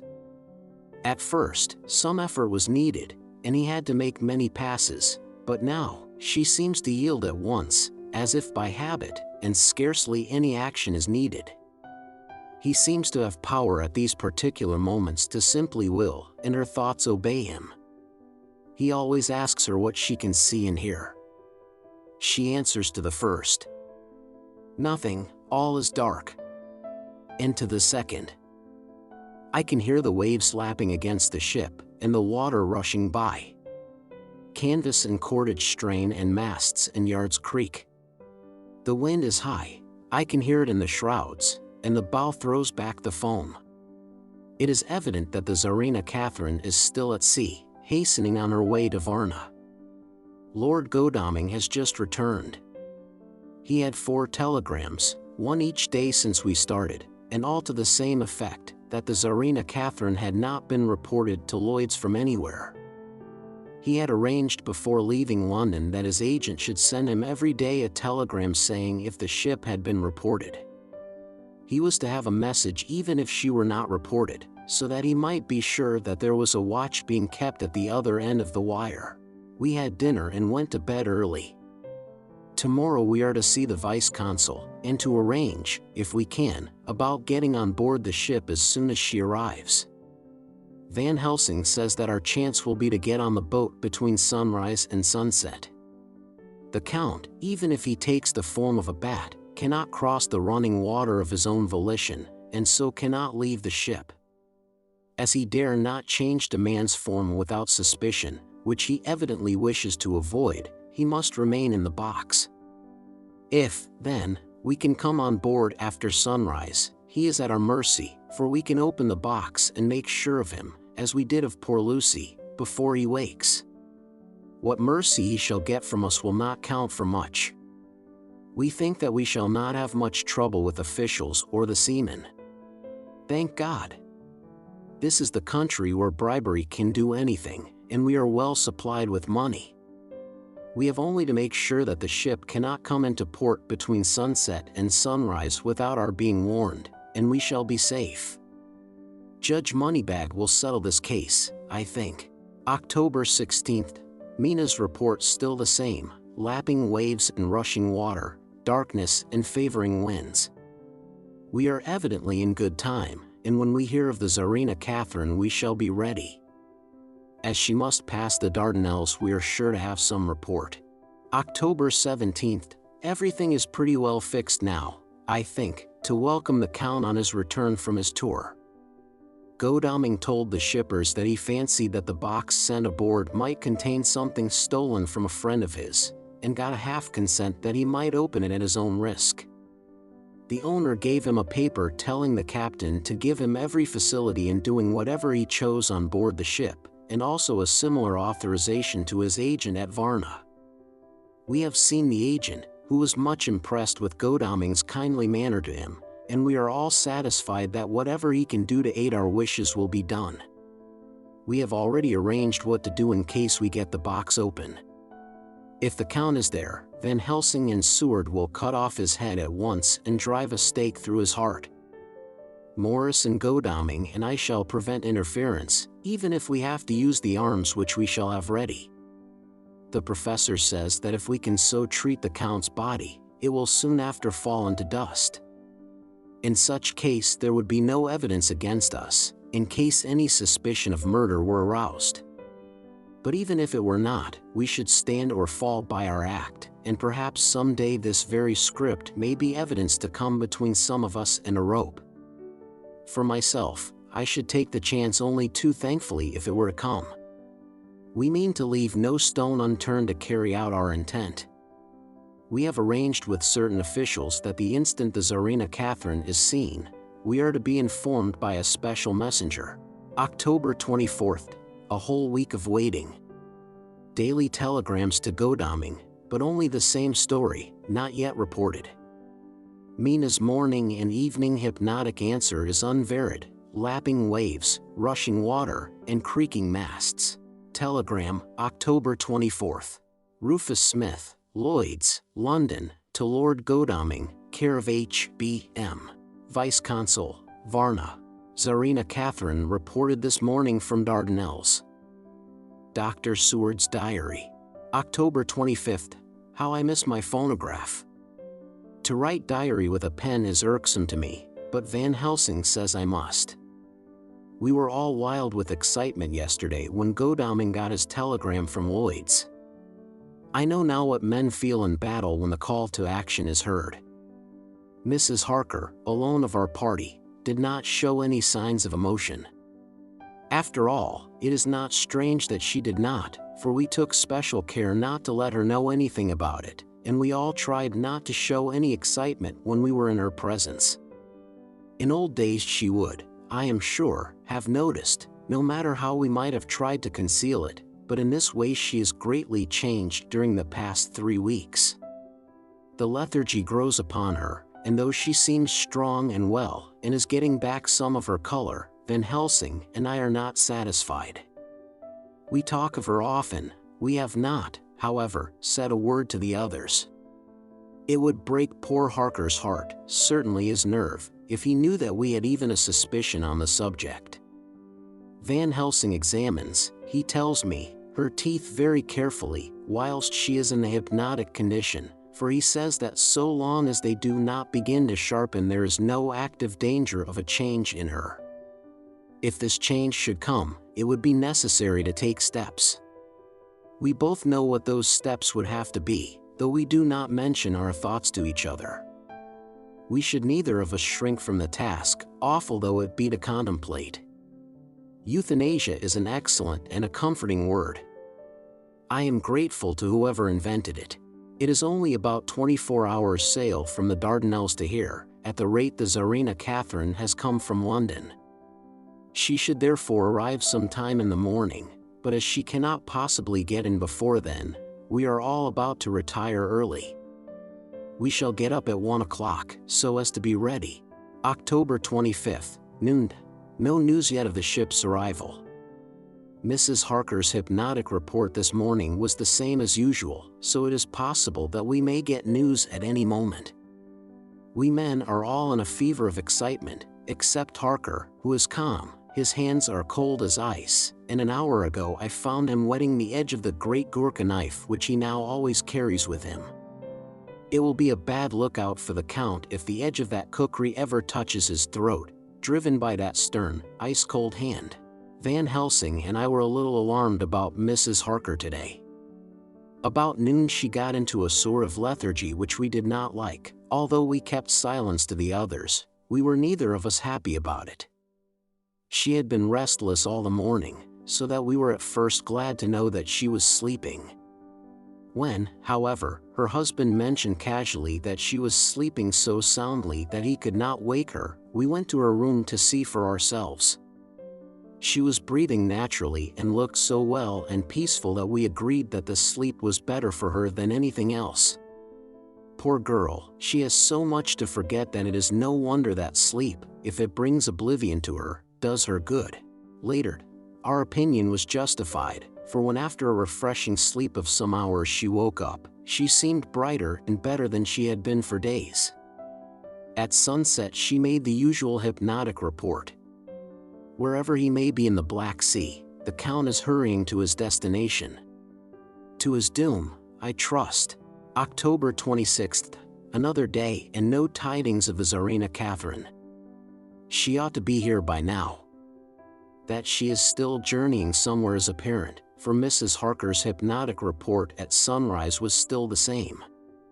It is possible that the vessel may be lying by, at times, for fog. Some of the steamers which came in last evening reported patches of fog both to north and south of the port. We must continue our watching, as the ship may now be signaled any moment. October 27th, noon. Most strange, no news yet of the ship we wait for. Mrs. Harker reported last night and this morning as usual, lapping waves and rushing water, though she added that the waves were very faint. The telegrams from London have been the same, no further report.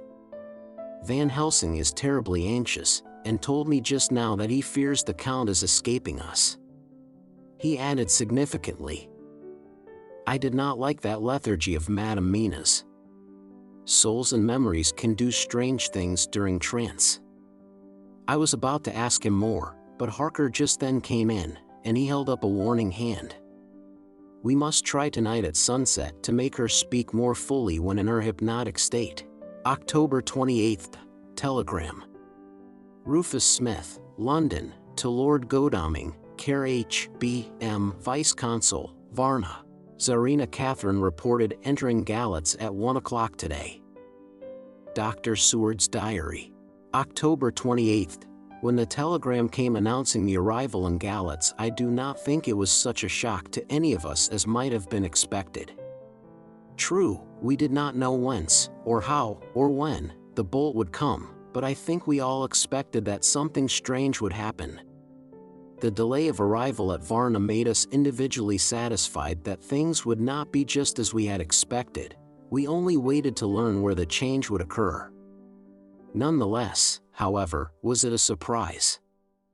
I suppose that nature works on such a hopeful basis that we believe against ourselves that things will be as they ought to be, not as we should know that they will be. Transcendentalism is a beacon to the angels, even if it be a will-o'-the-wisp to man. It was an odd experience, and we all took it differently. Van Helsing raised his hand over his head for a moment, as though in remonstrance with the Almighty, but he said not a word, and in a few seconds stood up with his face sternly set. Lord Godalming grew very pale, and sat breathing heavily. I was myself half stunned and looked in wonder at one after another. Quincey Morris tightened his belt with that quick movement which I knew so well. In our old wandering days it meant action. Mrs. Harker grew ghastly white, so that the scar on her forehead seemed to burn, but she folded her hands meekly and looked up in prayer. Harker smiled, actually smiled, the dark, bitter smile of one who is without hope, but at the same time his action belied his words, for his hands instinctively sought the hilt of the great cookery knife and rested there. "When does the next train start for Galatz?" said Van Helsing to us generally. "At 6:30 tomorrow morning." We all started, for the answer came from Mrs. Harker. "How on earth do you know?" said Art. "You forget, or perhaps you do not know, though Jonathan does and so does Dr. Van Helsing, that I am the train fiend. At home in Exeter I always used to make up the timetables, so as to be helpful to my husband. I found it so useful sometimes, that I always make a study of the timetables now. I knew that if anything were to take us to Castle Dracula we should go by Galatz, or at any rate through Bucharest, so I learned the times very carefully. Unhappily there are not many to learn, as the only train tomorrow leaves as I say." "Wonderful woman," murmured the professor. "Can't we get a special?" asked Lord Godalming. Van Helsing shook his head. "I fear not.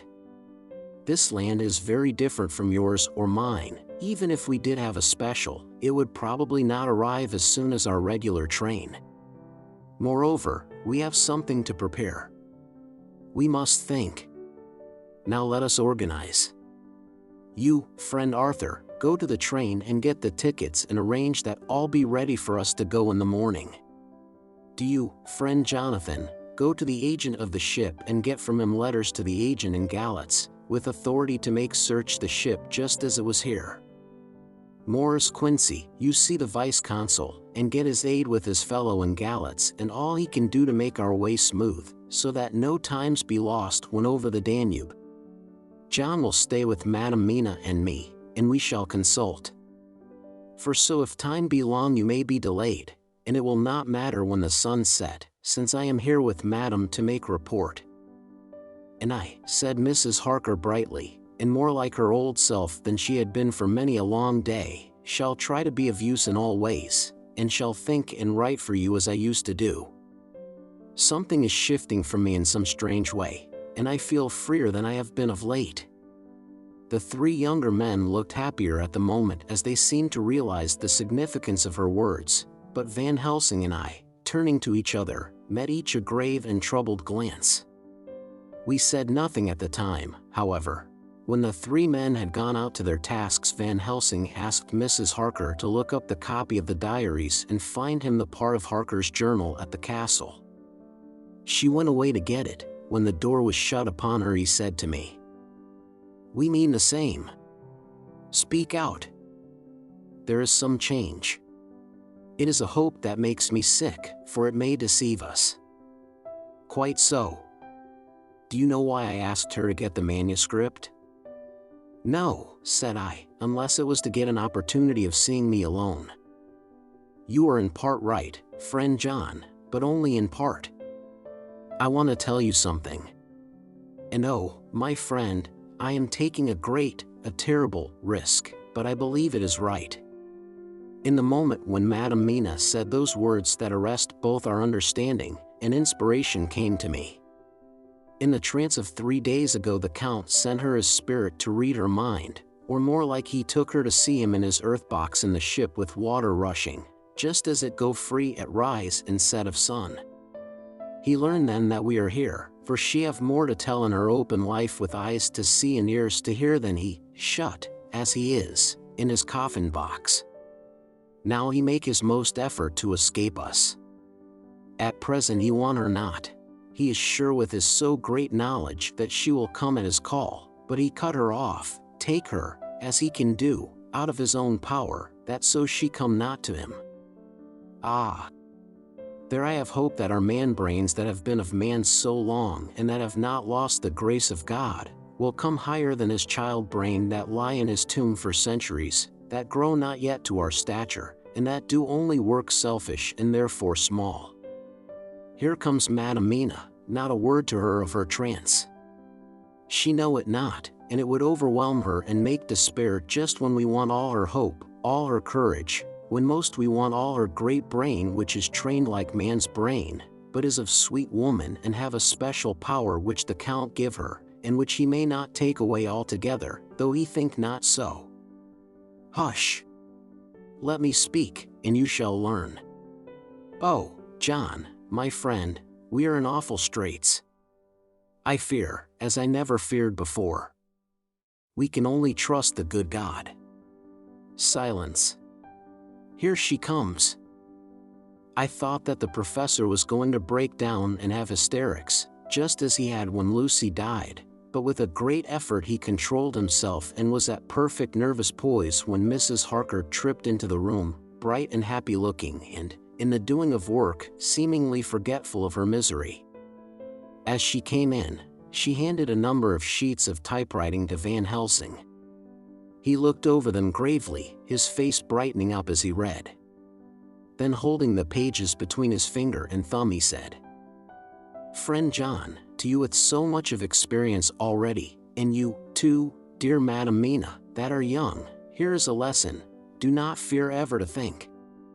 A half-thought has been buzzing often in my brain, but I fear to let him loose his wings.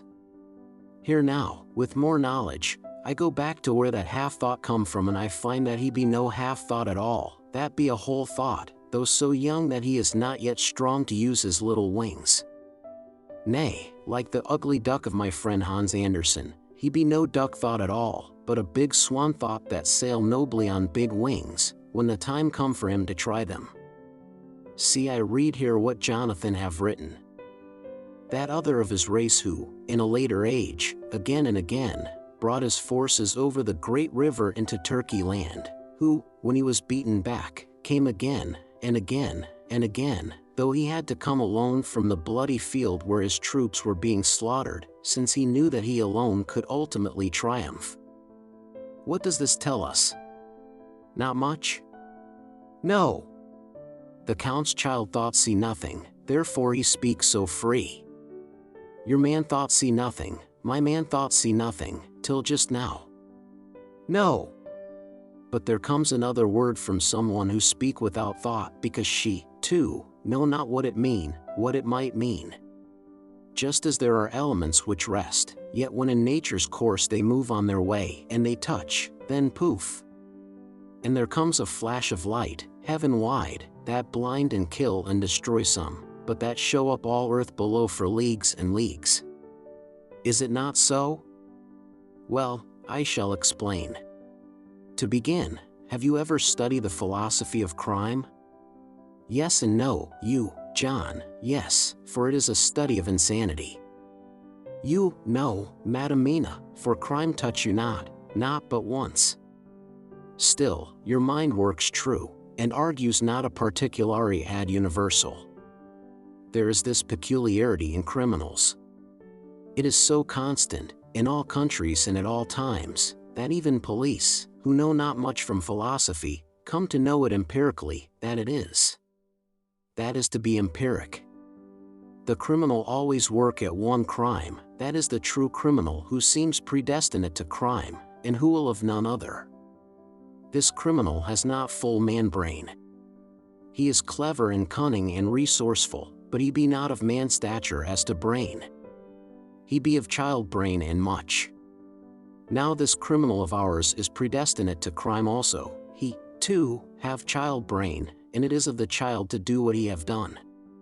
The little bird, the little fish, the little animal learn not by principle, but empirically, and when he learn to do, then there is to him the ground to start from to do more. Dos poestio, said Archimedes. Give me a fulcrum, and I shall move the world. To do once, is the fulcrum whereby child brain become man brain, and until he have the purpose to do more, he continue to do the same again every time, just as he have done before. Oh, my dear, I see that your eyes are opened, and that to you the lightning flash show all the leagues, for Mrs. Harker began to clap her hands and her eyes sparkled. He went on. Now you shall speak. Tell us two dry men of science what you see with those so bright eyes. He took her hand and held it whilst she spoke. His finger and thumb closed on her pulse, as I thought instinctively and unconsciously, as she spoke. The Count is a criminal and of criminal type. Nordau and Lombroso would so classify him, and qua criminal he is of imperfectly formed mind. Thus, in a difficulty he has to seek resource and habit. His past is a clue, and the one page of it that we know, and that from his own lips, tells that once before, when in what Mr. Morris would call a tight place, he went back to his own country from the land he had tried to invade, and thence, without losing purpose, prepared himself for a new effort. He came again better equipped for his work, and won. So he came to London to invade a new land. He was beaten, and when all hope of success was lost, and his existence in danger, he fled back over the sea to his home, just as formerly he had fled back over the Danube from Turkey land. Good, good. Oh, you so clever lady, said Van Helsing, enthusiastically, as he stooped and kissed her hand. A moment later he said to me, as calmly as though we had been having a sick-room consultation. 72 only, and in all this excitement. I have hope. Turning to her again, he said with keen expectation. But go on. Go on. There is more to tell if you will. Be not afraid, John, and I know. I do in any case, and shall tell you if you are right. Speak, without fear. I will try to, but you will forgive me if I seem egotistical. Nay. Fear not, you must be egotist, for it is of you that we think. Then, as he is criminal he is selfish, and as his intellect is small and his action is based on selfishness, he confines himself to one purpose. That purpose is remorseless. As he fled back over the Danube, leaving his forces to be cut to pieces, so now he is intent on being safe, careless of all. So his own selfishness frees my soul somewhat from the terrible power which he acquired over me on that dreadful night. I felt it. Oh, I felt it. Thank God, for his great mercy. My soul is freer than it has been since that awful hour, and all that haunts me is a fear lest in some trance or dream he may have used my knowledge for his ends. The professor stood up. He has so used your mind, and by it he has left us here in Varna, whilst the ship that carried him rushed through enveloping fog up to Galatz, where, doubtless, he had made preparation for escaping from us. But his child mind only saw so far, and it may be that, as ever is in God's providence, the very thing that the evildoer most reckon on for his selfish good, turns out to be his chiefest harm. The hunter is taken in his own snare, as the great psalmist says. For now that he think he is free from every trace of us all, and that he has escaped us with so many hours to him, then his selfish child brain will whisper him to sleep. He think, too, that as he cut himself off from knowing your mind, there can be no knowledge of him to you, there is where he fail. That terrible baptism of blood which he give you makes you free to go to him in spirit, as you have as yet done in your times of freedom, when the sun rise and set. At such times you go by my volition and not by his, and this power to good of you and others, as you have won from your suffering at his hands. This is now all the more precious that he know it not, and to guard himself have even cut himself off from his knowledge of our where. We, however, are not selfish, and we believe that God is with us through all this blackness, and these many dark hours. We shall follow him, and we shall not flinch, even if we peril ourselves that we become like him. Friend John, this has been a great hour, and it have done much to advance us on our way. You must be scribe and write him all down, so that when the others return from their work you can give it to them, then they shall know as we do. And so I have written it whilst we wait their return, and Mrs. Harker has written with her typewriter all since she brought the MS to us. Chapter 26. Dr. Seward's Diary. October 29th. This is written in the train from Varna to Galatz. Last night we all assembled a little before the time of sunset. Each of us had done his work as well as he could, so far as thought, and endeavor, and opportunity go. We are prepared for the whole of our journey, and for our work when we get to Galatz. When the usual time came round, Mrs. Harker prepared herself for her hypnotic effort, and after a longer and more serious effort on the part of Van Helsing than has been usually necessary, she sank into the trance. Usually she speaks on a hint, but this time the professor had to ask her questions, and to ask them pretty resolutely, before we could learn anything. At last her answer came. I can see nothing, we are still, there are no waves lapping, but only a steady swirl of water softly running against the hawser. I can hear men's voices calling, near and far, and the roll and creak of oars in the rowlocks. A gun is fired somewhere, the echo of it seems far away. There is tramping of feet overhead, and ropes and chains are dragged along. What is this? There is a gleam of light, I can feel the air blowing upon me. Here she stopped. She had risen, as if impulsively, from where she lay on the sofa, and raised both her hands, palms upwards, as if lifting a weight. Van Helsing and I looked at each other with understanding. Quincy raised his eyebrows slightly and looked at her intently, whilst Harker's hand instinctively closed round the hilt of his kukri. There was a long pause.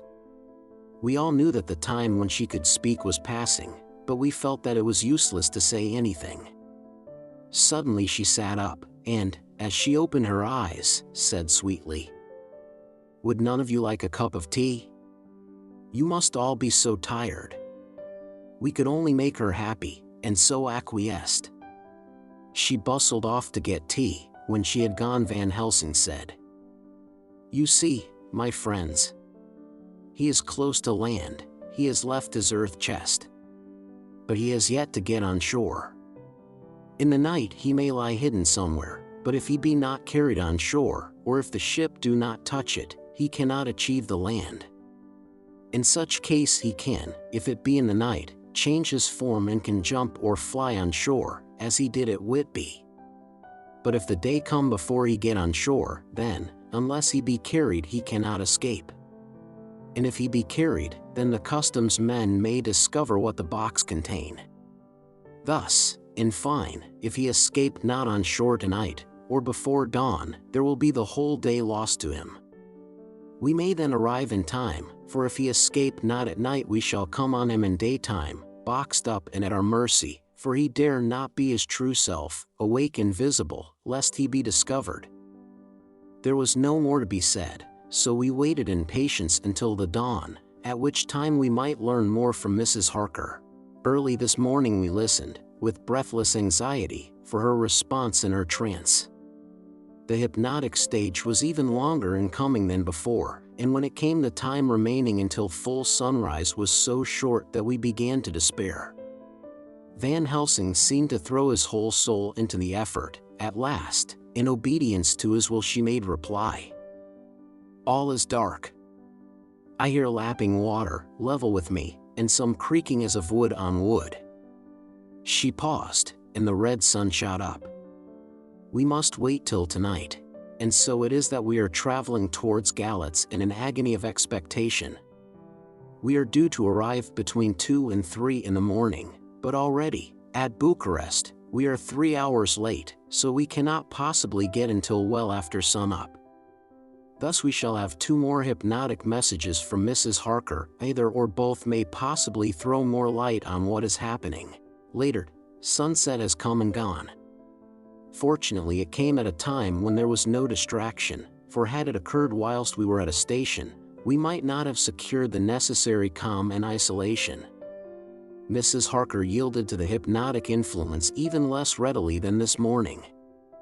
I am in fear that her power of reading the Count's sensations may die away, just when we want it most. It seems to me that her imagination is beginning to work.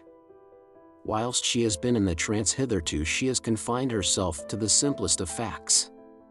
If this goes on, it may ultimately mislead us. If I thought that the Count's power over her would die away equally with her power of knowledge, it would be a happy thought, but I am afraid that it may not be so. When she did speak, her words were enigmatical. Something is going out. I can feel it pass me like a cold wind. I can hear, far off, confused sounds, as of men talking in strange tongues, fierce falling water, and the howling of wolves. She stopped and a shudder ran through her, increasing in intensity for a few seconds, till, at the end, she shook as though in a palsy. She said no more, even in answer to the professor's imperative questioning. When she woke from the trance, she was cold, and exhausted, and languid, but her mind was all alert.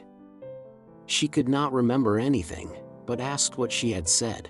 When she was told, she pondered over it deeply for a long time and in silence. October 30th, 7 a.m. We are near Galatz now, and I may not have time to write later. Sunrise this morning was anxiously looked for by us all. Knowing of the increasing difficulty of procuring the hypnotic trance, Van Helsing began his passes earlier than usual. They produced no effect, however, until the regular time, when she yielded with a still greater difficulty, only a minute before the sun rose. The professor lost no time in his questioning. Her answer came with equal quickness. All is dark. I hear water swirling by, level with my ears, and the creaking of wood on wood. Cattle low far off. There's another sound, a queer one like. She stopped and grew white, and whiter still. Go on, go on. Speak, I command you, said Van Helsing in an agonized voice.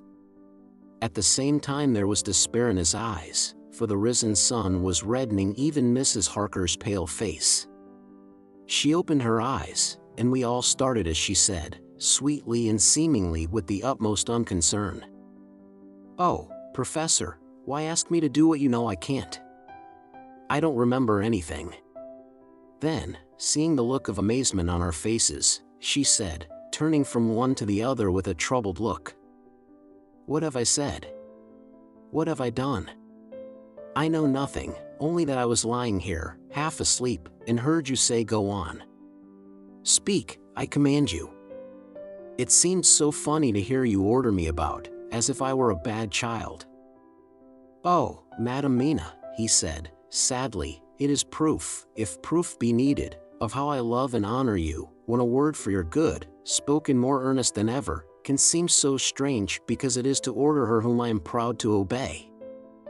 The whistles are sounding, we are nearing Galatz. We are on fire with anxiety and eagerness. Mina Harker's Journal. October 30th. Mr. Morris took me to the hotel where our rooms had been ordered by telegraph, he being the one who could best be spared, since he does not speak any foreign language. The forces were distributed much as they had been at Varna, except that Lord Godalming went to the vice-consul, as his rank might serve as an immediate guarantee of some sort to the official, we being in extreme hurry. Jonathan and the 2 doctors went to the shipping agent to learn particulars of the arrival of the Tsarina Catherine. Later, Lord Godalming has returned. The consul is away, and the vice-consul sick, so the routine work has been attended to by a clerk. He was very obliging, and offered to do anything in his power. Jonathan Harker's Journal. October 30th. At 9 o'clock Dr. Van Helsing, Dr. Seward, and I called on Messrs. Mackenzie and Steinkopf, the agents of the London firm of Hapgood. They had received a wire from London, in answer to Lord Godalming's telegraphed request, asking us to show them any civility in their power. They were more than kind and courteous, and took us at once on board the Tsarina Catherine, which lay at anchor out in the river harbor. There we saw the captain, Donaldson by name, who told us of his voyage. He said that in all his life he had never had so favorable a run. Man, he said, but it made us afeard, for we expected that we should have to pay for it why some rare piece o' ill luck, so as to keep up the average. It's no canny to run frae London to the Black Sea why a wind ahint ye, as though the deil himself were blawin' on your sail for his own purpose. And of the time we could no speir a thing. Gin we were nigh a ship, or a port, or a headland, a fog fell on us and travelled wy us, till when after it had lifted and we looked out, the deal a thing could we see. We ran by Gibraltar without being able to signal, until we came to the Dardanelles and had to wait to get our permit to pass. We never were within hail o' aught. At first I inclined to slack off sail and beat about till the fog was lifted, but whiles, I thought that if the deal was minded to get us into the Black Sea quick, he was like to do it whether we would or no. If we had a quick voyage it would be no to our miscredit why the owners, or no hurt to our traffic, and the old mon who had served his own purpose wad be decently grateful to us for no hind errin' him. This mixture of simplicity and cunning, of superstition and commercial reasoning, aroused Van Helsing, who said, "Mine friend, that devil is more clever than he is thought by some, and he know when he meet his match." The skipper was not displeased with the compliment, and went on. When we got past the Bosphorus the men began to grumble. Some of them, the Romanians, came and asked me to heave overboard a big box which had been put on board by a queer-looking old man just before we had started frae London. I had seen them speer at the fellow, and put out their TWA fingers when they saw him, to guard against the evil eye. Man! But the superstition of foreigners is perfectly ridiculous. I sent them aboot their business pretty quick, but as just after a fog closed in on us I felt a wee bit as they did anent something, though I wouldn't say it was egg in the big box. Well, on we went, and as the fog didn't let up for 5 days I yost let the wind carry us, for if the deal wanted to get somewheres, well, he would fetch it up a reet. And if he didn't, well, we'd keep a sharp lookout anyhow. Sure nooch, we had a fair way in deep water all the time, and 2 days ago, when the morning sun came through the fog, we found ourselves just in the river opposite Galatz. The Romanians were wild, and wanted me right or wrong to take out the box and fling it in the river.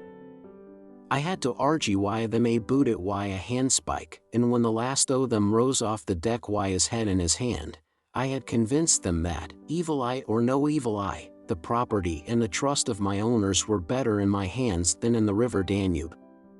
They had, mind ye, taken the box on the deck ready to fling in, and as it was marked Galatz via Varna, I thought I'd let it lie till we discharged in the port and get rid o' Althegather. We didn't do much clearin' that day, and had to remain the nicht at anchor, but in the mornin', braw and early, an hour before sun up, a man came aboard wi' an order, written to him from England, to receive a box marked for one Count Dracula. Sure enooch the matter was one ready to his hand.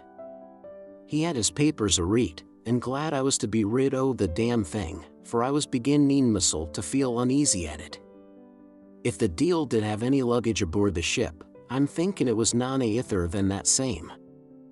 What was the name of the man who took it? Asked Dr. Van Helsing with restrained eagerness. I'll be tellin' ye quick, he answered, and, stepping down to his cabin, produced a receipt signed Emanuel Hildesheim. Bergenstrasse 16 was the address. We found out that this was all the captain knew, so with thanks we came away. We found Hildesheim in his office, a Hebrew of rather the Adelphi theater type, with a nose like a sheep, and a fez. His arguments were pointed with specie, we doing the punctuation, and with a little bargaining he told us what he knew. This turned out to be simple but important. He had received a letter from Mr. Deville of London, telling him to receive, if possible before sunrise so as to avoid customs, a box which would arrive at Galatz in the Tsarina Catherine. This he was to give in charge to a certain Petrov Skinsky, who dealt with the Slovaks who traded down the river to the port. He had been paid for his work by an English banknote, which had been duly cashed for gold at the Danube International Bank. When Skinsky had come to him, he had taken him to the ship and handed over the box, so as to save porterage. That was all he knew. We then sought for Skinsky, but were unable to find him. One of his neighbors, who did not seem to bear him any affection, said that he had gone away 2 days before, no one knew whither. This was corroborated by his landlord, who had received by messenger the key of the house together with the rent due, in English money. This had been between 10 and 11 o'clock last night. We were at a standstill again. Whilst we were talking, one came running and breathlessly gasped out that the body of Skinsky had been found inside the wall of the churchyard of St. Peter, and that the throat had been torn open as if by some wild animal. Those we had been speaking with ran off to see the horror, the women crying out, "This is the work of a Slovak." We hurried away lest we should have been in some way drawn into the affair, and so detained. As we came home we could arrive at no definite conclusion. We were all convinced that the box was on its way, by water, to somewhere, but where that might be we would have to discover. With heavy hearts we came home to the Hotel to Mina. When we met together, the first thing was to consult as to taking Mina again into our confidence. Things are getting desperate, and it is at least a chance, though a hazardous one. As a preliminary step, I was released from my promise to her. Mina Harker's Journal. October 30th, evening. They were so tired and worn out and dispirited that there was nothing to be done till they had some rest, so I asked them all to lie down for half an hour whilst I should enter everything up to the moment. I feel so grateful to the man who invented the traveler's typewriter, and to Mr. Morris for getting this one for me. I should have felt quite astray doing the work if I had to write with a pen. It is all done. Poor dear, dear Jonathan, what he must have suffered, what must he be suffering now? He lies on the sofa hardly seeming to breathe, and his whole body appears in collapse. His brows are knit, his face is drawn with pain. Poor fellow, maybe he is thinking, and I can see his face all wrinkled up with the concentration of his thoughts. Oh! If I could only help at all! I shall do what I can. I have asked Dr. Van Helsing, and he has got me all the papers that I have not yet seen. Whilst they are resting, I shall go over all carefully, and perhaps I may arrive at some conclusion. I shall try to follow the professor's example, and think without prejudice on the facts before me. I do believe that under God's providence I have made a discovery. I shall get the maps and look over them. I am more than ever sure that I am right. My new conclusion is ready, so I shall get our party together and read it. They can judge it. It is well to be accurate, and every minute is precious. Mina Harker's memorandum. Entered in her journal. Ground of inquiry. Count Dracula's problem is to get back to his own place. He must be brought back by someone. This is evident, for had he power to move himself as he wished, he could go either as man, or wolf, or bat, or in some other way. He evidently fears discovery or interference, in the state of helplessness in which he must be, confined as he is between dawn and sunset in his wooden box. How is he to be taken? Here a process of exclusions may help us. By road, by rail, by water. 1. By road, there are endless difficulties, especially in leaving the city. There are people, and people are curious, and investigate. A hint, a surmise, a doubt as to what might be in the box, would destroy him. Why, there are, or there may be, customs and octroi officers to pass. His pursuers might follow. This is his highest fear, and in order to prevent his being betrayed he has repelled, so far as he can, even his victim, me. 2. By rail, there is no one in charge of the box. It would have to take its chance of being delayed, and delay would be fatal, with enemies on the track. True, he might escape at night, but what would he be, if left in a strange place with no refuge that he could fly to? This is not what he intends, and he does not mean to risk it. 3. By water. Here is the safest way, in one respect, but with most danger in another. On the water he is powerless except at night, even then he can only summon fog and storm and snow and his wolves. But were he wrecked, the living water would engulf him, helpless, and he would indeed be lost. He could have the vessel drive to land, but if it were unfriendly land, wherein he was not free to move, his position would still be desperate. We know from the record that he was on the water, so what we have to do is to ascertain what water. The first thing is to realize exactly what he has done as yet. We may, then, get a light on what his later task is to be. Firstly, we must differentiate between what he did in London as part of his general plan of action, when he was pressed for moments and had to arrange as best he could. Secondly, we must see, as well as we can surmise it from the facts we know of, what he has done here. As to the first, he evidently intended to arrive at Galatz, and sent envoys to Varna to deceive us lest we should ascertain his means of exit from England. His immediate and sole purpose then was to escape. The proof of this is the letter of instructions sent to Emanuel Hildesheim to clear and take away the box before sunrise. There is also the instruction to Petrov Skinsky. These we must only guess at, but there must have been some letter or message, since Skinsky came to Hildesheim. That, so far, his plans were successful we know. The Tsarina Catherine made a phenomenally quick journey, so much so that Captain Donelson's suspicions were aroused, but his superstition united with his canniness played the Count's game for him, and he ran with his favoring wind through fogs and all till he brought up blindfold at Galatz. That the Count's arrangements were well made has been proved. Hildesheim cleared the box, took it off, and gave it to Skinsky. Skinsky took it, and here we lose the trail. We only know that the box is somewhere on the water, moving along. The customs and the octroi, if there be any, have been avoided. Now we come to what the Count must have done after his arrival on land, at Galatz. The box was given to Skinsky before sunrise. At sunrise the Count could appear in his own form. Here, we ask why Skinsky was chosen at all to aid in the work. In my husband's diary, Skinsky is mentioned as dealing with the Slovaks who trade down the river to the port, and the man's remark, that the murder was the work of a Slovak, showed the general feeling against his class. The Count wanted isolation.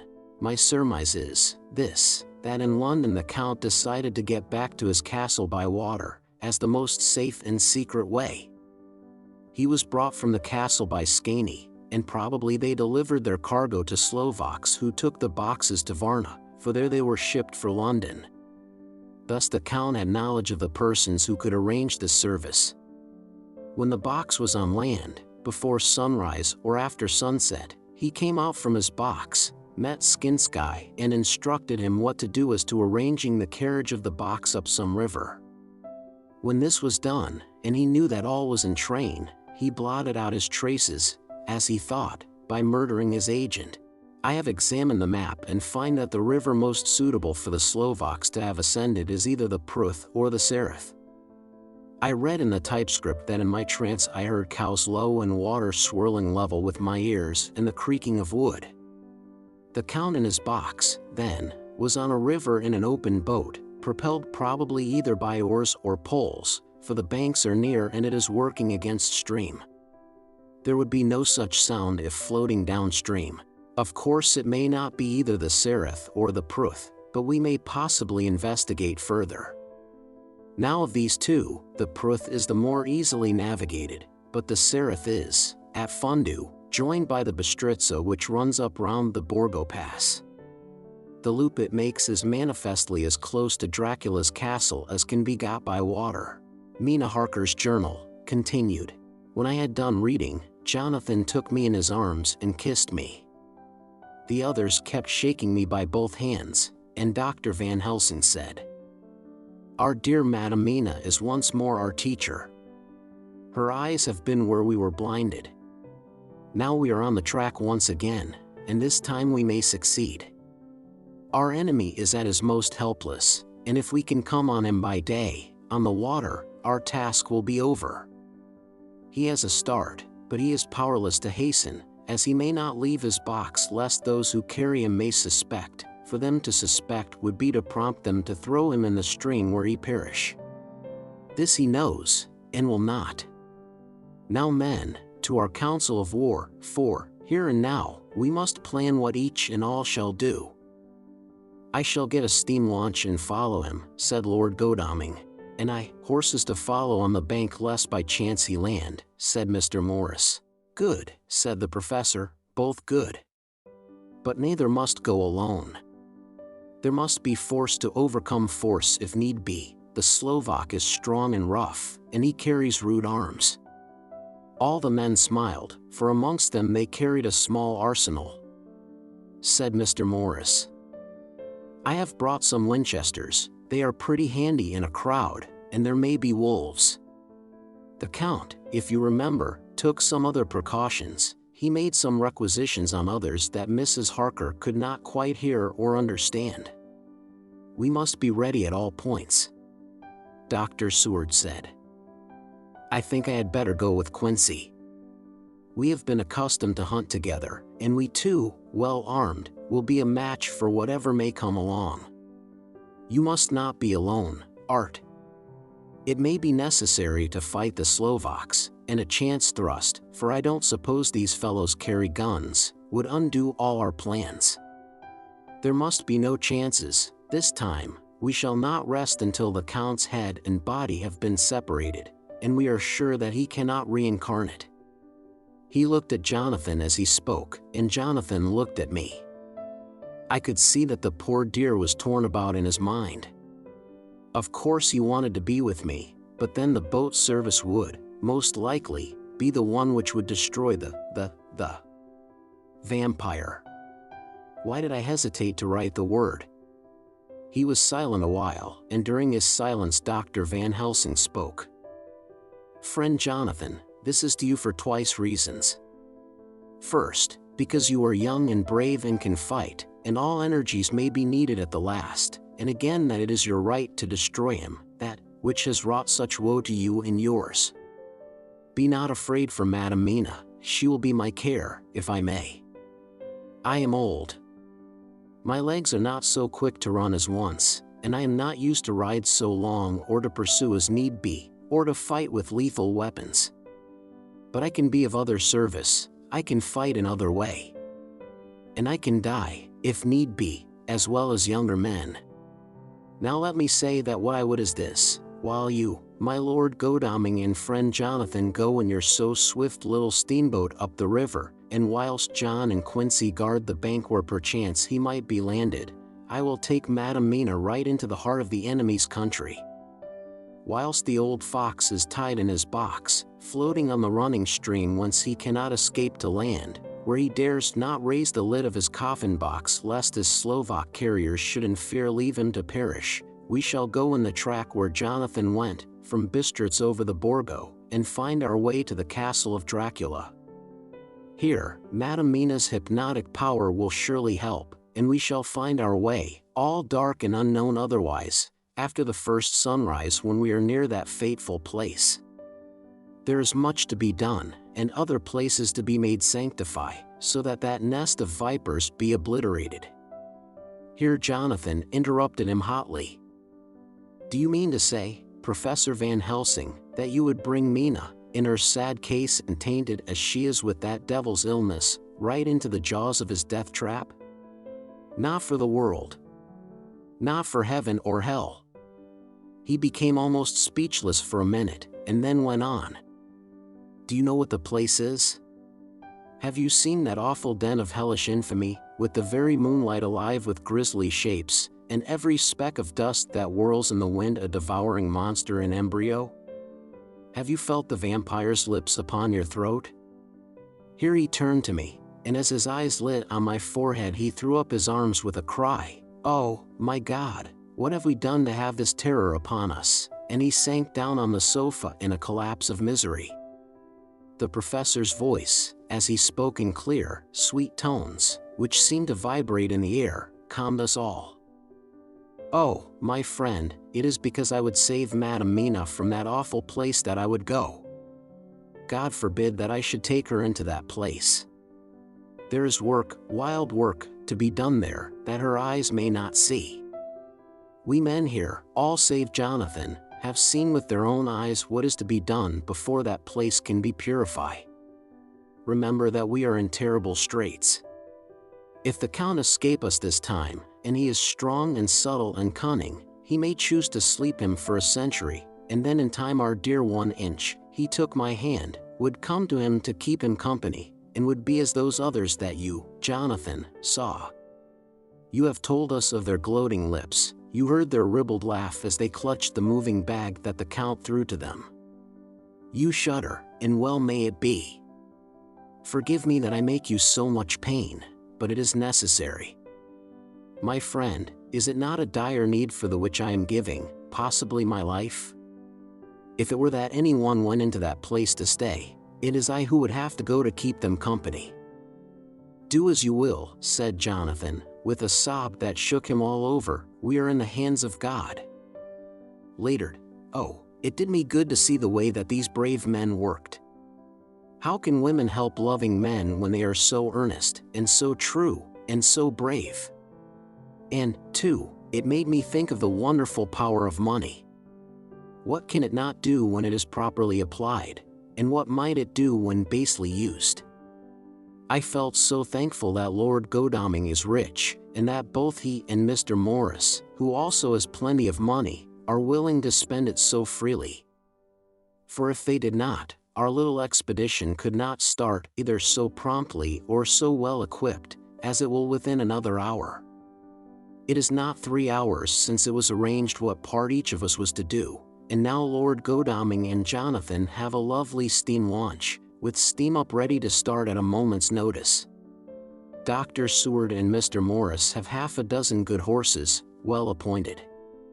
We have all the maps and appliances of various kinds that can be had. Professor Van Helsing and I are to leave by the 11:40 train tonight for Veresti, where we are to get a carriage to drive to the Borgo Pass. We are bringing a good deal of ready money, as we are to buy a carriage and horses. We shall drive ourselves, for we have no one whom we can trust in the matter. The professor knows something of a great many languages, so we shall get on all right. We have all got arms, even for me a large-bore revolver. Jonathan would not be happy unless I was armed like the rest. Alas! I cannot carry one arm that the rest do, the scar on my forehead forbids that. Dear Dr. Van Helsing comforts me by telling me that I am fully armed as there may be wolves. The weather is getting colder every hour, and there are snow flurries which come and go as warnings. Later, it took all my courage to say goodbye to my darling. We may never meet again. Courage, Mina. The professor is looking at you keenly, his look is a warning. There must be no tears now, unless it may be that God will let them fall in gladness. Jonathan Harker's Journal. October 30th. Night. I am writing this in the light from the furnace door of the steam launch. Lord Godalming is firing up. He is an experienced hand at the work, as he has had for years a launch of his own on the Thames, and another on the Norfolk Broads. Regarding our plans, we finally decided that Mina's guess was correct, and that if any waterway was chosen for the Count's escape back to his castle, the Sereth and then the Bistritza at its junction, would be the one. We took it, that somewhere about the 47th degree, north latitude, would be the place chosen for the crossing the country between the river and the Carpathians. We have no fear in running at good speed up the river at night, there is plenty of water, and the banks are wide enough apart to make steaming, even in the dark, easy enough. Lord Godalming tells me to sleep for a while, as it is enough for the present for one to be on watch. But I cannot sleep. How can I with the terrible danger hanging over my darling, and her going out into that awful place? My only comfort is that we are in the hands of God. only for that faith it would be easier to die than to live, and so be quit of all the trouble. Mr. Morris and Dr. Seward were off on their long ride before we started. They are to keep up the right bank, far enough off to get on higher lands where they can see a good stretch of river and avoid the following of its curves. They have, for the first stages, 2 men to ride and lead their spare horses, 4 in all, so as not to excite curiosity. When they dismiss the men, which shall be shortly, they shall themselves look after the horses. It may be necessary for us to join forces, if so they can mount our whole party. One of the saddles has a movable horn, and can be easily adapted for Mina, if required. It is a wild adventure we are on. Here, as we are rushing along through the darkness, with the cold from the river seeming to rise up and strike us, with all the mysterious voices of the night around us, it all comes home. We seem to be drifting into unknown places and unknown ways, into a whole world of dark and dreadful things. Godalming is shutting the furnace door. October 31st, still hurrying along. The day has come, and Godalming is sleeping. I am on watch. The morning is bitterly cold, the furnace heat is grateful, though we have heavy fur coats. As yet we have passed only a few open boats, but none of them had on board any box or package of anything like the size of the one we seek. The men were scared every time we turned our electric lamp on them, and fell on their knees and prayed. November 1st, evening. No news all day. We have found nothing of the kind we seek. We have now passed into the Bistritza, and if we are wrong in our surmise our chance is gone. We have overhauled every boat, big and little. Early this morning, one crew took us for a government boat, and treated us accordingly. We saw in this a way of smoothing matters, so at Fundu, where the Bistritza runs into the Sereth, we got a Romanian flag which we now fly conspicuously. With every boat which we have overhauled since then this trick has succeeded. We have had every deference shown to us, and not once any objection to whatever we chose to ask or do. Some of the Slovaks tell us that a big boat passed them, going at more than usual speed as she had a double crew on board. This was before they came to Fundu, so they could not tell us whether the boat turned into the Bistritza or continued on up the Sereth. At Fundu we could not hear of any such boat, so she must have passed there in the night. I am feeling very sleepy, the cold is perhaps beginning to tell upon me, and nature must have rest some time. Godalming insists that he shall keep the first watch. God bless him for all his goodness to poor dear Mina and me. November 2nd, morning. It is broad daylight. That good fellow would not wake me. He says it would have been a sin to, for I slept peacefully and was forgetting my trouble. It seems brutally selfish to me to have slept so long, and let him watch all night, but he was quite right. I am a new man this morning, and, as I sit here and watch him sleeping, I can do all that is necessary both as to minding the engine, steering, and keeping watch.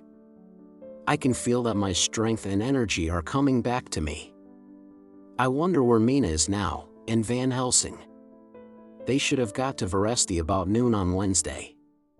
It would take them some time to get the carriage and horses, so if they had started and traveled hard, they would be about now at the Borgo Pass.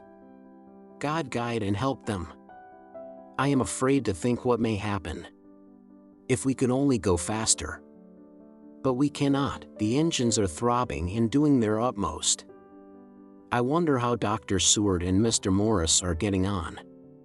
There seem to be endless streams running down the mountains into this river, but as none of them are very large, at present, at all events, though they are terrible doubtless in winter and when the snow melts, the horsemen may not have met much obstruction. I hope that before we get to Strasbourg we may see them, for if by that time we have not overtaken the Count, it may be necessary to take counsel together what to do next. Dr. Seward's Diary. November 2nd. 3 days on the road. No news, and no time to write it if there had been, for every moment is precious. We have had only the rest needful for the horses, but we are both bearing it wonderfully. Those adventurous days of ours are turning up useful. We must push on. We shall never feel happy till we get the launch in sight again. November 3rd. We heard at Fundu that the launch had gone up the Bistritza. I wish it wasn't so cold. There are signs of snow coming, and if it falls heavy it will stop us. In such case we must get a sledge and go on, Russian fashion. November 4th. Today we heard of the launch having been detained by an accident when trying to force a way up the rapids. The Slovak boats get up all right, by aid of a rope and steering with knowledge. Some went up only a few hours before. Godalming is an amateur fitter himself, and evidently it was he who put the launch in trim again. Finally, they got up the rapids all right, with local help, and are off on the chase afresh. I fear that the boat is not any better for the accident. The peasantry tell us that after she got upon smooth water again, she kept stopping every now and again so long as she was in sight. We must push on harder than ever, our help may be wanted soon. Mina Harker's Journal. October 31st. Arrived at Veresti at noon. The professor tells me that this morning at dawn he could hardly hypnotize me at all, and that all I could say was, dark and quiet. He is off now buying a carriage and horses. He says that he will later on try to buy additional horses, so that we may be able to change them on the way. We have something more than 70 miles before us. The country is lovely, and most interesting. If only we were under different conditions, how delightful it would be to see it all. If Jonathan and I were driving through it alone, what a pleasure it would be. To stop and see people, and learn something of their life, and to fill our minds and memories with all the color and picturesqueness of the whole wild, beautiful country and the quaint people. But, alas! Later, Dr. Van Helsing has returned. He has got the carriage and horses. We are to have some dinner, and to start in an hour. The landlady is putting us up a huge basket of provisions. It seems enough for a company of soldiers. The professor encourages her, and whispers to me that it may be a week before we can get any good food again. He has been shopping too, and has sent home such a wonderful lot of fur coats and wraps, and all sorts of warm things. There will not be any chance of our being cold. We shall soon be off. I am afraid to think what may happen to us. We are truly in the hands of God. He alone knows what may be, and I pray Him, with all the strength of my sad and humble soul, that He will watch over my beloved husband, that whatever may happen, Jonathan may know that I loved him and honored him more than I can say, and that my latest and truest thought will be always for him. Chapter 27. Mina Harker's Journal. November 1st. All day long we have traveled, and at a good speed. The horses seem to know that they are being kindly treated, for they go willingly their full stage at best speed. We have now had so many changes and find the same things so constantly that we are encouraged to think that the journey will be an easy one. Dr. Van Helsing is laconic. He tells the farmers that he is hurrying to Bistritz, and pays them well to make the exchange of horses. We get hot soup, or coffee, or tea, and off we go. It is a lovely country, full of beauties of all imaginable kinds, and the people are brave, and strong, and simple, and seem full of nice qualities. They are very, very superstitious. In the first house where we stopped, when the woman who served us saw the scar on my forehead, she crossed herself and put out 2 fingers towards me, to keep off the evil eye.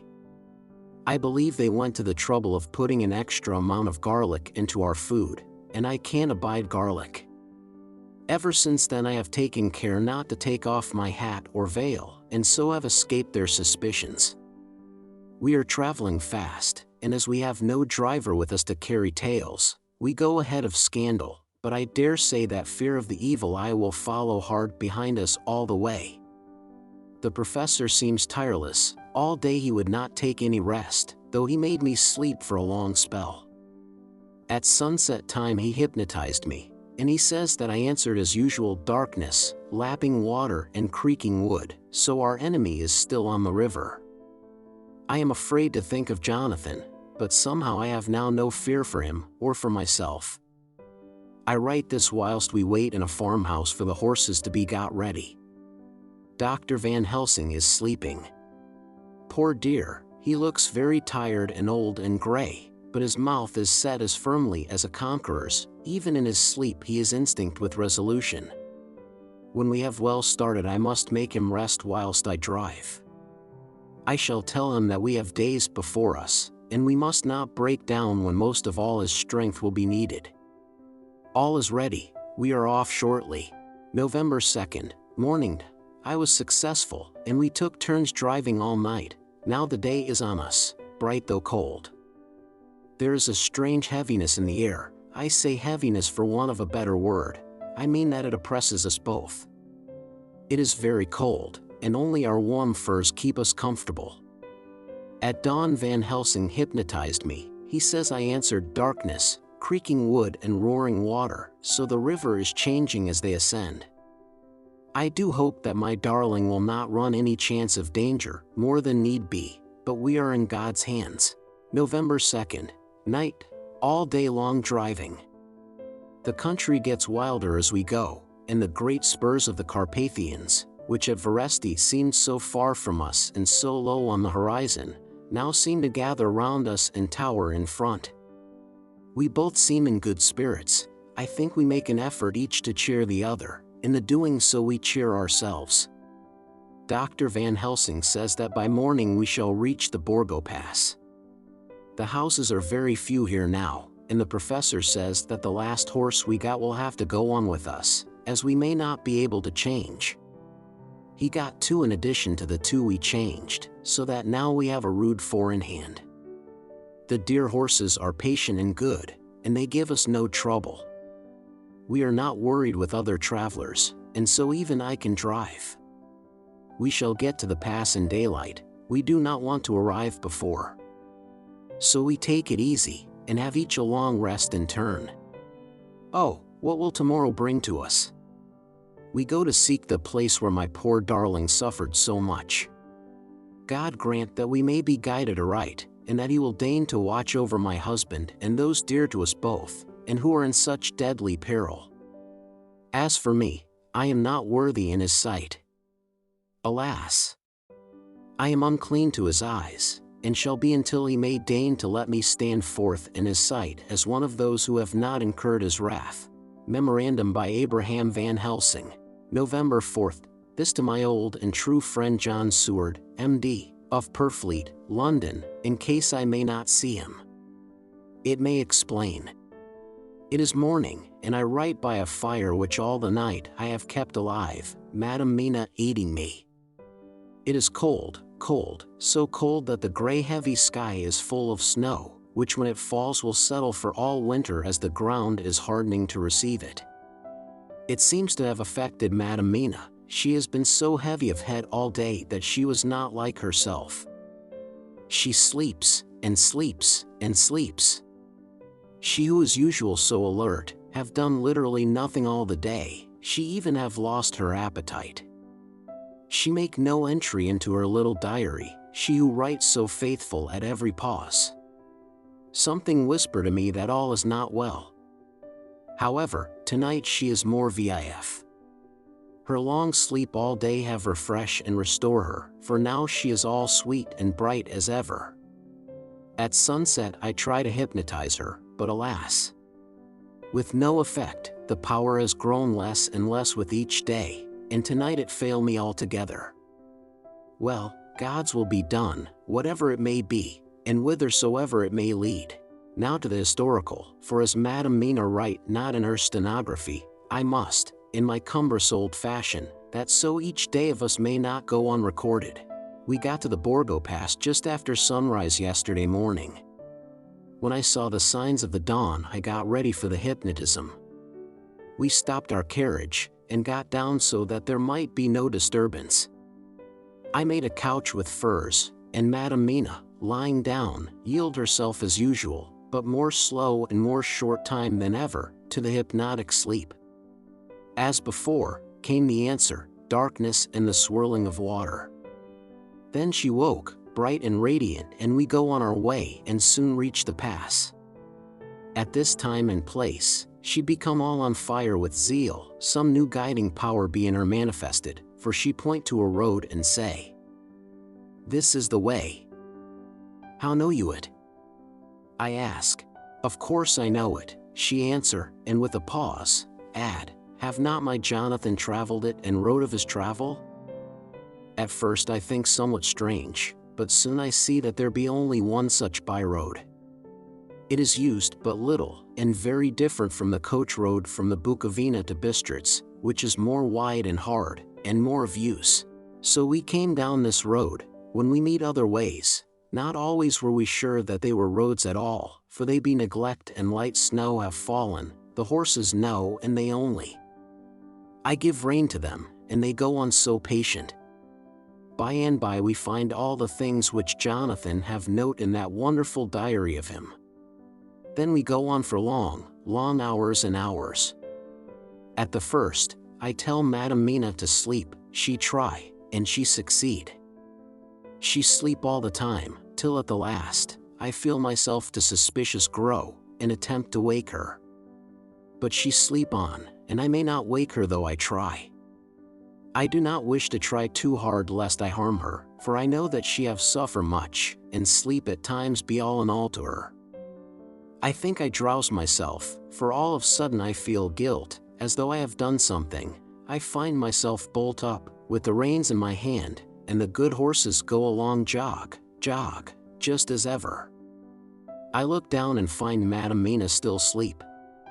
It is now not far off sunset time, and over the snow the light of the sun flow in big yellow flood, so that we throw great long shadow on where the mountain rise so steep. For we are going up, and all is so wild and rocky, as though it were the end of the world. Then I arouse Madam Mina. This time she wake with not much trouble, and then I try to put her to hypnotic sleep. But she sleep not, being as though I were not. Still I try and try, till all at once I find her and myself in dark, so I look round, and find that the sun have gone down. Madam Mina laugh, and I turn and look at her. She is now quite awake, and looks so well as I never saw her since that night at Carfax when we first entered the Count's house. I am amazed, and not at ease then, but she is so bright and tender and thoughtful for me that I forget all fear. I light a fire, for we have brought supply of wood with us, and she prepare food while I undo the horses and set them, tethered in shelter, to feed. Then when I return to the fire she have my supper ready. I go to help her, but she smile, and tell me that she have eat already, that she was so hungry that she would not wait. I like it not, and I have grave doubts, but I fear to affright her, and so I am silent of it. She help me and I eat alone, and then we wrap in fur and lie beside the fire, and I tell her to sleep while I watch. But presently I forget all of watching, and when I sudden remember that I watch, I find her lying quiet, but awake, and looking at me with so bright eyes. Once, twice more the same occur, and I get much sleep till before morning. When I wake I try to hypnotize her, but alas! Though she shut her eyes obedient, she may not sleep. The sun rise up, and up, and up, and then sleep come to her too late, but so heavy that she will not wake. I have to lift her up, and place her sleeping in the carriage when I have harnessed the horses and made all ready. Madam still sleep, and she look in her sleep more healthy and more redder than before. And I like it not. And I am afraid, afraid, afraid. I am afraid of all things, even to think, but I must go on my way. The stake we play for is life and death, or more than these, and we must not flinch. November 5th, morning. Let me be accurate in everything, for though you and I have seen some strange things together, you may at the first think that I, Van Helsing, am mad, that the many horrors and the so long strain on nerves has at the last turned my brain. All yesterday we travel, ever getting closer to the mountains, and moving into a more and more wild and desert land. There are great, frowning precipices and much falling water, and nature seemed to have held some time her carnival. Madam Mina still sleep, and though I did have hunger and appeased it, I could not waken her even for food. I began to fear that the fatal spell of the place was upon her, tainted as she is with that vampire baptism. Well, said I to myself, if it be that she sleep all the day, it shall also be that I do not sleep at night. As we travel on the rough road, for a road of an ancient and imperfect kind there was, I held down my head and slept. Again I waked with a sense of guilt and of time past, and found Madam Mina still sleeping, and the sun low down. But all was indeed changed. The frowning mountains seemed further away, and we were near the top of a steep rising hill, on summit of which was such a castle as Jonathan tell of in his diary. At once I exulted and feared, for now, for good or ill, the end was near. I woke Madam Mina, and again tried to hypnotize her, but alas, unavailing till too late. Then, ere the great dark came upon us, for even after downsun the heavens reflected the gone sun on the snow, and all was for a time in a great twilight, I took out the horses and fed them in what shelter I could. Then I make a fire, and near it I make Madam Mina, now awake and more charming than ever, sit comfortable amid her rugs. I got ready food, but she would not eat, simply saying that she had not hunger. I did not press her, knowing her unavailingness. But I myself eat, for I must needs now be strong for all. Then, with the fear on me of what might be, I drew a ring so big for her comfort, round where Madam Mina sat, and over the ring I passed some of the wafer, and I broke it fine so that all was well guarded. She sat still all the time, so still as one dead, and she grew whiter and ever whiter till the snow was not more pale, and no word she said. But when I drew near, she clung to me, and I could know that the poor soul shook her from head to feet with a tremor that was pain to feel. I said to her presently, when she had grown more quiet, "Will you not come over to the fire?" For I wished to make a test of what she could. She rose obedient, but when she had made a step she stopped, and stood as one stricken. "Why not go on?" I asked. She shook her head, and, coming back, sat down in her place. Then, looking at me with open eyes, as of one waked from sleep, she said simply, "I cannot," and remained silent. I rejoiced, for I knew that what she could not, none of those that we dreaded could. Though there might be danger to her body, yet her soul was safe. Presently the horses began to scream, and tore at their tethers till I came to them and quieted them. When they did feel my hands on them, they whinnied low as in joy, and licked at my hands and were quiet for a time. Many times through the night did I come to them, till it arrived to the cold hour when all nature is at lowest, and every time my coming was with quiet of them. In the cold hour the fire began to die, and I was about stepping forth to replenish it, for now the snow came in flying sweeps and with it a chill mist.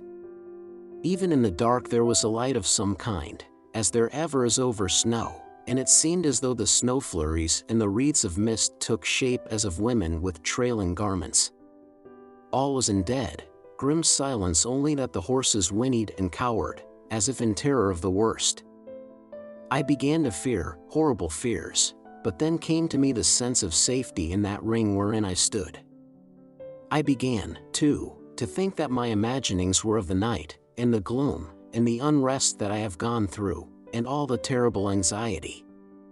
It was as though my memories of all Jonathan's horrid experience were befooling me, for the snowflakes and the mist began to wheel and circle round, till I could get as though a shadowy glimpse of those women that would have kissed him. And then the horses cowered lower and lower, and moaned in terror as men do in pain. Even the madness of fright was not to them, so that they could break away. I feared for my dear Madam Mina when these weird figures drew near and circled round. I looked at her, but she sat calm, and smiled at me. When I would have stepped to the fire to replenish it, she caught me and held me back, and whispered, like a voice that one hears in a dream, so low it was, "No! No! Do not go without. Here you are safe." I turned to her, and looking in her eyes, said, But you? It is for you that I fear. Whereat she laughed, a laugh, low and unreal, and said, Fear for me? Why fear for me? None safer in all the world from them than I am. And as I wondered at the meaning of her words, a puff of wind made the flame leap up, and I see the red scar on her forehead. Then, alas! I knew. Did I not? I would soon have learned, for the wheeling figures of mist and snow came closer, but keeping ever without the holy circle. Then they began to materialize till, if God have not take away my reason, for I saw it through my eyes, there were before me in actual flesh the same 3 women that Jonathan saw in the room, when they would have kissed his throat. I knew the swaying round forms, the bright hard eyes, the white teeth, the ruddy color, the voluptuous lips. They smiled ever at poor dear Madam Mina, and as their laugh came through the silence of the night, they twined their arms and pointed to her, and said in those so sweet tingling tones that Jonathan said were of the intolerable sweetness of the water glasses, Come, sister. Come to us. Come. Come. In fear I turned to my poor Madam Mina, and my heart with gladness leapt like flame, for oh! The terror in her sweet eyes, the repulsion, the horror, told a story to my heart that was all of hope. God be thanked she was not, yet, of them. I seized some of the firewood which was by me, and holding out some of the wafer, advanced on them towards the fire. They drew back before me, and laughed their low horrid laugh. I fed the fire, and feared them not, for I knew that we were safe within our protections. They could not approach me, whilst so armed, nor Madam Mina whilst she remained within the ring, which she could not leave no more than they could enter. The horses had ceased to moan, and lay still on the ground, the snow fell on them softly, and they grew whiter. I knew that there was for the poor beasts no more of terror, and so we remained till the red of the dawn to fall through the snow gloom. I was desolate and afraid, and full of woe and terror, but when that beautiful sun began to climb the horizon life was to me again. At the first coming of the dawn the horrid figures melted in the whirling mist and snow, the reeds of transparent gloom moved away towards the castle, and were lost. Instinctively, with the dawn coming, I turned to Madam Mina, intending to hypnotize her, but she lay in a deep and sudden sleep, from which I could not wake her. I tried to hypnotize through her sleep, but she made no response, none at all, and the day broke. I fear yet to stir. I have made my fire and have seen the horses, they are all dead. Today I have much to do here, and I keep waiting till the sun is up high, for there may be places where I must go, where that sunlight, though snow and mist obscure it, will be to me a safety. I will strengthen me with breakfast, and then I will to my terrible work. Madam Mina still sleeps, and, God be thanked, she is calm in her sleep. Jonathan Harker's Journal. November 4th, evening. The accident to the launch has been a terrible thing for us. Only for it we should have overtaken the boat long ago, and by now my dear Mina would have been free. I fear to think of her, off on the wolds near that horrid place. We have got horses, and we follow on the track. I note this whilst Godalming is getting ready. We have our arms. The Skaney must look out if they mean fight. Oh, if only Morris and Seward were with us. We must only hope. If I write no more goodbye, Mina. God bless and keep you. Dr. Seward's Diary. November 5th. With the dawn we saw the body of Skaney before us dashing away from the river with their lighter wagon. They surrounded it in a cluster, and hurried along as though beset. The snow is falling lightly, and there is a strange excitement in the air. It may be our own feelings, but the depression is strange. Far off I hear the howling of wolves, the snow brings them down from the mountains, and there are dangers to all of us, and from all sides. The horses are nearly ready, and we are soon off. We ride to death of someone. God alone knows who, or where, or what, or when, or how it may be. Dr. Van Helsing's Memorandum. November 5th, afternoon. I am at least sane. Thank God for that mercy at all events, though the proving it has been dreadful. When I left Madam Mina sleeping within the holy circle, I took my way to the castle. The blacksmith hammer which I took in the carriage from Veresti was useful. Though the doors were all open, I broke them off the rusty hinges, lest some ill intent or ill chance should close them, so that being entered I might not get out. Jonathan's bitter experience served me here. By memory of his diary, I found my way to the old chapel, for I knew that here my work lay. The air was oppressive. It seemed as if there was some sulphurous fume, which at times made me dizzy. Either there was a roaring in my ears, or I heard afar off the howl of wolves. Then I bethought me of my dear Madam Mina, and I was in terrible plight. The dilemma had me between his horns. Her I had not dared to take into this place, but left safe from the vampire in that holy circle, and yet even there would be the wolf. I resolved me that my work lay here, and that as to the wolves we must submit, if it were God's will. At any rate, it was only death and freedom beyond. So did I choose for her. Had it but been for myself, the choice had been easy. The maw of the wolf were better to rest in than the grave of the vampire. So I make my choice to go on with my work. I knew that there were at least 3 graves to find, graves that are in habit, so I search, and I find one of them. She lay in her vampire sleep, so full of life and voluptuous beauty that I shudder as though I have come to do murder. Ah, I doubt not that in old time, when such things were, many a man who set forth to do such a task as mine, found at the last his heart fail him, and then his nerve. So he delay, till the mere beauty and the fascination of the wanton undead have hypnotized him, and he remain on, till sunset come, and the vampire's sleep be over. Then the beautiful eyes of the fair woman open and look love, and the voluptuous mouth present to a kiss, and man is weak. And there remain one more victim in the vampire fold, one more to swell the grim and grisly ranks of the undead. There is some fascination, surely, when I am moved by the mere presence of such an one, even lying as she lay in a tomb fretted with age and heavy with the dust of centuries, though there be that horrid odor such as the lairs of the Count have had. Yes, I was moved, I, Van Helsing, with all my purpose and with my motive for hate. I was moved to a yearning for delay which seemed to paralyze my faculties and to clog my very soul. It may have been that the need of natural sleep and the strange oppression of the air were beginning to overcome me. Certain it was that I was lapsing into sleep, the open-eyed sleep of one who yields to a sweet fascination, when there came through the snow-stilled air a long, low wail, so full of woe and pity that it woke me like the sound of a clarion. For it was the voice of my dear Madam Mina that I heard.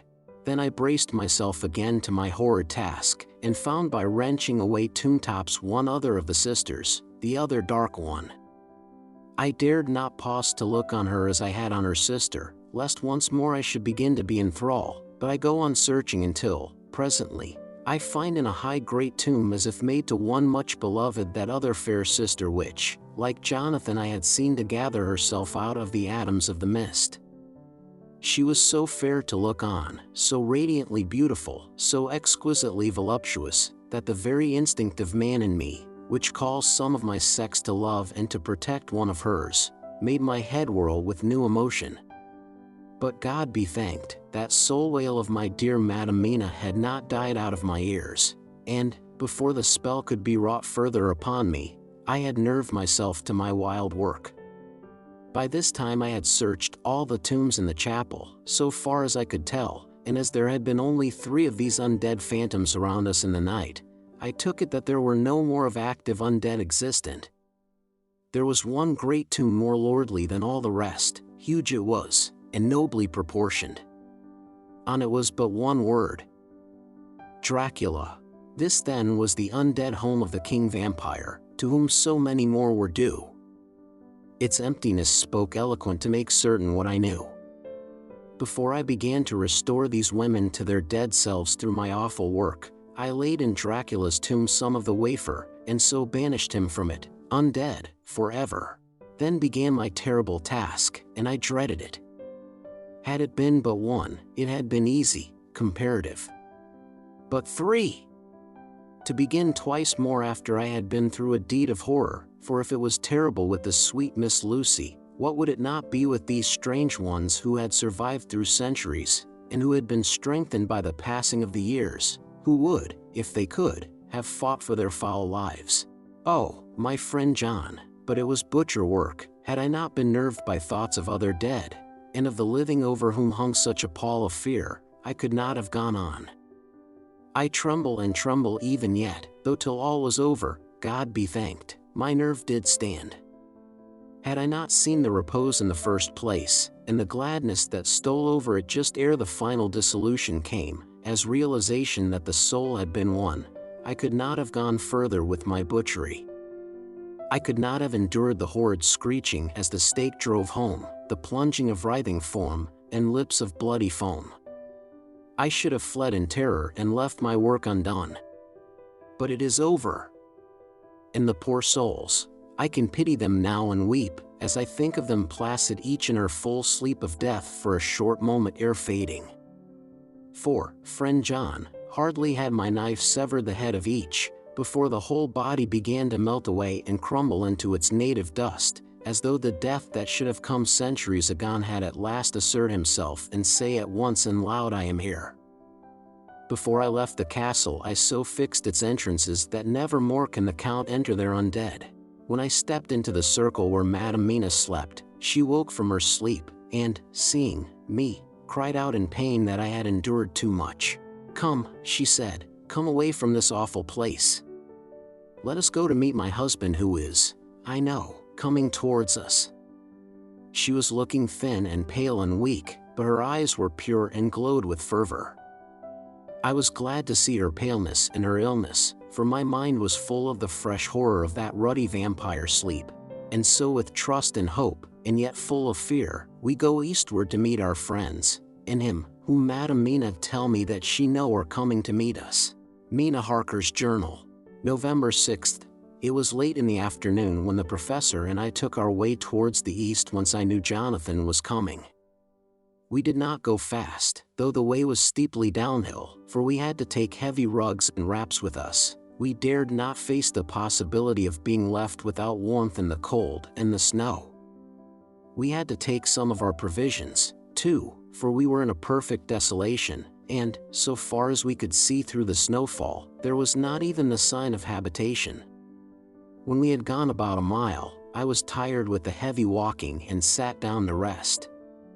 Then we looked back and saw where the clear line of Dracula's castle cut the sky, for we were so deep under the hill whereon it was set that the angle of perspective of the Carpathian Mountains was far below it. We saw it in all its grandeur, perched 1,000 feet on the summit of a sheer precipice, and with seemingly a great gap between it and the steep of the adjacent mountain on any side.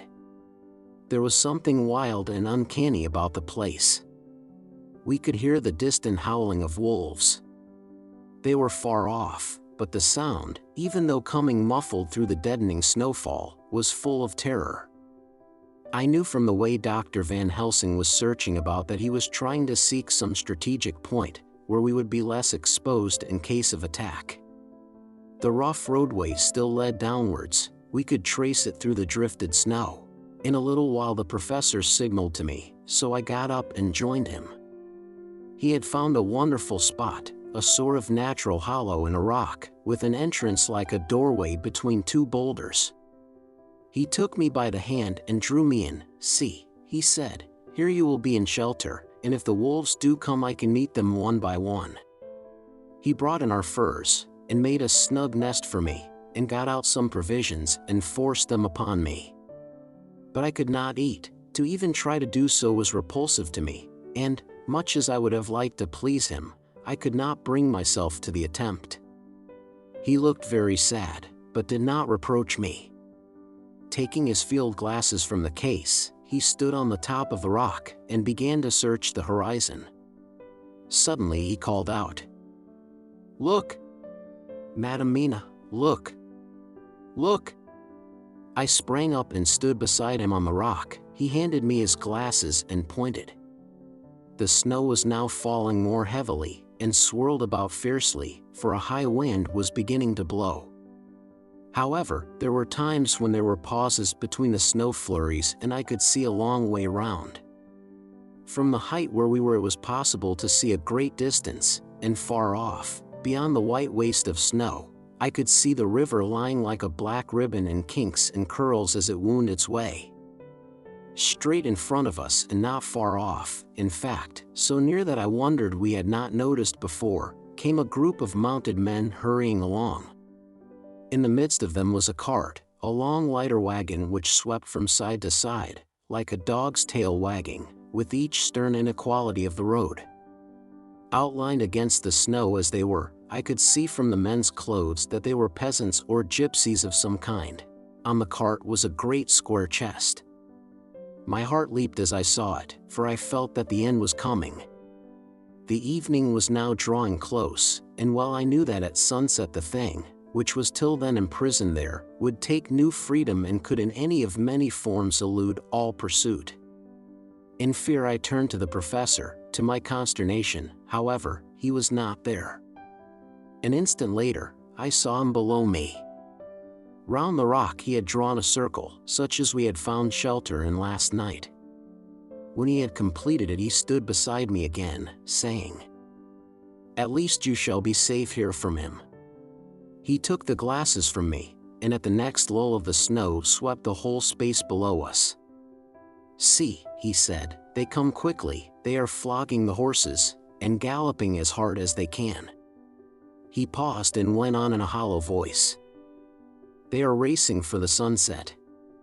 We may be too late. God's will be done."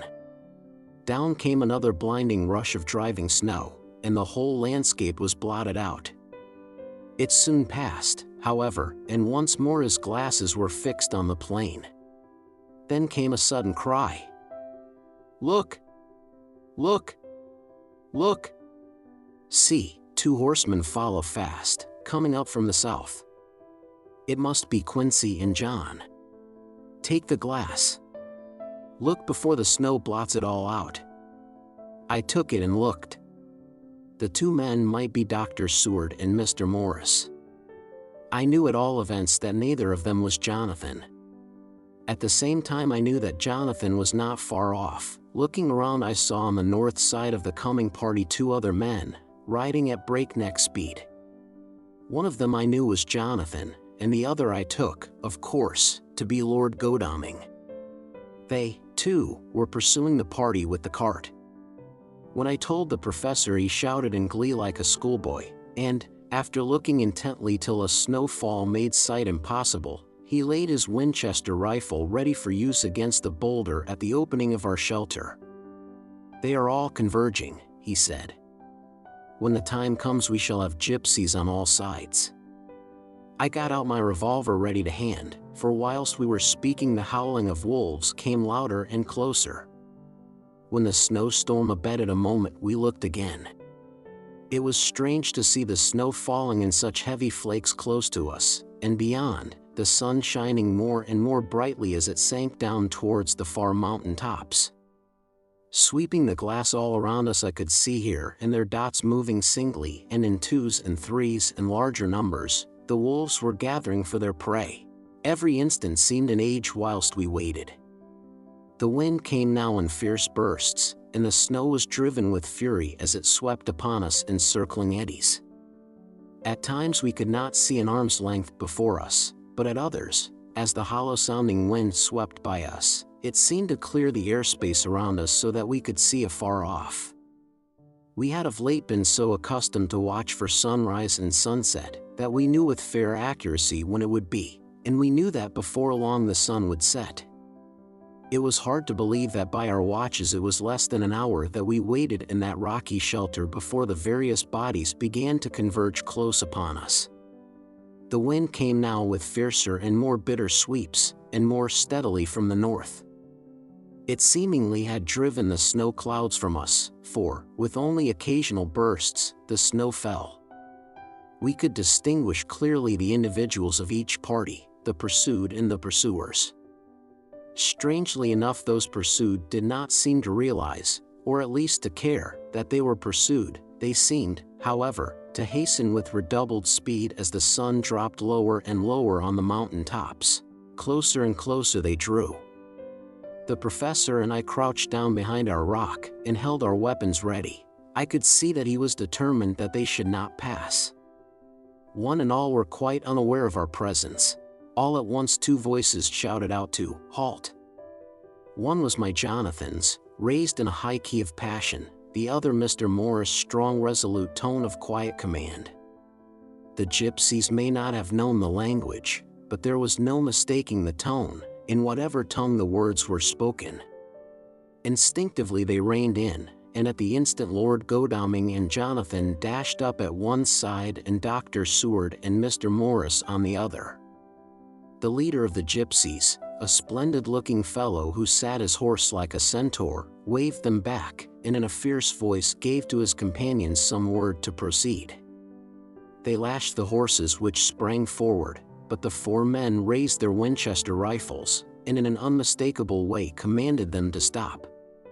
At the same moment Dr. Van Helsing and I rose behind the rock and pointed our weapons at them.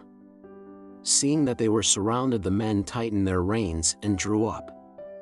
The leader turned to them and gave a word, at which every man of the gypsy party drew what weapon he carried, knife or pistol, and held himself in readiness to attack. Issue was joined in an instant. The leader, with a quick movement of his rein, threw his horse out in front, and pointing first to the sun, now close down on the hill tops, and then to the castle, said something which I did not understand. For answer, all 4 men of our party threw themselves from their horses and dashed towards the cart. I should have felt terrible fear at seeing Jonathan in such danger, but that the ardor of battle must have been upon me as well as the rest of them. I felt no fear, but only a wild, surging desire to do something. Seeing the quick movement of our parties, the leader of the gypsies gave a command. His men instantly formed round the cart in a sort of undisciplined endeavor, each one shouldering and pushing the other in his eagerness to carry out the order. In the midst of this I could see that Jonathan on one side of the ring of men, and Quincy on the other, were forcing a way to the cart. It was evident that they were bent on finishing their task before the sun should set. Nothing seemed to stop or even to hinder them.